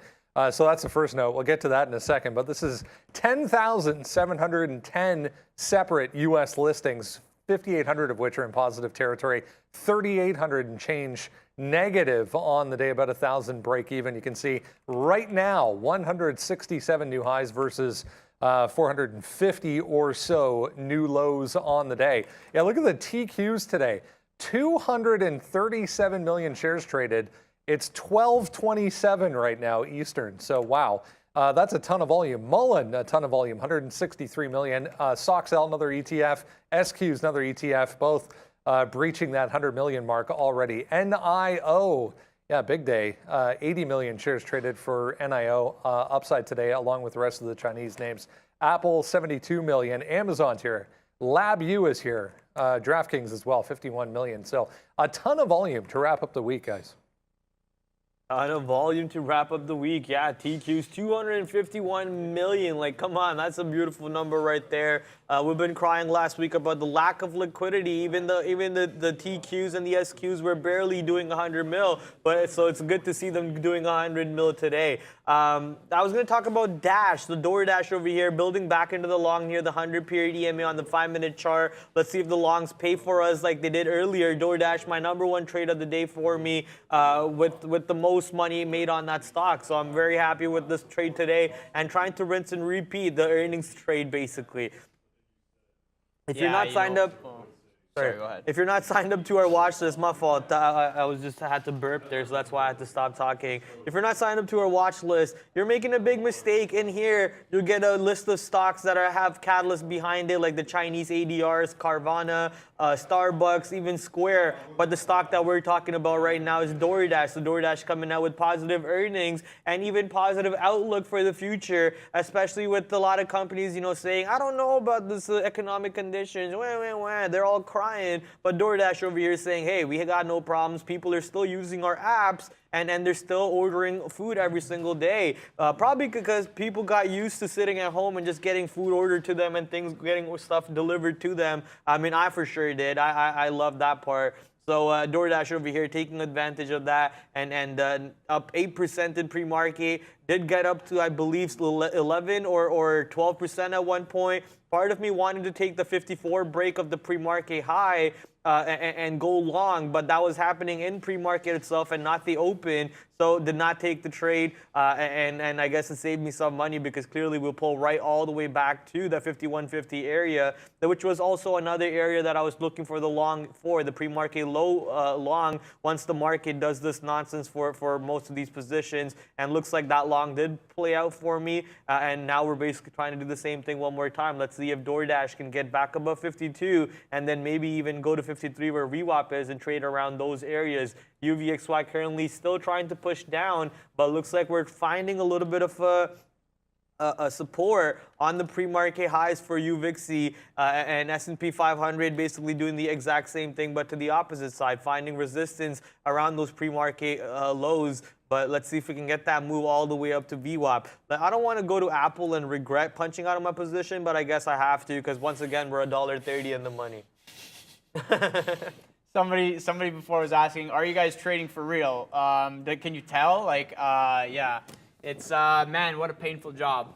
What am I looking at here? Yeah, this market, now European close coming into effect over here. Don't know what to think if we're going to get a direction move, if we're going to go back down, if we're going to go back up. You know, this is the thing, right? This is a very, very, very strong sell-off. And now it's like, are we going to drift back up? Or are we going to... I feel like if we turn down for whatever reason, the selling is going to be so violent to the downside. Whereas if we go up, it's just like... very slow. So this is the bounce that you want it to be a part of. Now there's no trade. So like lining that up with Apple as a proxy for myself. Unfortunate that I didn't have the long, but again, just to reiterate, this is the move that you want. Now maybe it drifts up. But going back to your position, talking about Apple, maybe I regret covering some. From a scalp perspective, this is the move you want because you're in at a key level and then you sell the strength. Now if you're long, it's like, okay, maybe hold a piece for it to drift back up. But don't get it twisted. If we go back down, this is the market that we're in. Selling is still there. People are probably going to be a little bit scared. And if we go back down, maybe there's no bids and then we keep flushing, right? So yeah, nobody knows what's going to happen, guys. And for anybody tuning in right now, we are day traders. We react to the moves. And yes, we are trading for real. And it's really fun when you do well, and it's very painful when things aren't going your way. But this is the thing, man. It's like it's real, right? This is real. The market is a living, breathing thing, kind of doing its thing, and that's why you have to react in real time. That's the super important thing to do. And just obviously make sure your risk is in check, right? Right now, I have no positions on board because I'm kind of looking around, thinking like, I don't really know, like, do I love anything long or short right now? Like, I was battling for the long and I missed it, and now it's kind of free floating. So yeah, I don't know. I'm working on the t-shirts, is what it is. Maybe they come through sometime soon. We'll see. And yeah, it will be nice. Microsoft, really nice though. Microsoft is one of the things that I kind of wish I got long at 215 because this is something that I would actually hold. I would just be like, yeah, like I'm just going to hold for 220 because it's probably going to print there. Whereas like, if I'm long on other names that the selling was kind of real, felt real, was really, really violent, then yeah, no, I don't know if I'll be holding too much size on the longs now, if I'm being honest. And I think Sean said it best in the morning. He's like, man, this market is violent. And I literally was like, yeah, man, so violent. Somebody saying, Luca, how about oil stocks, XOM? So I had a trade on XOM today. I got stopped out because we broke through the low. And this was like a kind of bounce play based off of yesterday's trade. Yesterday's day. This is where, we traded maybe towards the high over here. So I just thought like, oh, the market's selling off. Maybe XOM will give a bounce. I got out of it at break even, so I don't actually hate it. But now that we're moving back to the upside through the 50 period, maybe this was the stop out zone, broke that 111, retested it, bounced. Now we're above the 50 period. So maybe now XOM kind of has that room to go back to the upside and print 112s. Keep in mind that this is where it bounced. It looks like maybe it was going to bounce, and then we broke. So before it was support, now resistance, lining up with the high day from yesterday, now back below. If we actually get to 112, maybe it's resistance, right? So I don't actually I would like maybe the short there and then kind of play off like a risk of VWAP. But my overall bias was like maybe this was the whip down, we get the whip back up. But yeah, no, didn't get the fill there. So yeah, I don't really know what to think of XOM anymore. Let's look at Oxy as well as we're talking about these oil names. Didn't look at Oxy today, so I'm curious to see where we are on this one. Definitely a New York name because these oil names are all New York. And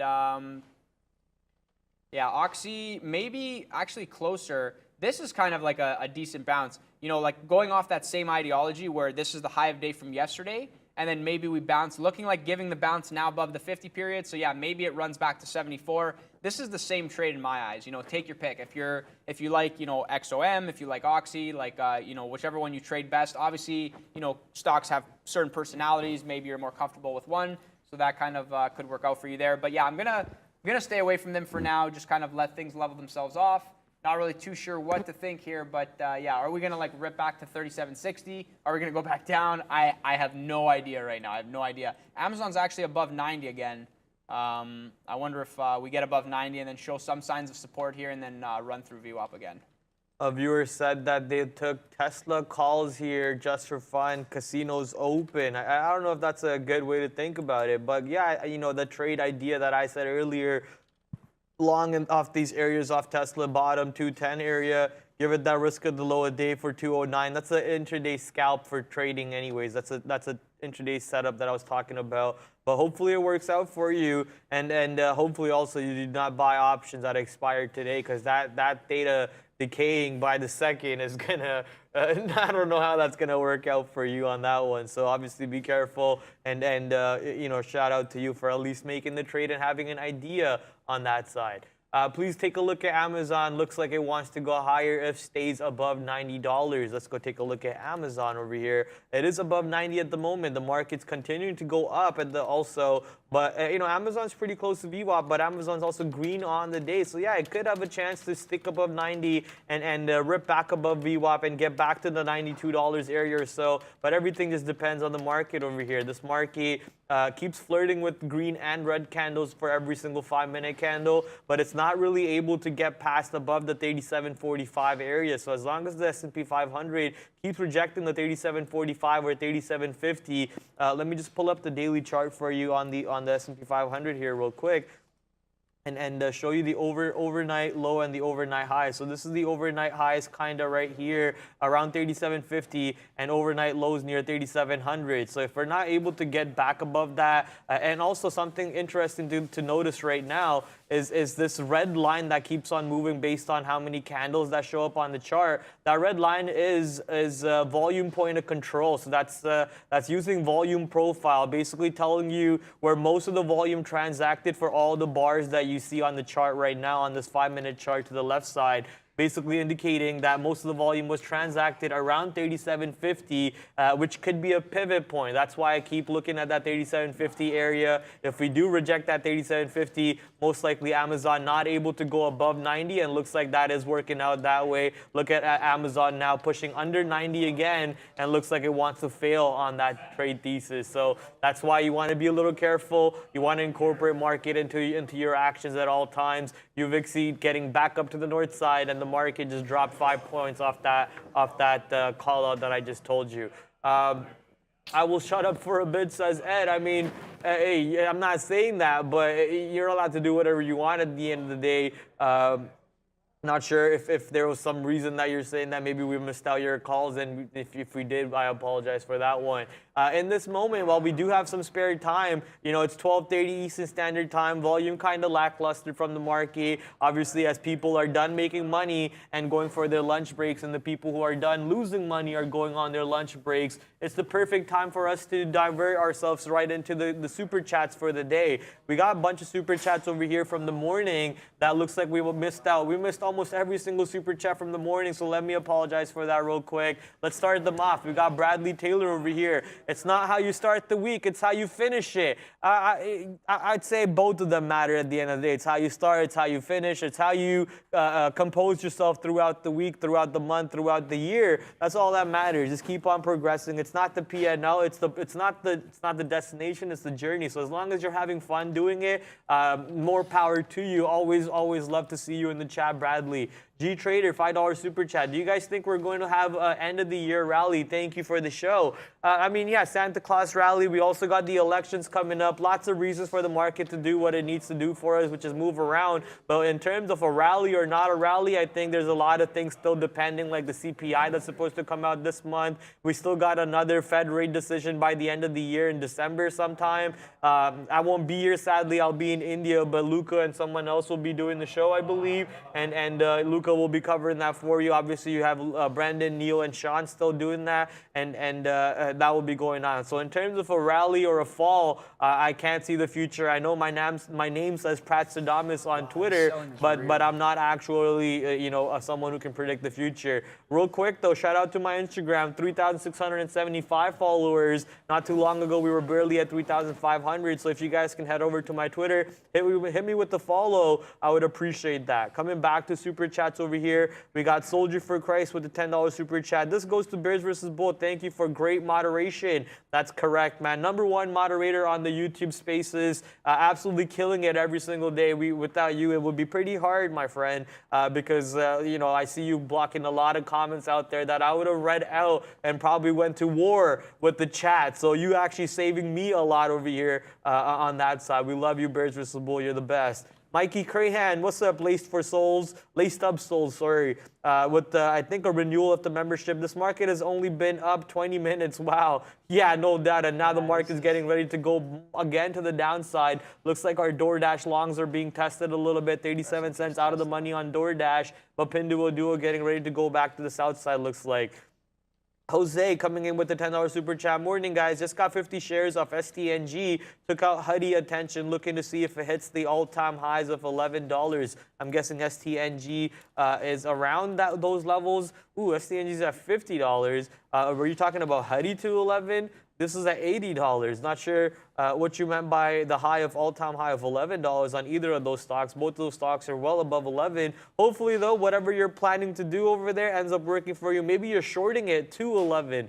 Not sure what the plan is on that side. Yaz, with the renewal of a membership, can you check ARKK? That's going to be the ARK ETF, the Cathy Wood ETF. Obviously, with Roku, Tesla, a lot of her positions, Palantir. I guess she's out of Palantir now, but a lot of her positions actually getting slapped. Yeah, obviously, ARK is getting slapped too. Yeah, man. Tesla is just flushing to the downside, finally breaking that 210 and just like absolutely collapsing. No. Yeah, no. It's like you're like, yeah, Cathy Wood's getting slapped. I'm like, oh yeah. Everyone in the chat is like, wow, Tesla's getting wrecked. Oh my goodness. Somebody was asking too, like, when is Sharif coming back? I think he's back next week from Egypt. So yeah, nice little getaway for him. Hopefully, he feels nice and refreshed.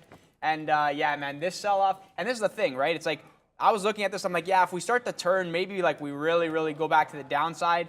This selling is real, man. This is telling me that we're going a heck of a lot lower, going for that waterfall flush. Man, I don't know where Tesla's going to find support at. Like maybe 205 I think is a good, like, I'm using $5 increments as well. I'm saying like, yeah, maybe 205, like, maybe 200. I think 202 is like if you're going to okay, obviously 202 is very far away, but I would respect 202 more than 205 for like a bounce. That's just kind of my gut feeling, but obviously we're far away from both right now, so I'm not really too sure. But yeah, basically 205 to 200, and then, it's like, yeah, are we really going to break 200 today? I mean, yeah, no, this is like, we're selling off. And somebody in the chat was saying Twitter fired 50% of their workers. So today, Elon Musk came out and he said, all Twitter employees stay home, because I'm going to let you know by email if you're still an employee at some point today. And yeah, I guess he fired 50% of the workforce. So there you go. Maybe that's, I don't know how that affects Tesla in any way. Like, obviously, everything is moving down. This is crazy, man. This is crazy. Like, Tesla 206 now going for 205. Maybe you're getting some type of gamma squeeze to the downside, too. What's the low on Tesla, 202? No, the low is like below. The low is like 198. We got below 200? Yeah, okay. We got below 200. 198. Throw it in the chat if you know the absolute intraday low from that day, October 24th, if I'm not mistaken. I'm seeing here like around 198. I don't think 198 broke. Downsizing the company is usually very bullish. He's probably going to take it public, and then yeah, he said 3 to 5 years we go public again. I would not be surprised, and I would not be surprised. Yeah, no, if somebody's saying, Luca, get in the gate, or here we go, 198.59. Yeah, there you go, 198.59. Good call there, chat. And there's a class action lawsuit against Twitter. Yeah, I'm actually a part of that. I got an email there. I was an investor back in the day, and they sent me an email saying that yeah, maybe I'm getting some money. So yeah, feel free to send the money if you're watching this. I'll take it all. I was an investor, and I don't even remember, man. I made so many trades. I'm like, okay, I don't even know if I held and bought. Yeah, this Tesla sell-off is actually real. We're probably going to 205 here. I honestly don't know what to think, but this thing is just, it's probably going to 205.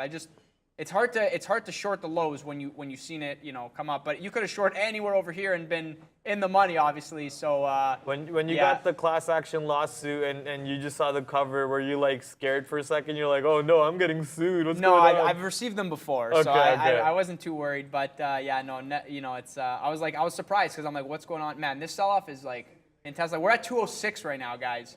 We're at 206. Real. It's going for 205. Yeah, this is crazy, man. I don't even know what to think here. Best of luck to anybody trading this. I don't want to really shorten the hold. Maybe I'll take a stab if I don't really know. But yeah, no, there's size at every even dollar level. Probably like a little bit of a gamma squeeze going on here. I don't know, man. Are we going to flash down to 200? Maybe the bounce play on this could be epic. I don't even know. I don't even know what to think. Yeah, market clearly pushing back down, and that's why we kind of stayed away from that Amazon long and that Tesla long that I was talking about earlier at 210. Clearly a horrible long, as we're now at 205.60 on this bad boy. 205 for sure coming into play. Our DoorDash longs are also, where am I typing? Not really sure where I'm typing. Let's go here. Yeah, our DoorDash longs are also being retested over here as it's pushing down below the 100-period EMA, right back to the low a day of 50.70 almost. So I did have to add a little bit more. I guess I didn't have to, but I added a little bit more to just stick to my game plan, which is keep doing this trade until it stops working. We're going to give back a little on it, but it's still going to be our number 1 or number 2 trade of the day. Pinduo Duo went up to 62, but didn't really pop up above 62 for me to take my fills on that trade. But at least it's pushing down with the rest of the market, which means we're in the profit zones once again for this trade. 58 cents in the money on Pinduo Duo, and sadly 54 cents out of the money on DoorDash. Let's quickly head back over to any news on Tesla, says chat. I don't really see anything in our work chat. If there was anything in there, Brendo would have put it in there for sure. So I don't really see anything in there for ourselves. But let's head back to our super chat real quick. Singh Ahmed coming in with the $5 super chat. Hi everyone, this is Ahmed Singh from Fremont, California. I like listening to your team. Thank you. We love having you on here every single day and enjoying our show. All we require you guys to do is smash that like. I'll jump into that in a bit. The whole YouTube spiel. Let's just finish this here real quick. Peekaboo says our friend Stong Journal, PKBO. So let's go check out Peekaboo real quick. PKBO with I'm not sure if that's what this company name is, but just by quickly looking at the name, it is Peak Bio. Peak Bio Inc., you know what, we're calling it Peekaboo. Peekaboo over here today up 130%. Since the name of the company has bio in it, most likely a biotech stock. Looks like it's a recent IPO too, because Trade Idea Scanner doesn't have what the flow is for this stock. And if you look at the daily chart here at the bottom, you see it IPO'd pretty recently on the November 2nd. So monster move on PKBO, on Peekaboo over here, as we're getting ready to trade once again above the IPO day high, which is around $9 or so for this position. Thank you for the super chat, my friend.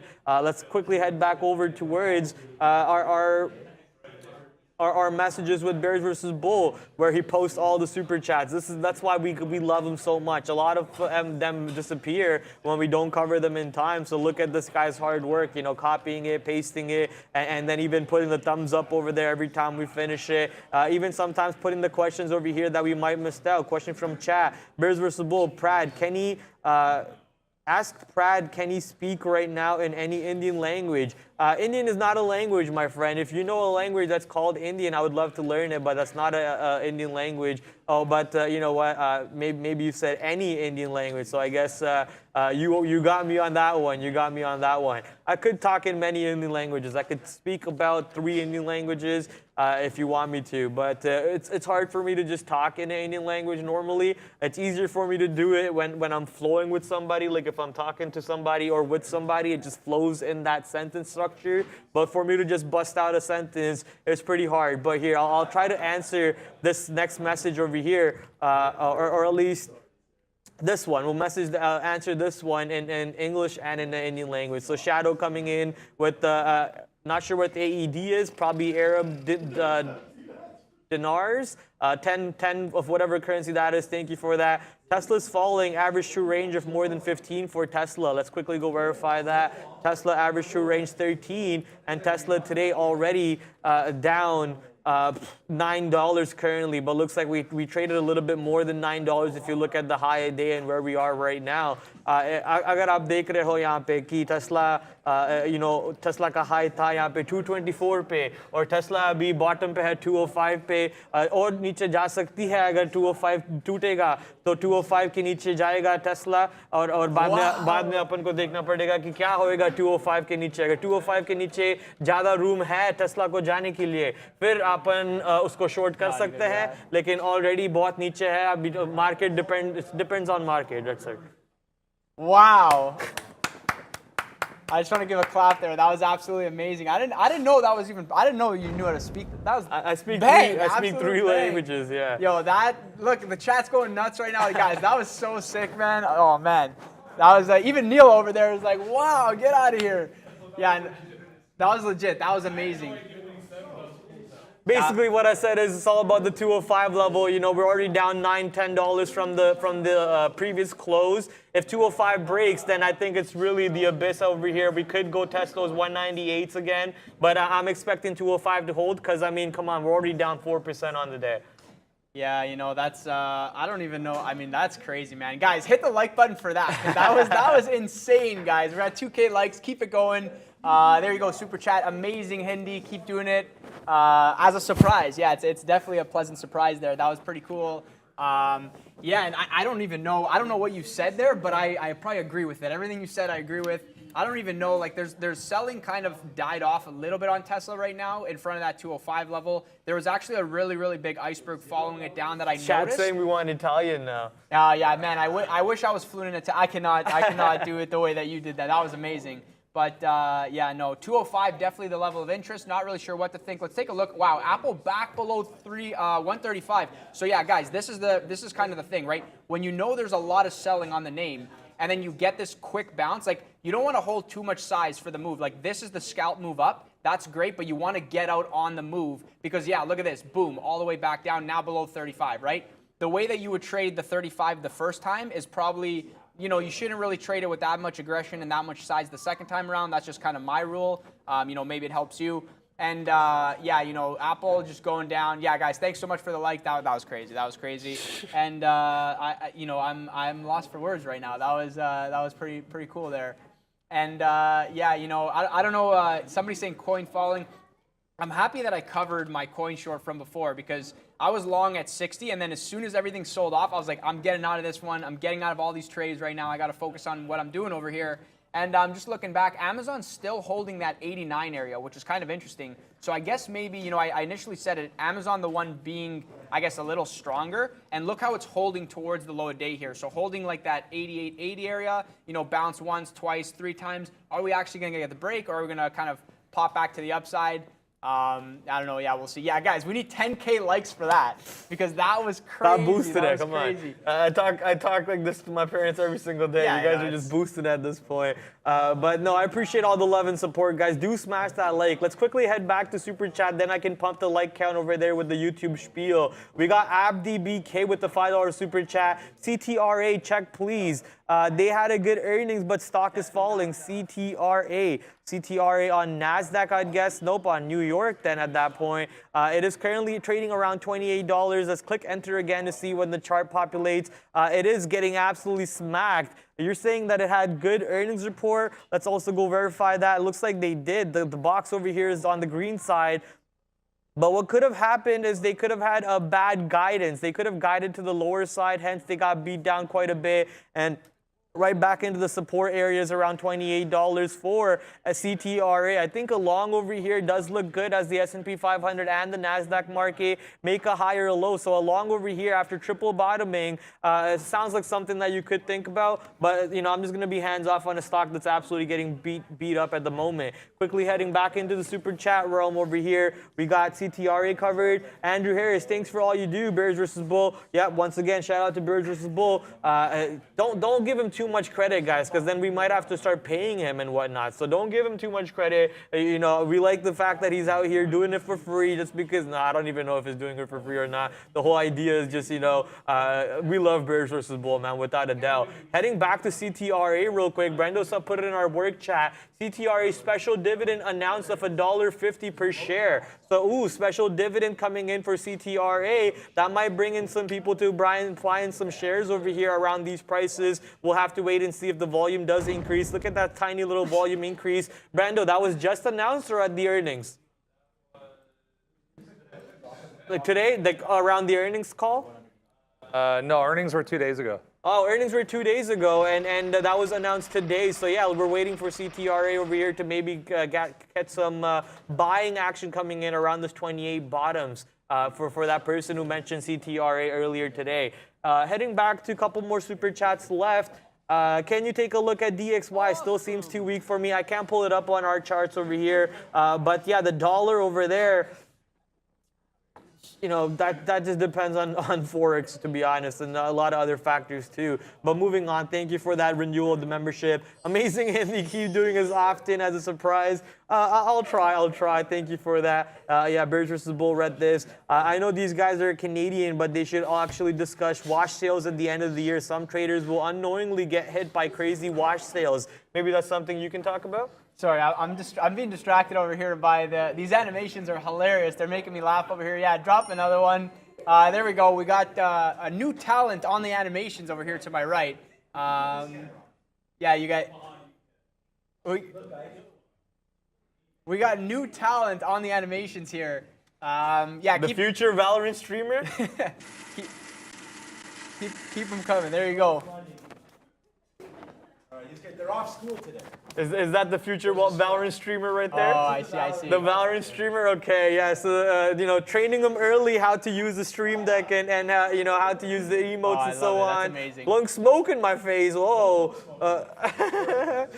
No, that was a good one over there. Little Sean's, both the little Katinas in the house at the moment. So is his wife. So welcome to your second house, I guess. I'm not sure if it's Maurice's second house, but it's Sean's second house. It's my second house. It's Luca's first house. He just lives on the second floor. Yeah, so I live on the second floor, you know. And somebody's asking long futures. I mean, it's holding for now, right? It's holding for now. We're definitely like midday. You know, volume is like super light. I think, you know, it's maybe worth a shot taking a long here at Amazon if you're thinking, you know, long Amazon, long Microsoft. Those probably feel like the better longs if we go up, like the safer longs, I should say. Maybe nothing safe in this market, but yeah, no, 205 on Tesla still of interest. See how 210 held, and then it didn't bounce, right? It's like hard sell-off, really didn't bounce. This is the next sell-off. You know, are we going to do the same thing, break 205 and then go to 200 today? Like, this is crazy, man. This is crazy. 10 super chat. Hello, kids. Welcome to the show. Yeah, they're having a blast over there. You know what that reminds me of? What? Hi, kids. Do you like violence? Hi, you kids. Like to stick 9-inch nails in each one of your eyelids? Yeah, kicking it back there. Yeah, guys, thank you so much for the super chats that are coming through. And yeah, they were having a blast over there with the animations. That's pure gold, man. That's nice to see. Why is Webull showing Apple down at a different percentage than what TradingView is showing it? So it depends when they're quoting, from where they're quoting the percentage at, right? So for example, our system I think quotes it as yesterday's close. So Tesla's down 4.5% as of the print of yesterday's close, whereas Webull might be saying, oh, as of the open today, or it might be saying at a random price, maybe at like 6 a.m. when their thing opens, or 4 a.m. whenever it is, or maybe they do 24-hour reporting or trading. So yeah, I'm not really too sure. You would have to double check with Webull. I would give them a call and just ask them how they quote that price, and then you'll have your answer right there. Yeah, Tesla coming into that 205 right now. Yeah, 205 is definitely going to break, and I don't know. We'll see what happens here. Are we going to break and flush? I'm not too sure. Maybe it's worth a shot through just because the selling was so much. But yeah, if we get a bounce from that level, then we'll be back at 206, 207 very, very quickly. So kind of glancing back, not really sure there's as much selling as there was before. But yeah, still lots of action, and yeah, gotta imagine there's quite a bit of options at that level. Yeah, the Katinas in the house over there. If someone in the chat said, hey, kids, tell your parents to cut you a check for that airtime. Yo, chill. I'm trying to get a raise myself. Yeah. We can't have the little ones over here coming for a piece of that pie. Then that's less money for me. No, all for the no child labor. No, so all for that. Let's pay the kids what they deserve. Always fun having them on here. But you know what's not fun right now is looking at the like count. I expected the like count to be close to 3K already because of that Indian or Hindi language that I busted out for you guys. We're only at 2.2K with almost 5K if you're still watching. We're only at 4,979, so almost 5K if you're still in the arena. Let's smash that like button, guys. Get that like count boosted with only 1 hour left with Luca and myself. Hopefully you guys had a fun time over there. Hit the like for Baron. Do it for children. What was that about, Baron? Oh, Baron, that's his name. Okay, I didn't know his name. Hit the like for Baron. I don't know his name. I just know Gigi and Baxter. I don't know Baron. I've never met him before. But yeah, hit the like for a little Katinas in the house if you guys enjoyed that, and if you guys enjoy all the crazy content that Brendo, Neil, Sean pump out, or even on the weekends, getting you ready for the next week throughout the day from 8:30 to 11 o'clock, from 2 o'clock to 4 o'clock, putting on those banger traders, showing you what their thought process is, allowing you to basically front run them every single day, and teaching you and also entertaining you. So hit the like for everything they do, and if you enjoy what Luca and myself do over here too, we would appreciate the like count to be to at least 3K. So come on, let's smash that one. About 31% now. It used to be 32, but 31% of you are not followed and subscribed. So hit that subscribe button also. If most of you don't use the notification bell, which I understand. I myself don't use it on most channels because the channels that I frequently visit, I don't need it. But on some channels that you might not frequently visit, that could be ours because you only come here for the live shows and then you're off the live show. So if you ring the notification bell, you'll get updated and notifications on all those weekend content and content at the end of the day that we post for you guys to look at. Luca right now freaking out. Luca, we'll come back to the YouTube spiel after we go to Luca. Yeah, guys, Tesla broke that 205, so I tried to take a short through 205, and I just did not get the fill, so obviously didn't cross enough. And now going to 204, the sell-off is real. I didn't want to really, this is the thing, I didn't want to cross too much on that kind of trade back through because, it's we could easily like go back through 205, and then it's like, if I have a bad price on the way in, bad price on the way out, then I'm kind of smoked on that one too. So, yeah, and now we're back at 205. So I don't know, like, if we're going to bounce from this level, where we're going to go. But, man, every time I look at Tesla, it's like Tesla, Apple, down, Amazon holding that 89. Maybe you try the long on Amazon, honestly, in front of 89. Let 89 break. If it holds, comes back through, maybe that's the long to be had. But other than that, I just don't know. I'm lost for words over here. And, yeah, sorry. Today is full of wows. And to the person that mentioned before, Luca is on tilt today. No. I'm angry. I'm just pissed off. I wouldn't say it's like tilt. It's more so like I'm just like, wow, like how is this happening? Oh, my God, this, that. So it's kind of crazy in real time. But, like, whatever. It is what it is, right? Sometimes you hit it, sometimes you don't. But, yeah, man, just make sure you guys are staying focused. Don't let the emotions get the best of you because then, you kind of throw away, make bad decisions. Yeah, so that's why I'm just kind of chilling, waiting. Today is definitely interesting. Definitely lots of moves. Hopefully you guys are a part of a lot of these moves to the downside. Tesla's a long here. You think Tesla's long here? Yeah. Are you in the long? Tesla's a long here. Tesla's, I'm going to go long here. I don't know. I think the long is, if abort the short, the long can't be wrong. I don't even know what to think, man. That's kind of crazy. There wasn't even that much size at 205. Maybe this is support. We were initially saying, 20. This is the thing, right? You want to use. Of course, it goes areas. back down.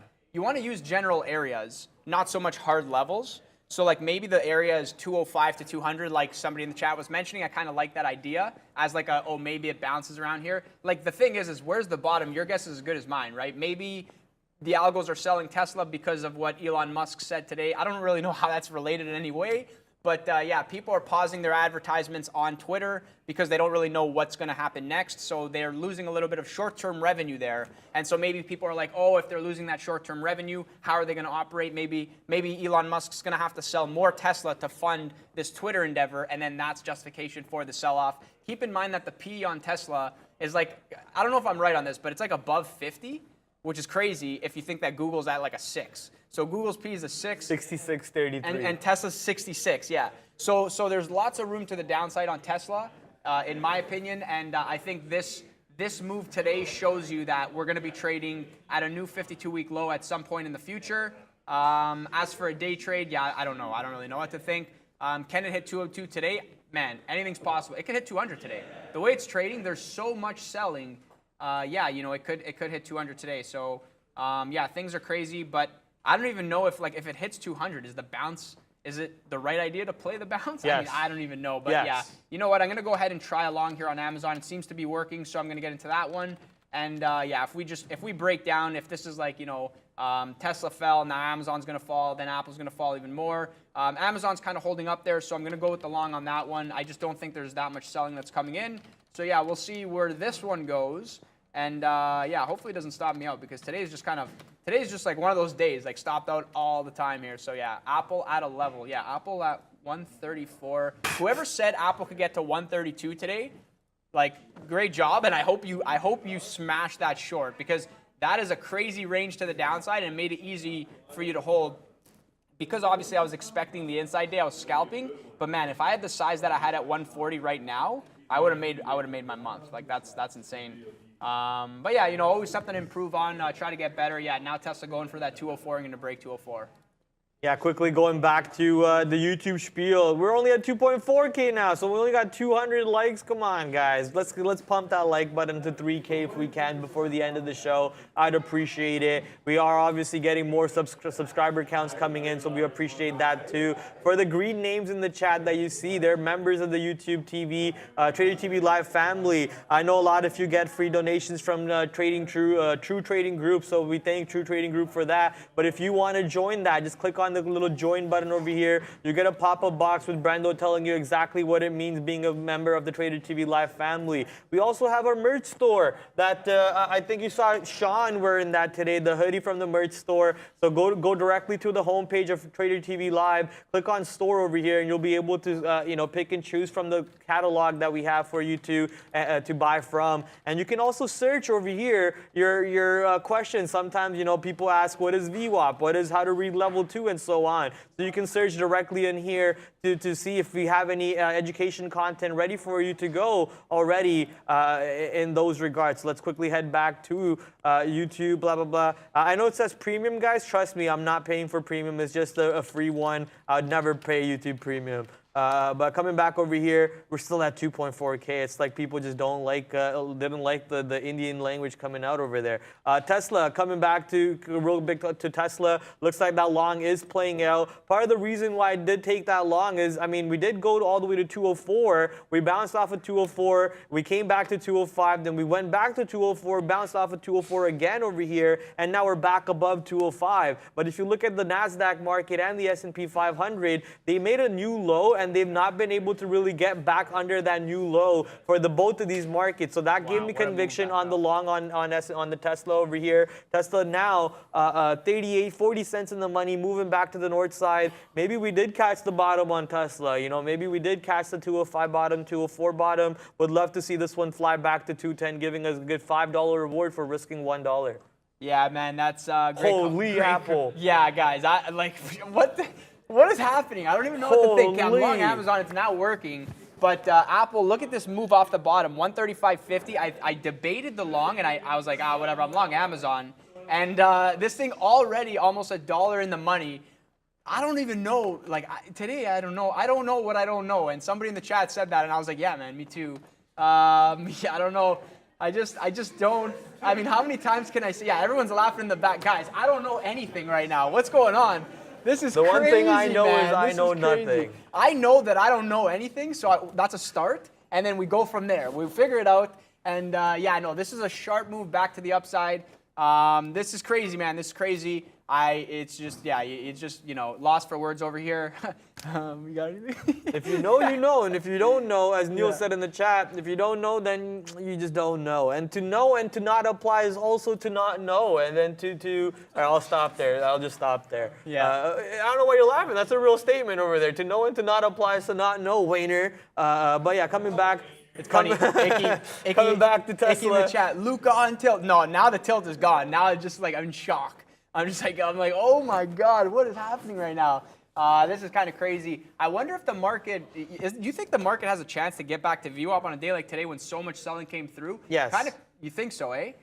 No. Nah, I think no. I think the sells are, this is the thing, right? You definitely don't want to chase the long moves up because the moves back down are just as fast, right? So if you had the bottom long like on Apple and it's working for you, you got to scale out of it because now look at this move back down. And to give you guys relativity on this, it's like this already retraced 50% of the move. So these are 1 minute candles, and it's like 1, 2, 3 minutes. It moved basically $1, and now reversed the whole move back to the downside. So now it's back at 135. Is it going to bounce? Is it going to go back down? Same with Amazon. All the way up, all the way back down, still holding. I thought we'd get a 50-period test there. But yeah, no, now the market's selling off again. This market wants to go down, man. I'm getting out of this Amazon. This sucks. You know what? If Amazon breaks 89, I'm getting out of this, which is probably going to stop me out, but that's fine. I just don't want to hold. I don't think holding longs right now is the right idea. I think scalping longs is the right idea. I didn't scalp out of that. That's my own fault. And yeah, now it's just kind of let's see where we go, because this is kind of like this is an interesting market, man. This is definitely an interesting market. Not every day are days like today. I thought I'd be killing a day like today, but it's just like I'm just kind of I don't really know what to think. Every time we pop, we just really sell off, and it's like is Amazon the next shoe to drop, right? Is Microsoft the next shoe to drop? Like it's holding off okay, but no, the selling is serious. Not every day in the middle of the day do you have this much follow through on selling. So that's kind of what I'm thinking about in real time. A lot of these names going back to the lows, big tech just absolutely getting crushed. Tesla's going to break through that 204, so I guess the long, put the long on ice over there. And I have no idea, WN Black Swan. So Black Swan is just an event that doesn't always happen. And you could call this intraday, middle of the day move, like a Black Swan. Like, come on, guys, for people that watch this, for people that are trading, how many times are these crazy moves coming into play? Keep in mind, the midterms are coming up. So this is why we're doing this on a Friday. Free Fall Friday, Prad sat down. I should have short everything and just turned my monitor off, walked away, came back, and then been like, oh, okay, I'm a printing press, let's go. But yeah, no, that wasn't the case. But man, Free Fall Friday in full effect. Apple now back to 134.50.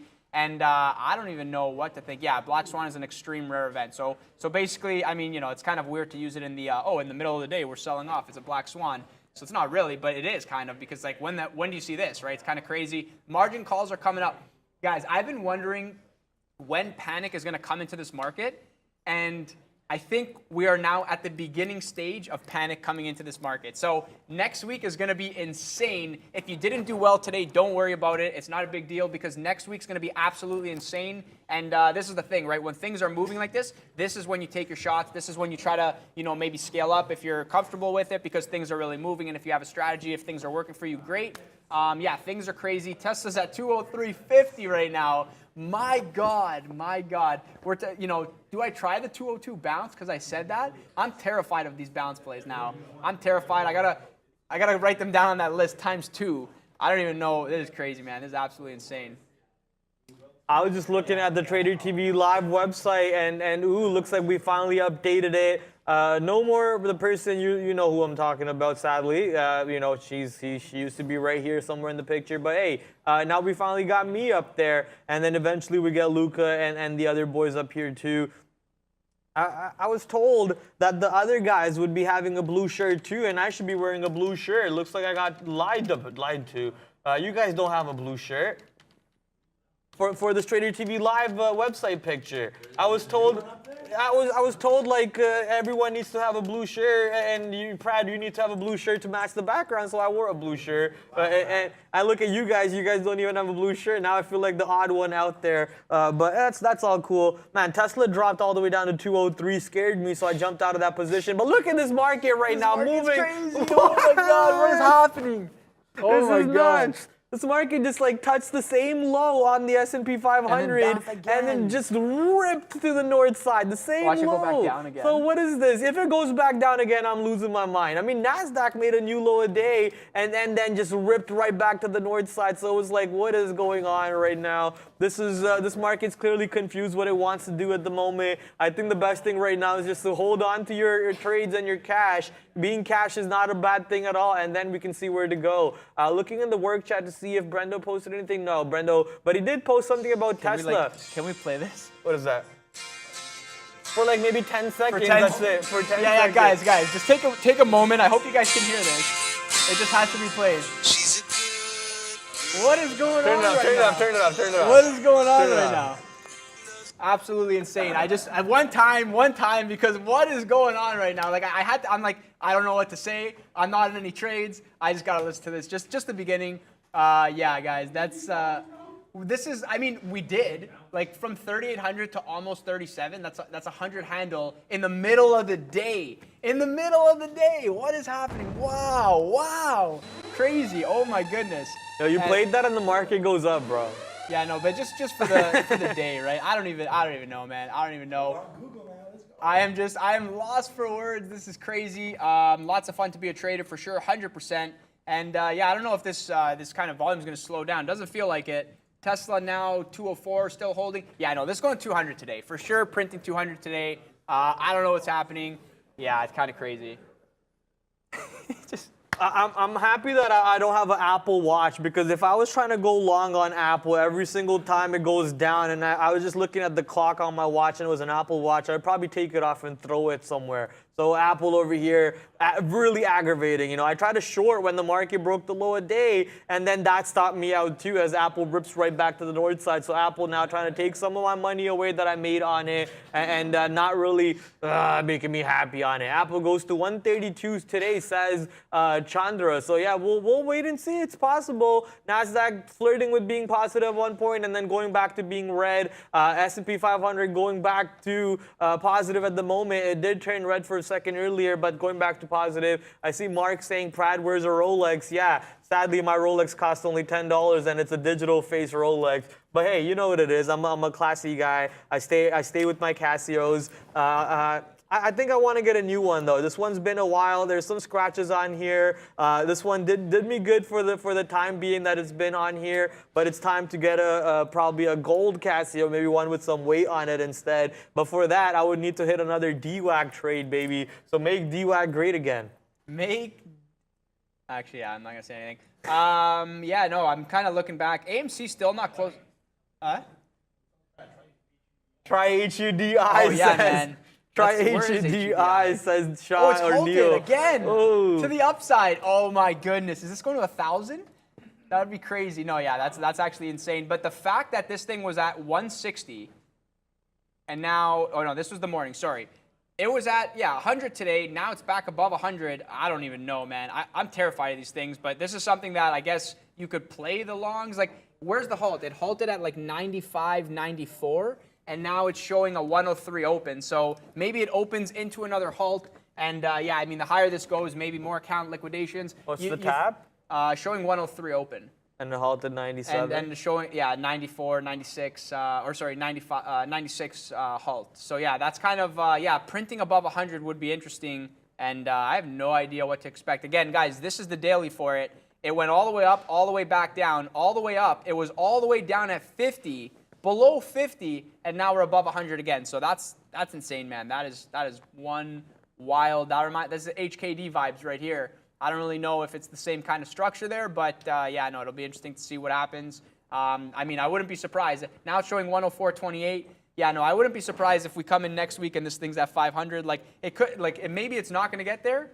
It kind of sounds crazy, but I wouldn't be surprised at this point because it's just like these things are wild. And yeah, the sympathy play to that SNTG, I keep going the other way around. SNTG, let's see where this one is. Yeah, this one is just, there's just no real bounce on this one. It's not really doing anything.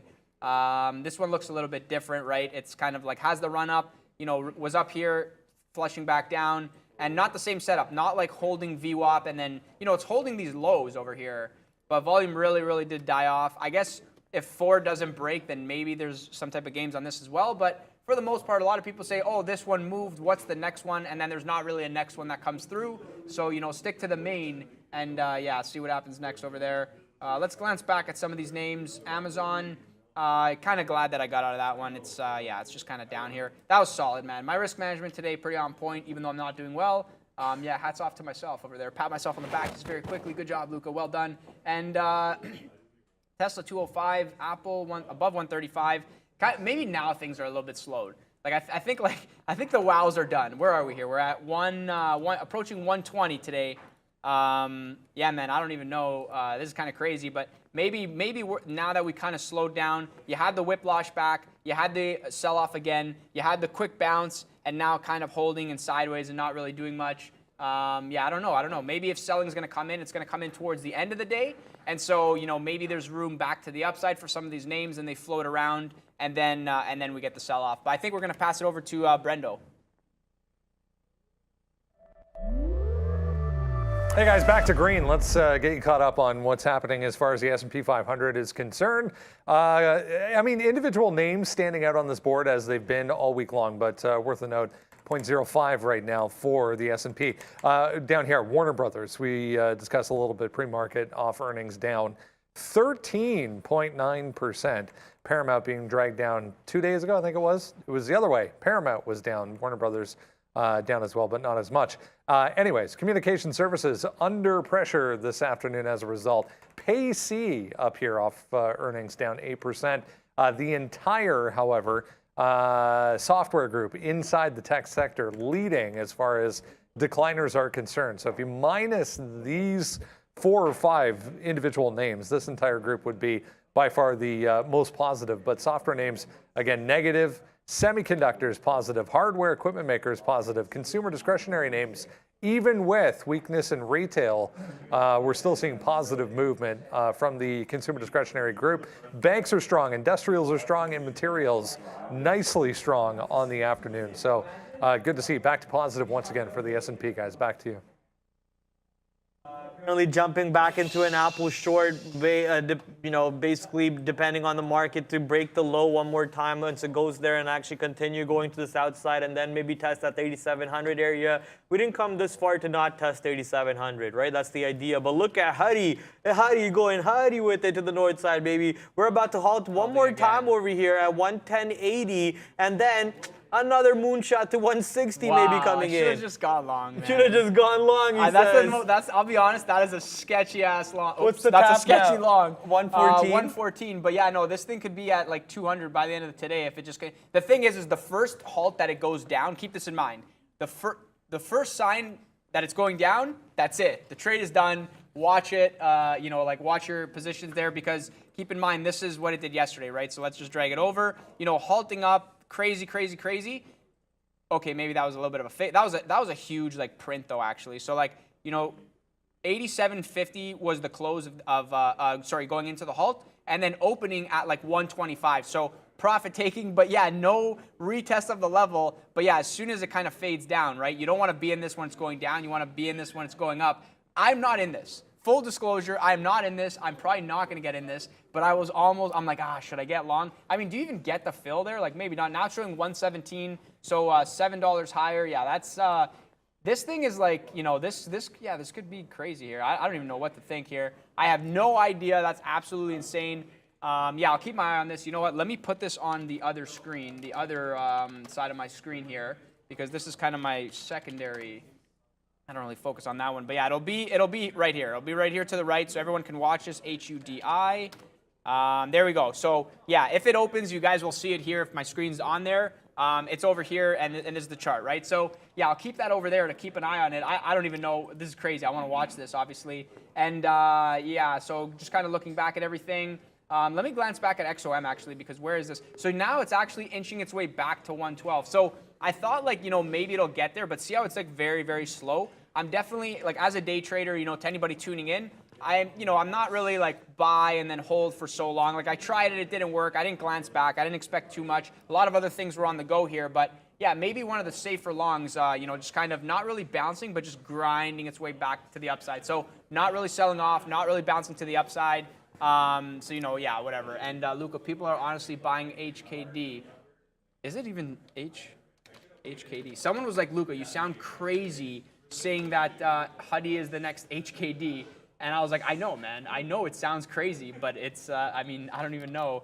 Maybe there's something on the back end with HKD, whereas maybe Huddy is just kind of people getting squeezed. But yeah, look at this spike. Is this algos? Are people buying this? It's Huddy is going up. Maybe HKD is going to have a sympathy run to the upside. I don't know, man. I would not be buying this. Way less shares. Actually, more shares trade on HKD, but mind you, it is 5 times less the price there.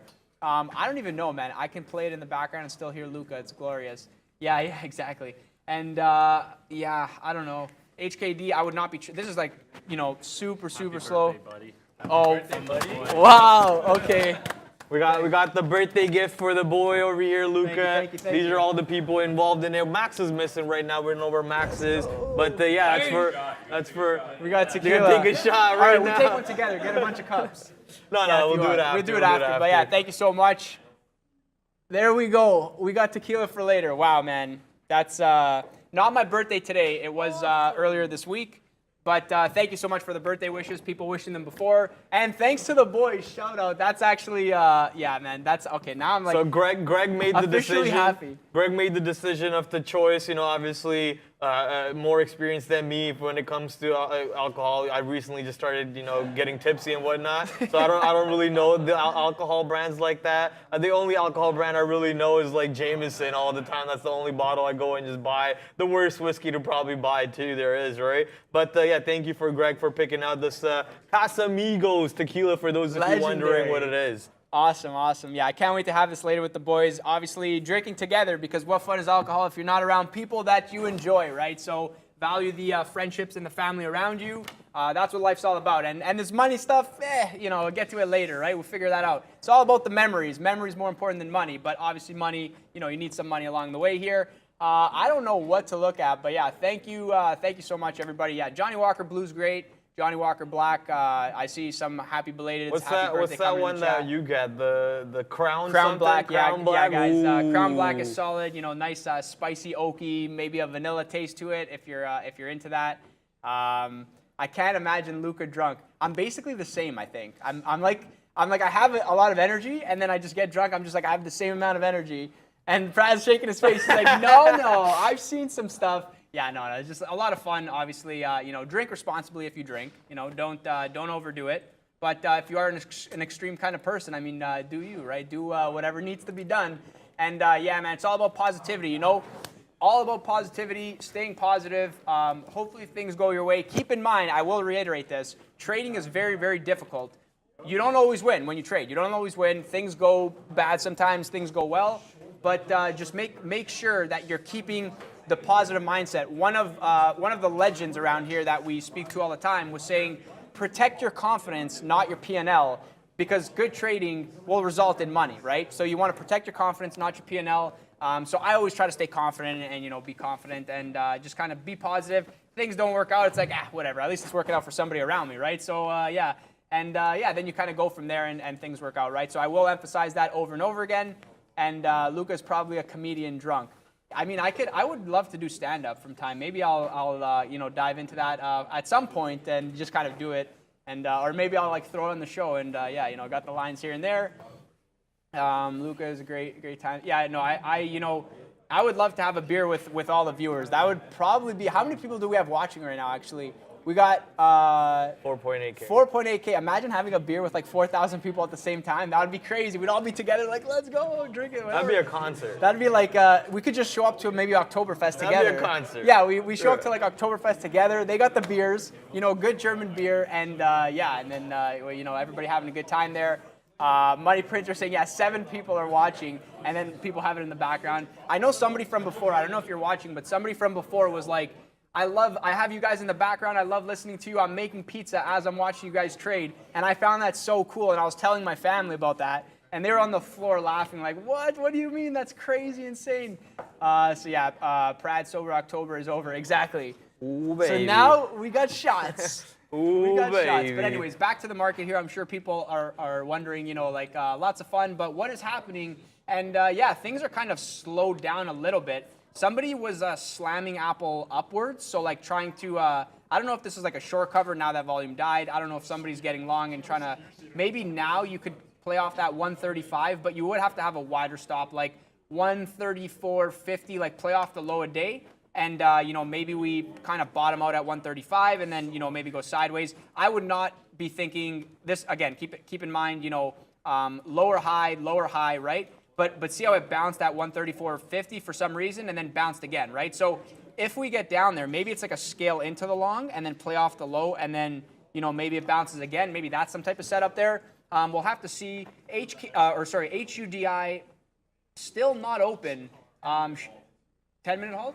Okay, so 10-minute halt on this one. So where are we? Do I have the time? Oh, no, I don't have time there. HUDI, so I don't even know how long it's been. Let me just quickly check this here. Halted at 1:19:30, so that would be 12:29:30. So basically in the next 2 minutes, this thing's going to open. Make sure you're watching that. And guys, I will keep on rocking. Things are going well. Pretty happy. And hopefully you guys are enjoying the show. We appreciate the likes that come through. 2.5K, definitely really, really exciting. And somebody, thank you for the super chat there, Shopify. So let's have a look here, Shop. I know Neil called the double bottom. I guess it's below the bottom because everything was breaking down here. Let this thing load and see. Yo, didn't I have a Shopify short? Are you kidding me? Yeah. Are you kidding me?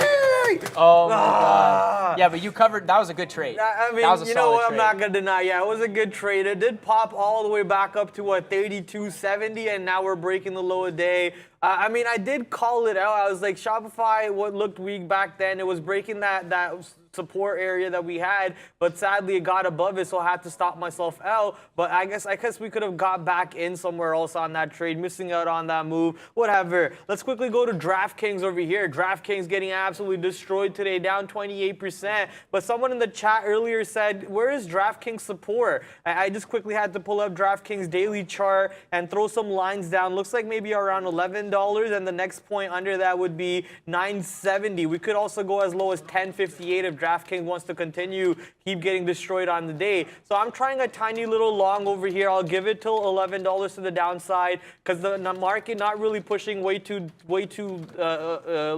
lower to the downside. It keeps trying to stay above the 37.15, 37.20 area for the S&P 500. So maybe if a long does work out in the market, we'll see DraftKings over here push up, and Pinduoduo that we've been nursing for so long, only 36 cents in the money, but not really pushing to the south side for us. Not sure what to do with this trade yet. At least I don't have to worry about losing money on this trade just for now. We already took out 50% of our size on it. We're going to send it to Luca again. Yeah, so Hootie is open over here. Opened up, obviously, at above 120. This thing, guys, if you see, sorry, let me just drag this up for everybody to see here. So this is the tape. Everyone's looking at the same thing, but for people that don't have access, I'll share this with you guys and kind of make it bigger. See all these ones?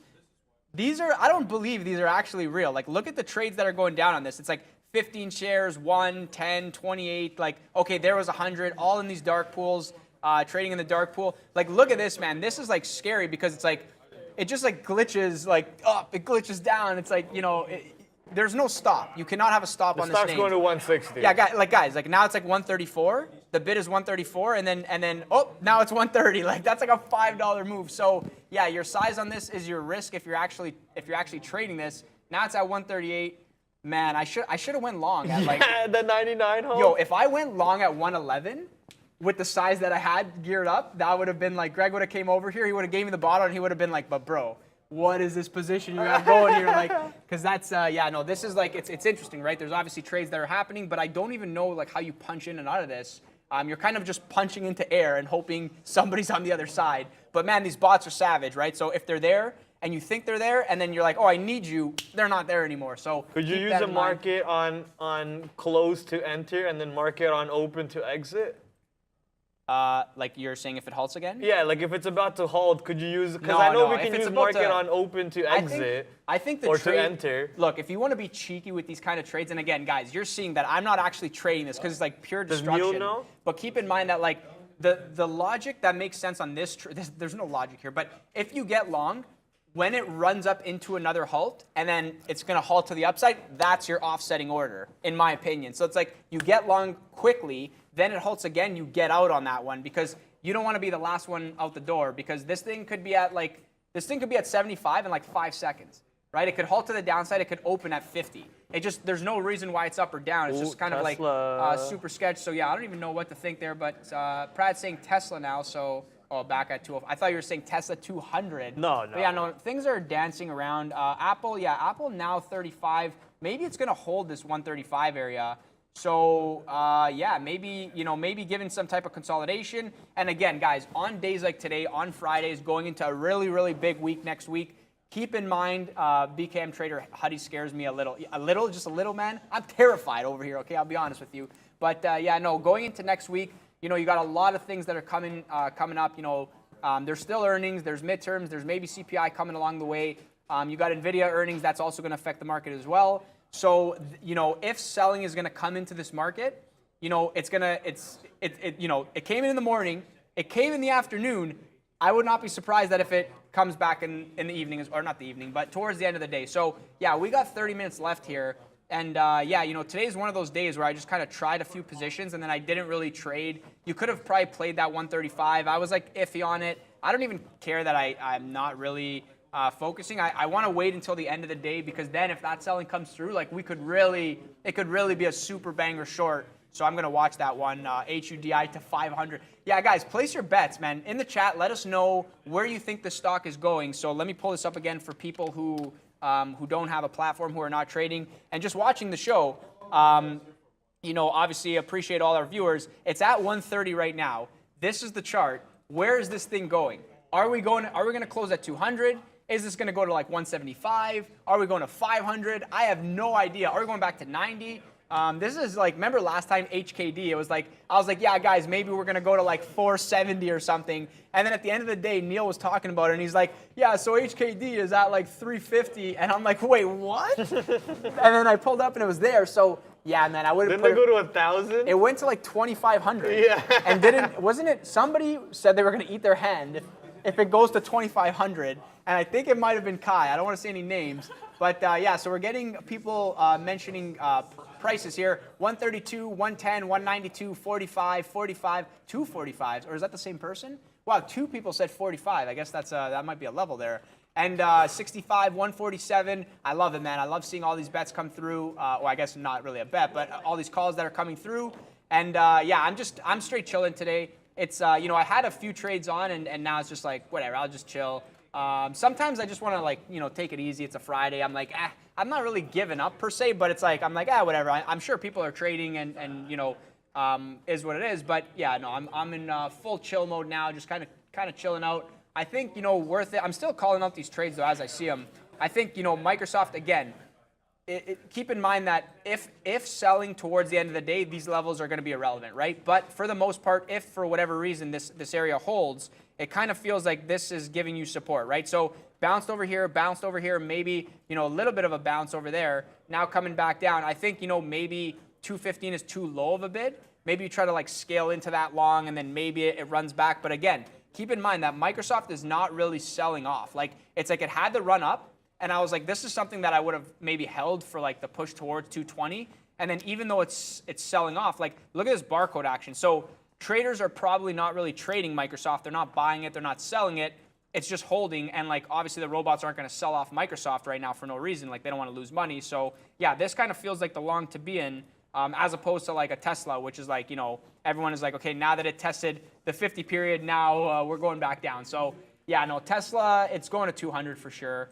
I think, I mean, I shouldn't speak in certainties, but yeah, no, it kind of feels like, you know, Tesla's really going to get there. And yeah, sorry, I didn't check Netflix from before. Somebody was like, Netflix, and I saw it, but I was like, oh man, so many other things are moving.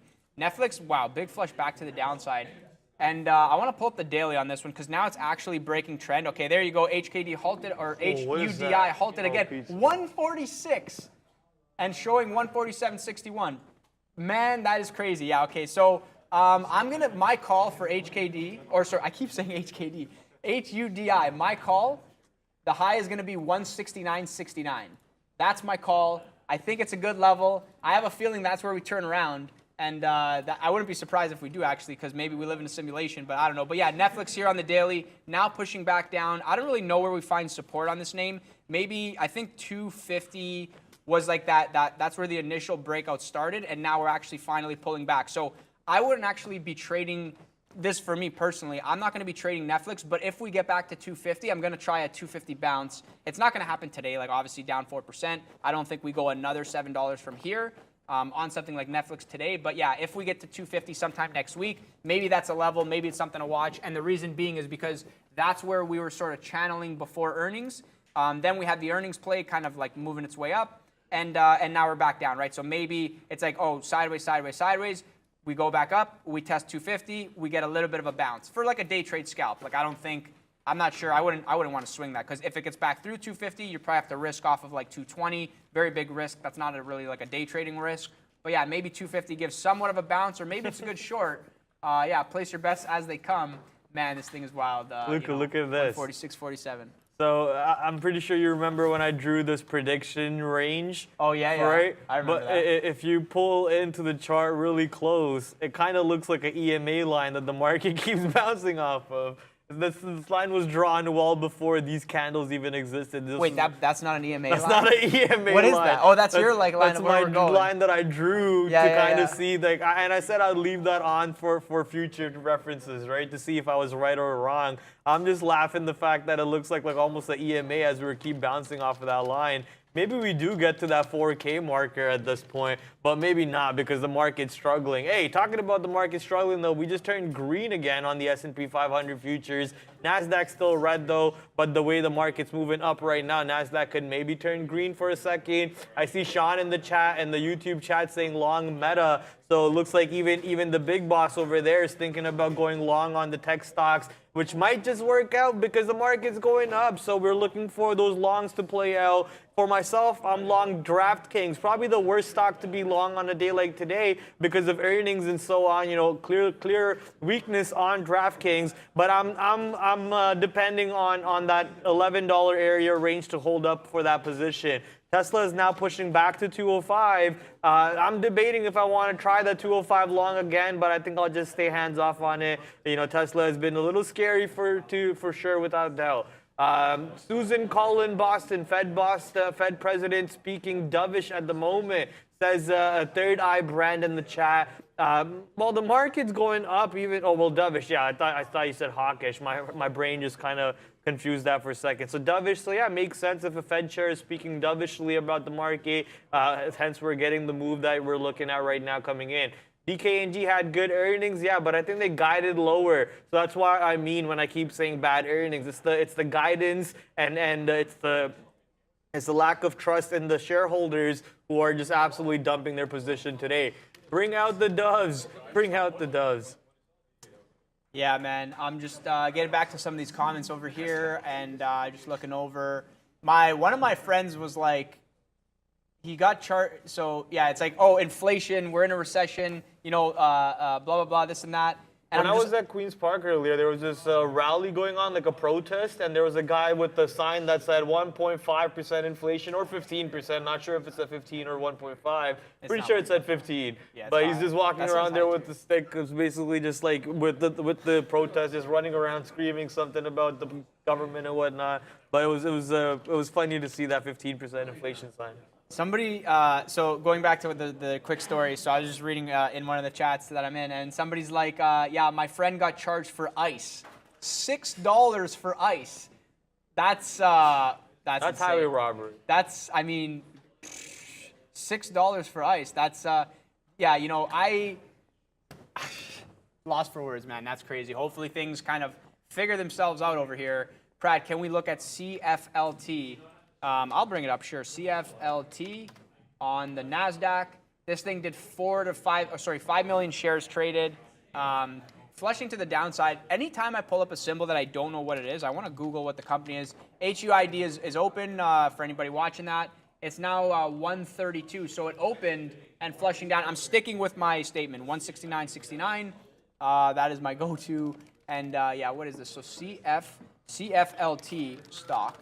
What company is this? Because I'm not really sure. Confluent on the NASDAQ. They're a $5.6 billion company. Subsidiaries in India, so maybe Indian-based company. Not really sure what these guys do. Where are they year to date here? A little bit down. From a daily perspective, maybe you could say the 20 level. This thing is down, and I'm just going to drag over the daily for everybody to see here.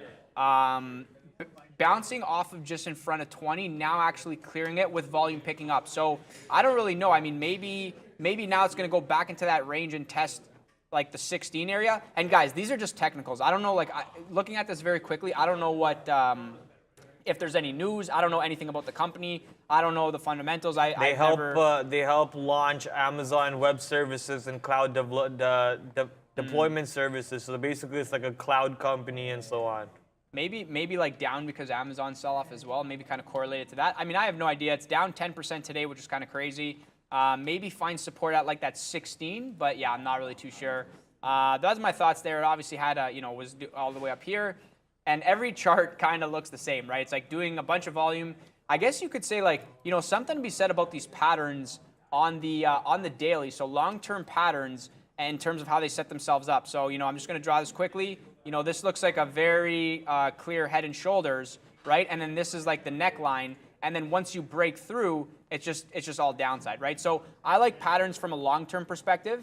And this is showing you, head and shoulders, then it breaks that neckline, and you have the $50 level right here, right? And look at this, it breaks 50 and it never looks back. So you could short, closer, you could short above 50, wait for the 50 test, then it breaks 50 and say to yourself, okay, if we get back above 50, I'm just gonna get out of this. If not, I'm gonna hold and see how low this thing gets, like from a swing trade, and boom, like this thing, you make a lot of money on that kind of trade, right? So very, very nice setup. But again, this is going back to like what, like 20, this is like 2022. So, now at this point, it's hard to say, right? Maybe it's not really a set, maybe it finds support and then goes sideways, you know what I mean? That's kind of my thoughts there. Probably a little bit of more of a slower mover there. But yeah, hopefully that helps and provides some insight there. And man, I love bringing up the, drawing lines on charts. It's kind of fun. Somebody was saying from before, and going back to Prad, what you were mentioning with the line that you drew on the chart, somebody was like, draw your lines and stick to them. And I'm like, yeah, man, so guys, I don't trade futures, but I decided I'm going to trade futures today in the morning. I was like, yeah, that's it. I'm going to trade futures. Let's see how this goes. And the line is not on this chart, but it was on my chart on the PC back over there. And I had resistance levels at like 37.60 and 37.65, I think it was. And so like the market was going, it went down off of that news. It went back up. It approached this line. And I was like, what is this line from? I'm like, well, if this line's here, I think this is the line. So I tried the short and I got like stopped out. And this is the thing, I don't trade futures, so I don't even know what I'm doing. I shorted, it went up. I was like, oh man, now it's above the line. Maybe I should get out. So I took the L over there. Then it finally went back down, and I was like, okay, whatever, I'll try it one more time. Tried it again, this was a break even, so I'm down on this, obviously, from kind of this mishap over here. But yeah, I don't hate it because we went all the way to 3,800. I think if you had the short, look at this, man, running through 3,800, doing a little bit of volume, running those stops, then tank city. So this is like we're in a bear market, obviously favor the short side, we are going down. You get to 3,800, that's a short, that's almost a 100 handle move intraday. And this happened from 10:40, and the bottom was 12. So what is that? That's like an hour and a half, almost a 100 handle move. Man, what a time to be a trader. And again, I will reiterate this. You take L's, no problem, because what a time to be a trader. You can make it all back in the next trade, on the next day, on the next month, because this market is just going insane. Not like, some of these old school markets where things are very slow. Oh, you lose money. Like, how are you going to make it back? Things are just kind of chopping around. I know on the small cap side of things, it's like things go wild. And if you lose, it's no problem. You're going to make it right back. And then it kind of dies down, and you're scratching your head like, oh man, I can't really get involved. I got to really wait, really be patient. So yeah, sometimes patience pays. I think Sean said that this morning, and I reiterate that as well. Someone mentioning Netflix low a day. Huddy is halted again. Yeah, it is halted again, guys. It's on the left side of my screen here. Halted at 131.80, and that is the price that DWAC halted on the upside, if I'm not mistaken, or 127, something like that. Anyways, it's halted to the downside. This is the chart over here. It opened at 146, just in front of 150, and then went down and now halted. It's showing 127.95. So 127.95 open. I don't know if this is going to be a 10-minute or a 5-minute halt. Let me just pull this up here. Okay, now we're open again. So yeah, this thing open again, and I don't know. Your guess is as good as mine. You could watch this on this side if you want. 130, maybe getting some type of dark pool iceberg offer at the 130 level. Maybe that's a good short, I guess, but I don't know. I'm not shorting this thing. I'm not long in this thing. I'm chilling. I'm watching it. Pure entertainment for myself. Wow, 115. Oh my God. I forgot I was on the show for a second. That was a breathful, man. You can probably be a great swimmer. That was a monster sentence. Just oof. And very informative too. That's the best part. It's not like you were just saying random stuff to fill the air or whatever. That was pretty good on you for being able to do that. Luca was made for the show. Trust me on that side. Tesla though. I just want to say you would think that after the show I would stop talking, but I keep talking. I'll keep talking for the rest of the day. That's not true. And yeah. That's not true. But no, we're looking at Tesla over here. We're going back to 204, and the market's also trying to pull back to the south side. Market's really struggling to make a higher high and keeps making lower highs and lower lows over here on every single 5-minute candle that we're looking at. Let me just pull up the chart and zoom in for you guys, show you exactly what I'm looking at. There we go. Lower high and lower low every single candle that we're looking at. So maybe maybe we do get that move to the low of day, and then maybe it breaks it, maybe it bounces off it. Not sure what the plan is for the market, but DraftKings is not burning us, and Pinduoduo isn't burning us either. They're both in the money. DraftKings only 6 pennies, and Pinduoduo 50 cents in the money. We're also looking at our scanners. Thank you to Trade Ideas for these scanners, and if you guys want to sign up for those scanners, do !Trade Ideas in the chat to get that link for yourselves. And sign up for Trade Ideas. Get 25% off. The second biggest sale, the previous biggest sale that they've ever had was because they partnered with the #1 trading show, Trader TV Live, and that was 30%. So if you're upset that you missed out on the 30% sale, at least you can get the 25% sale. Click on those links right there, that Bears vs. Bulls /Nightbot. Threw it out in the chat for you guys. Coming back to the chart though, Netflix, which previously announced or launched their lowest ad subscription tier, we're waiting to see how those numbers play out. Obviously, we have to wait for the end of the quarter. So that means next year when the earnings report comes out, we'll be able to see exactly how these numbers play out for Netflix. Did their subscriber count go up or did it go down? But something that actually I've been wanting to talk about, but I keep forgetting because we haven't really had an opportunity to talk about Netflix too much, is the lack of ad revenue going up these days. A lot of companies are pulling back from spending on ads. You saw that happen on Twitter. Obviously, we know why that's happening on Twitter. But even generally around the board for YouTube, for Twitch and other companies out there, apparently ad revenue spending going lower. So we want to see if Netflix is able to actually make revenue from the ad companies, paying them to play the ads on their platform, and also making money off the viewers, the consumers who are paying for the ad-supported tier, which also adds for another source of revenue. And then how many people get annoyed from that ad-supported tier for getting 4 minutes of ads for every 1 hour of watch time, then convert that lower ad-supported tier into the proper tier that they have right now or they previously had. So all of those questions will be answered on the next quarter. Netflix obviously had a pretty good earnings report recently, which launched it to the north side all the way up to, what, $300, rejecting that and now pulling back to $250 almost, which happens to be around the 100-period EMA on the daily chart. Netflix is also being competed with Amazon Prime and Disney Plus and so on. And Disney Plus is probably the best one to get an idea of how the ad-supported tiers work there because they've been doing it for so much longer than Amazon Prime or Netflix. Also, quick note about Disney. Disney apparently is now allowing you to buy their merch 1 week earlier if you're a Disney Plus member. I don't know if that's that beneficial for people to be like, oh, I got to buy their products a week before it goes onto the real store where everyone else can buy it. And that would be the reason for people to go buy a Disney Plus membership. But it's an incentive. It's an incentive nevertheless. So maybe they do bring in some numbers off of that.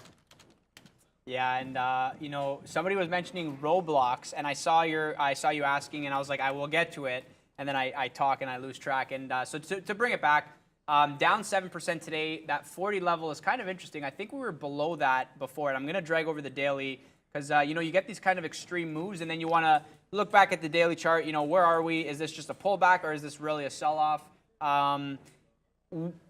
This is the thing that worries me about from the long side of something like Roblox. So I think this was positive catalyst that started the uptrend. Then it was holding trend, pushing to the upside, and then went to test that 50, but didn't actually break the 50. And 50 is like obviously, you know, huge psychological level. Broke it last time, did a lot of volume, and then back down, right? Lower high, going back down, breaking back above. So now maybe this wants to be in like this type of range that it's kind of set itself into. So as we're selling off, you know, maybe we sell off some more next week, right? I would expect support to come in at 34, and then if 34 breaks, yeah, maybe we maybe we go down to like 25 area. That would be like a huge sell-off. And as you guys can see, the volume here, it's like the volume was you know, a lot over in this area, and then it died, right? So volume was done like over here. And so like as we come back down into these levels, you know, volume profile, maybe you get bids that step up in front of like 38, 36, 34 area.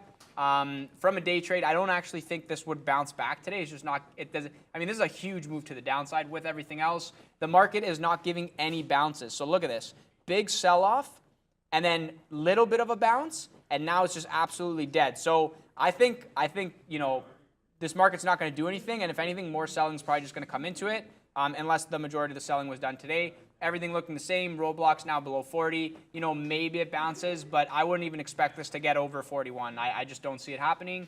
And I actually think probably next week we're going back down. I'm just kind of, you know, taking that approach and lining it up with the broad market, right? It's not so much Roblox. It's more so like these are the technical levels. I mean, it's a big sell-off today. Are we actually not going to go down next week? That would make no sense. Maybe we get an inside day and then go down from there. That's my thoughts on Roblox. Hopefully that helps you. I think Nancy Pelosi has calls at the end of this year. I don't know if she exercised them or not. I can't remember. But boy, was she wrong, and that's actually a rare case there. What? That never happened. Yeah, exactly. That never happens, and yeah, no, it's kind of interesting there. I just want to do this real quick. I was just stalking my Twitter page, obviously. Thank you for the new follows that came in, so close to that 3,700 marker. But I was just stalking how many people are in this Trader TV list that one of our viewers made on Twitter. And what caught my eye is this fake Trader TV Sean and this fake Trader TV Live page that he follows on this on that list that he created. So yeah, guys, watch out for all this fake accounts. There's going to be a lot. Even this one's a fake. This is not a real account. So make sure you're following the right pages. If you want to follow Trader TV Neil, Sean, Brendo, myself, even Justin out there, make sure you go to Trader TV Live or do / socials in the chat, and you'll get the link to the Trader TV Live. You'll see the chat page or this page only follows 14 people. Why does it follow not Jerome Powell? I guess for parody and whatnot. But that's pretty funny. But yeah, look at the accounts that this one follows. These are the only official accounts of Trader TV Live. Also Trade Ideas, obviously. Justin, Brendo, Trader TV Neil. Be careful for those scammers. Tons of scammers out there looking to steal your hard-earned money by completely lying to you about what's going on. Coming back to another super chat. Hey, thanks for covering. No problem, my friend. We got one more. Can you take a look at FCX, please? It's roosting. Coming in from Mark Knight, a $2 super chat over there. Let's go check out FCX on New York. It is on New York. Let's also quickly look at what the company name is. FCX with a relative volume of 2, which is good. Freeport McMoran. Freeport McMoran up 10% on the day. I mean, yeah, I guess you could say it was roosting at one point, but the double bottomed over here on the off the open around what, $34, I guess you could say $34.20 to be exact, and moving back to $35 right now, giving you a good 80-cent trade back to VWAP. But I don't know about roosting at the moment, right? I think there's other trades that were moving a lot more volatile today. I want to go take a look at Boeing. Boeing was pretty intense yesterday and the day before that. Let's see if Boeing was intense today too. I guess not. Finally, it calmed down a little bit. It did try to break out of yesterday's high, which it did do successfully. We got up to almost 161, but getting back under 161, getting all the way back into yesterday's range, and now trading below yesterday's close. Looks like that DraftKings long finally having some pump behind it. We're now 15 cents in the money on DraftKings and 43 cents in the money on Pinduoduo. Really quick before we send it to Luca, as we only have 4 minutes left over here on the show, let's pump that like count. Only 2.6K likes. You guys know that it's a Friday. If you want to hear what Neil has in store for the wraps today, 3K for this show. I know this show doesn't matter for the wrap count. I think it's for the closing show, which comes on in the next 3 minutes or so. It's going to be a brand new show, brand new like counter. So make sure you're pumping that show up to 2K to see what Neil has in store for you guys. But I would love for you guys to smash this like, send it us to 3K or even close to 3K. That'd be awesome. Thank you for all the super chats and all the members who renewed their membership recently today. Thank you for all the love and support, all the subs that came in on that side too. And for anyone who did purchase merch, we love you for that. Market's currently pushing back down and Tesla near low of day. Mr. Luca? I'm just getting back here. Yep. No, I'm talking to some of the guys. I'm saying, what did all the algos just turn off? And they're just like, yeah, we're done trading now. Because things are just absolutely flat here, kind of crazy, and I really don't know what to think.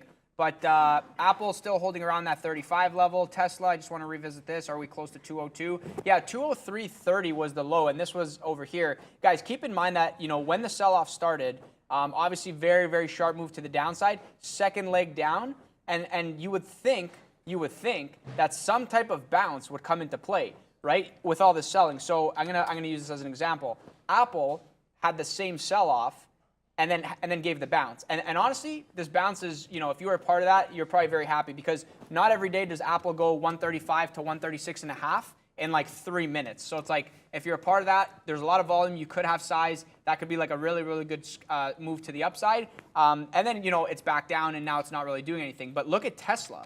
Tesla gave no bounce. And I was like, I don't know if I want to short 210, even though this is like a kind of like a recent low. I'm like, I don't know if I want to short 210 because the first time it broke 210 and instantly popped. And then the second time, it was just, that's it. 210 to 205, and now like no bounce at all. So nobody wants to buy Tesla. I really think Tesla's going to 150. Like it's far away right now, and it probably sounds crazy, but you know, their PE is like 10 times higher than Google, and like I just don't. It doesn't make any sense. I don't understand that at all. So yeah, I wouldn't be surprised to see Tesla trading below 200 next week. And yeah, maybe even going towards like 150. Like this is the kind of market we're in, right? So kind of crazy. I don't know what to think. Maybe that 200 level is going to come into play. Maybe 202 is like a potential short-term bounce. We're done in the next minute. I had a great time. Hopefully you guys did too. Thank you so much for hitting the like button if you did. Hopefully you guys enjoyed the show. HKD is now HUDI.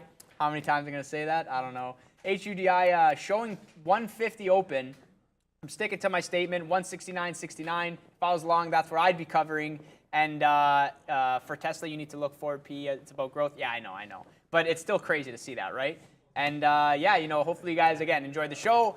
Everybody have a great weekend. You know, spend time with the ones that love you most. And yeah, we'll be back on Monday for a crazy week. Yeah, without fail. Keep in mind, once again, 2K likes for Neil to wrap on the closing slow. So make sure you guys pump that like button. Tell your Anchorage, you know, basically. Tell your other community members out there to smash that like and send it to the roof, baby. Like Lucas said, we had a great time over here with the show today. We'll be back Monday, same time, same place, and have a great weekend. Adios. Hey guys, welcome in. 2 o'clock means a couple hours left on a Friday afternoon here as we head through to, the weekend. Welcome to it. We are dealing with kind of flat markets at this point. We have had a decent session overall, bouncing off lows after that initial sell-off. But here's the way the S&P 500 looks right now. Let's jump right into the big board here. We are down just 0.11 right now. It's tough to see at the top there, but in negative territory, but only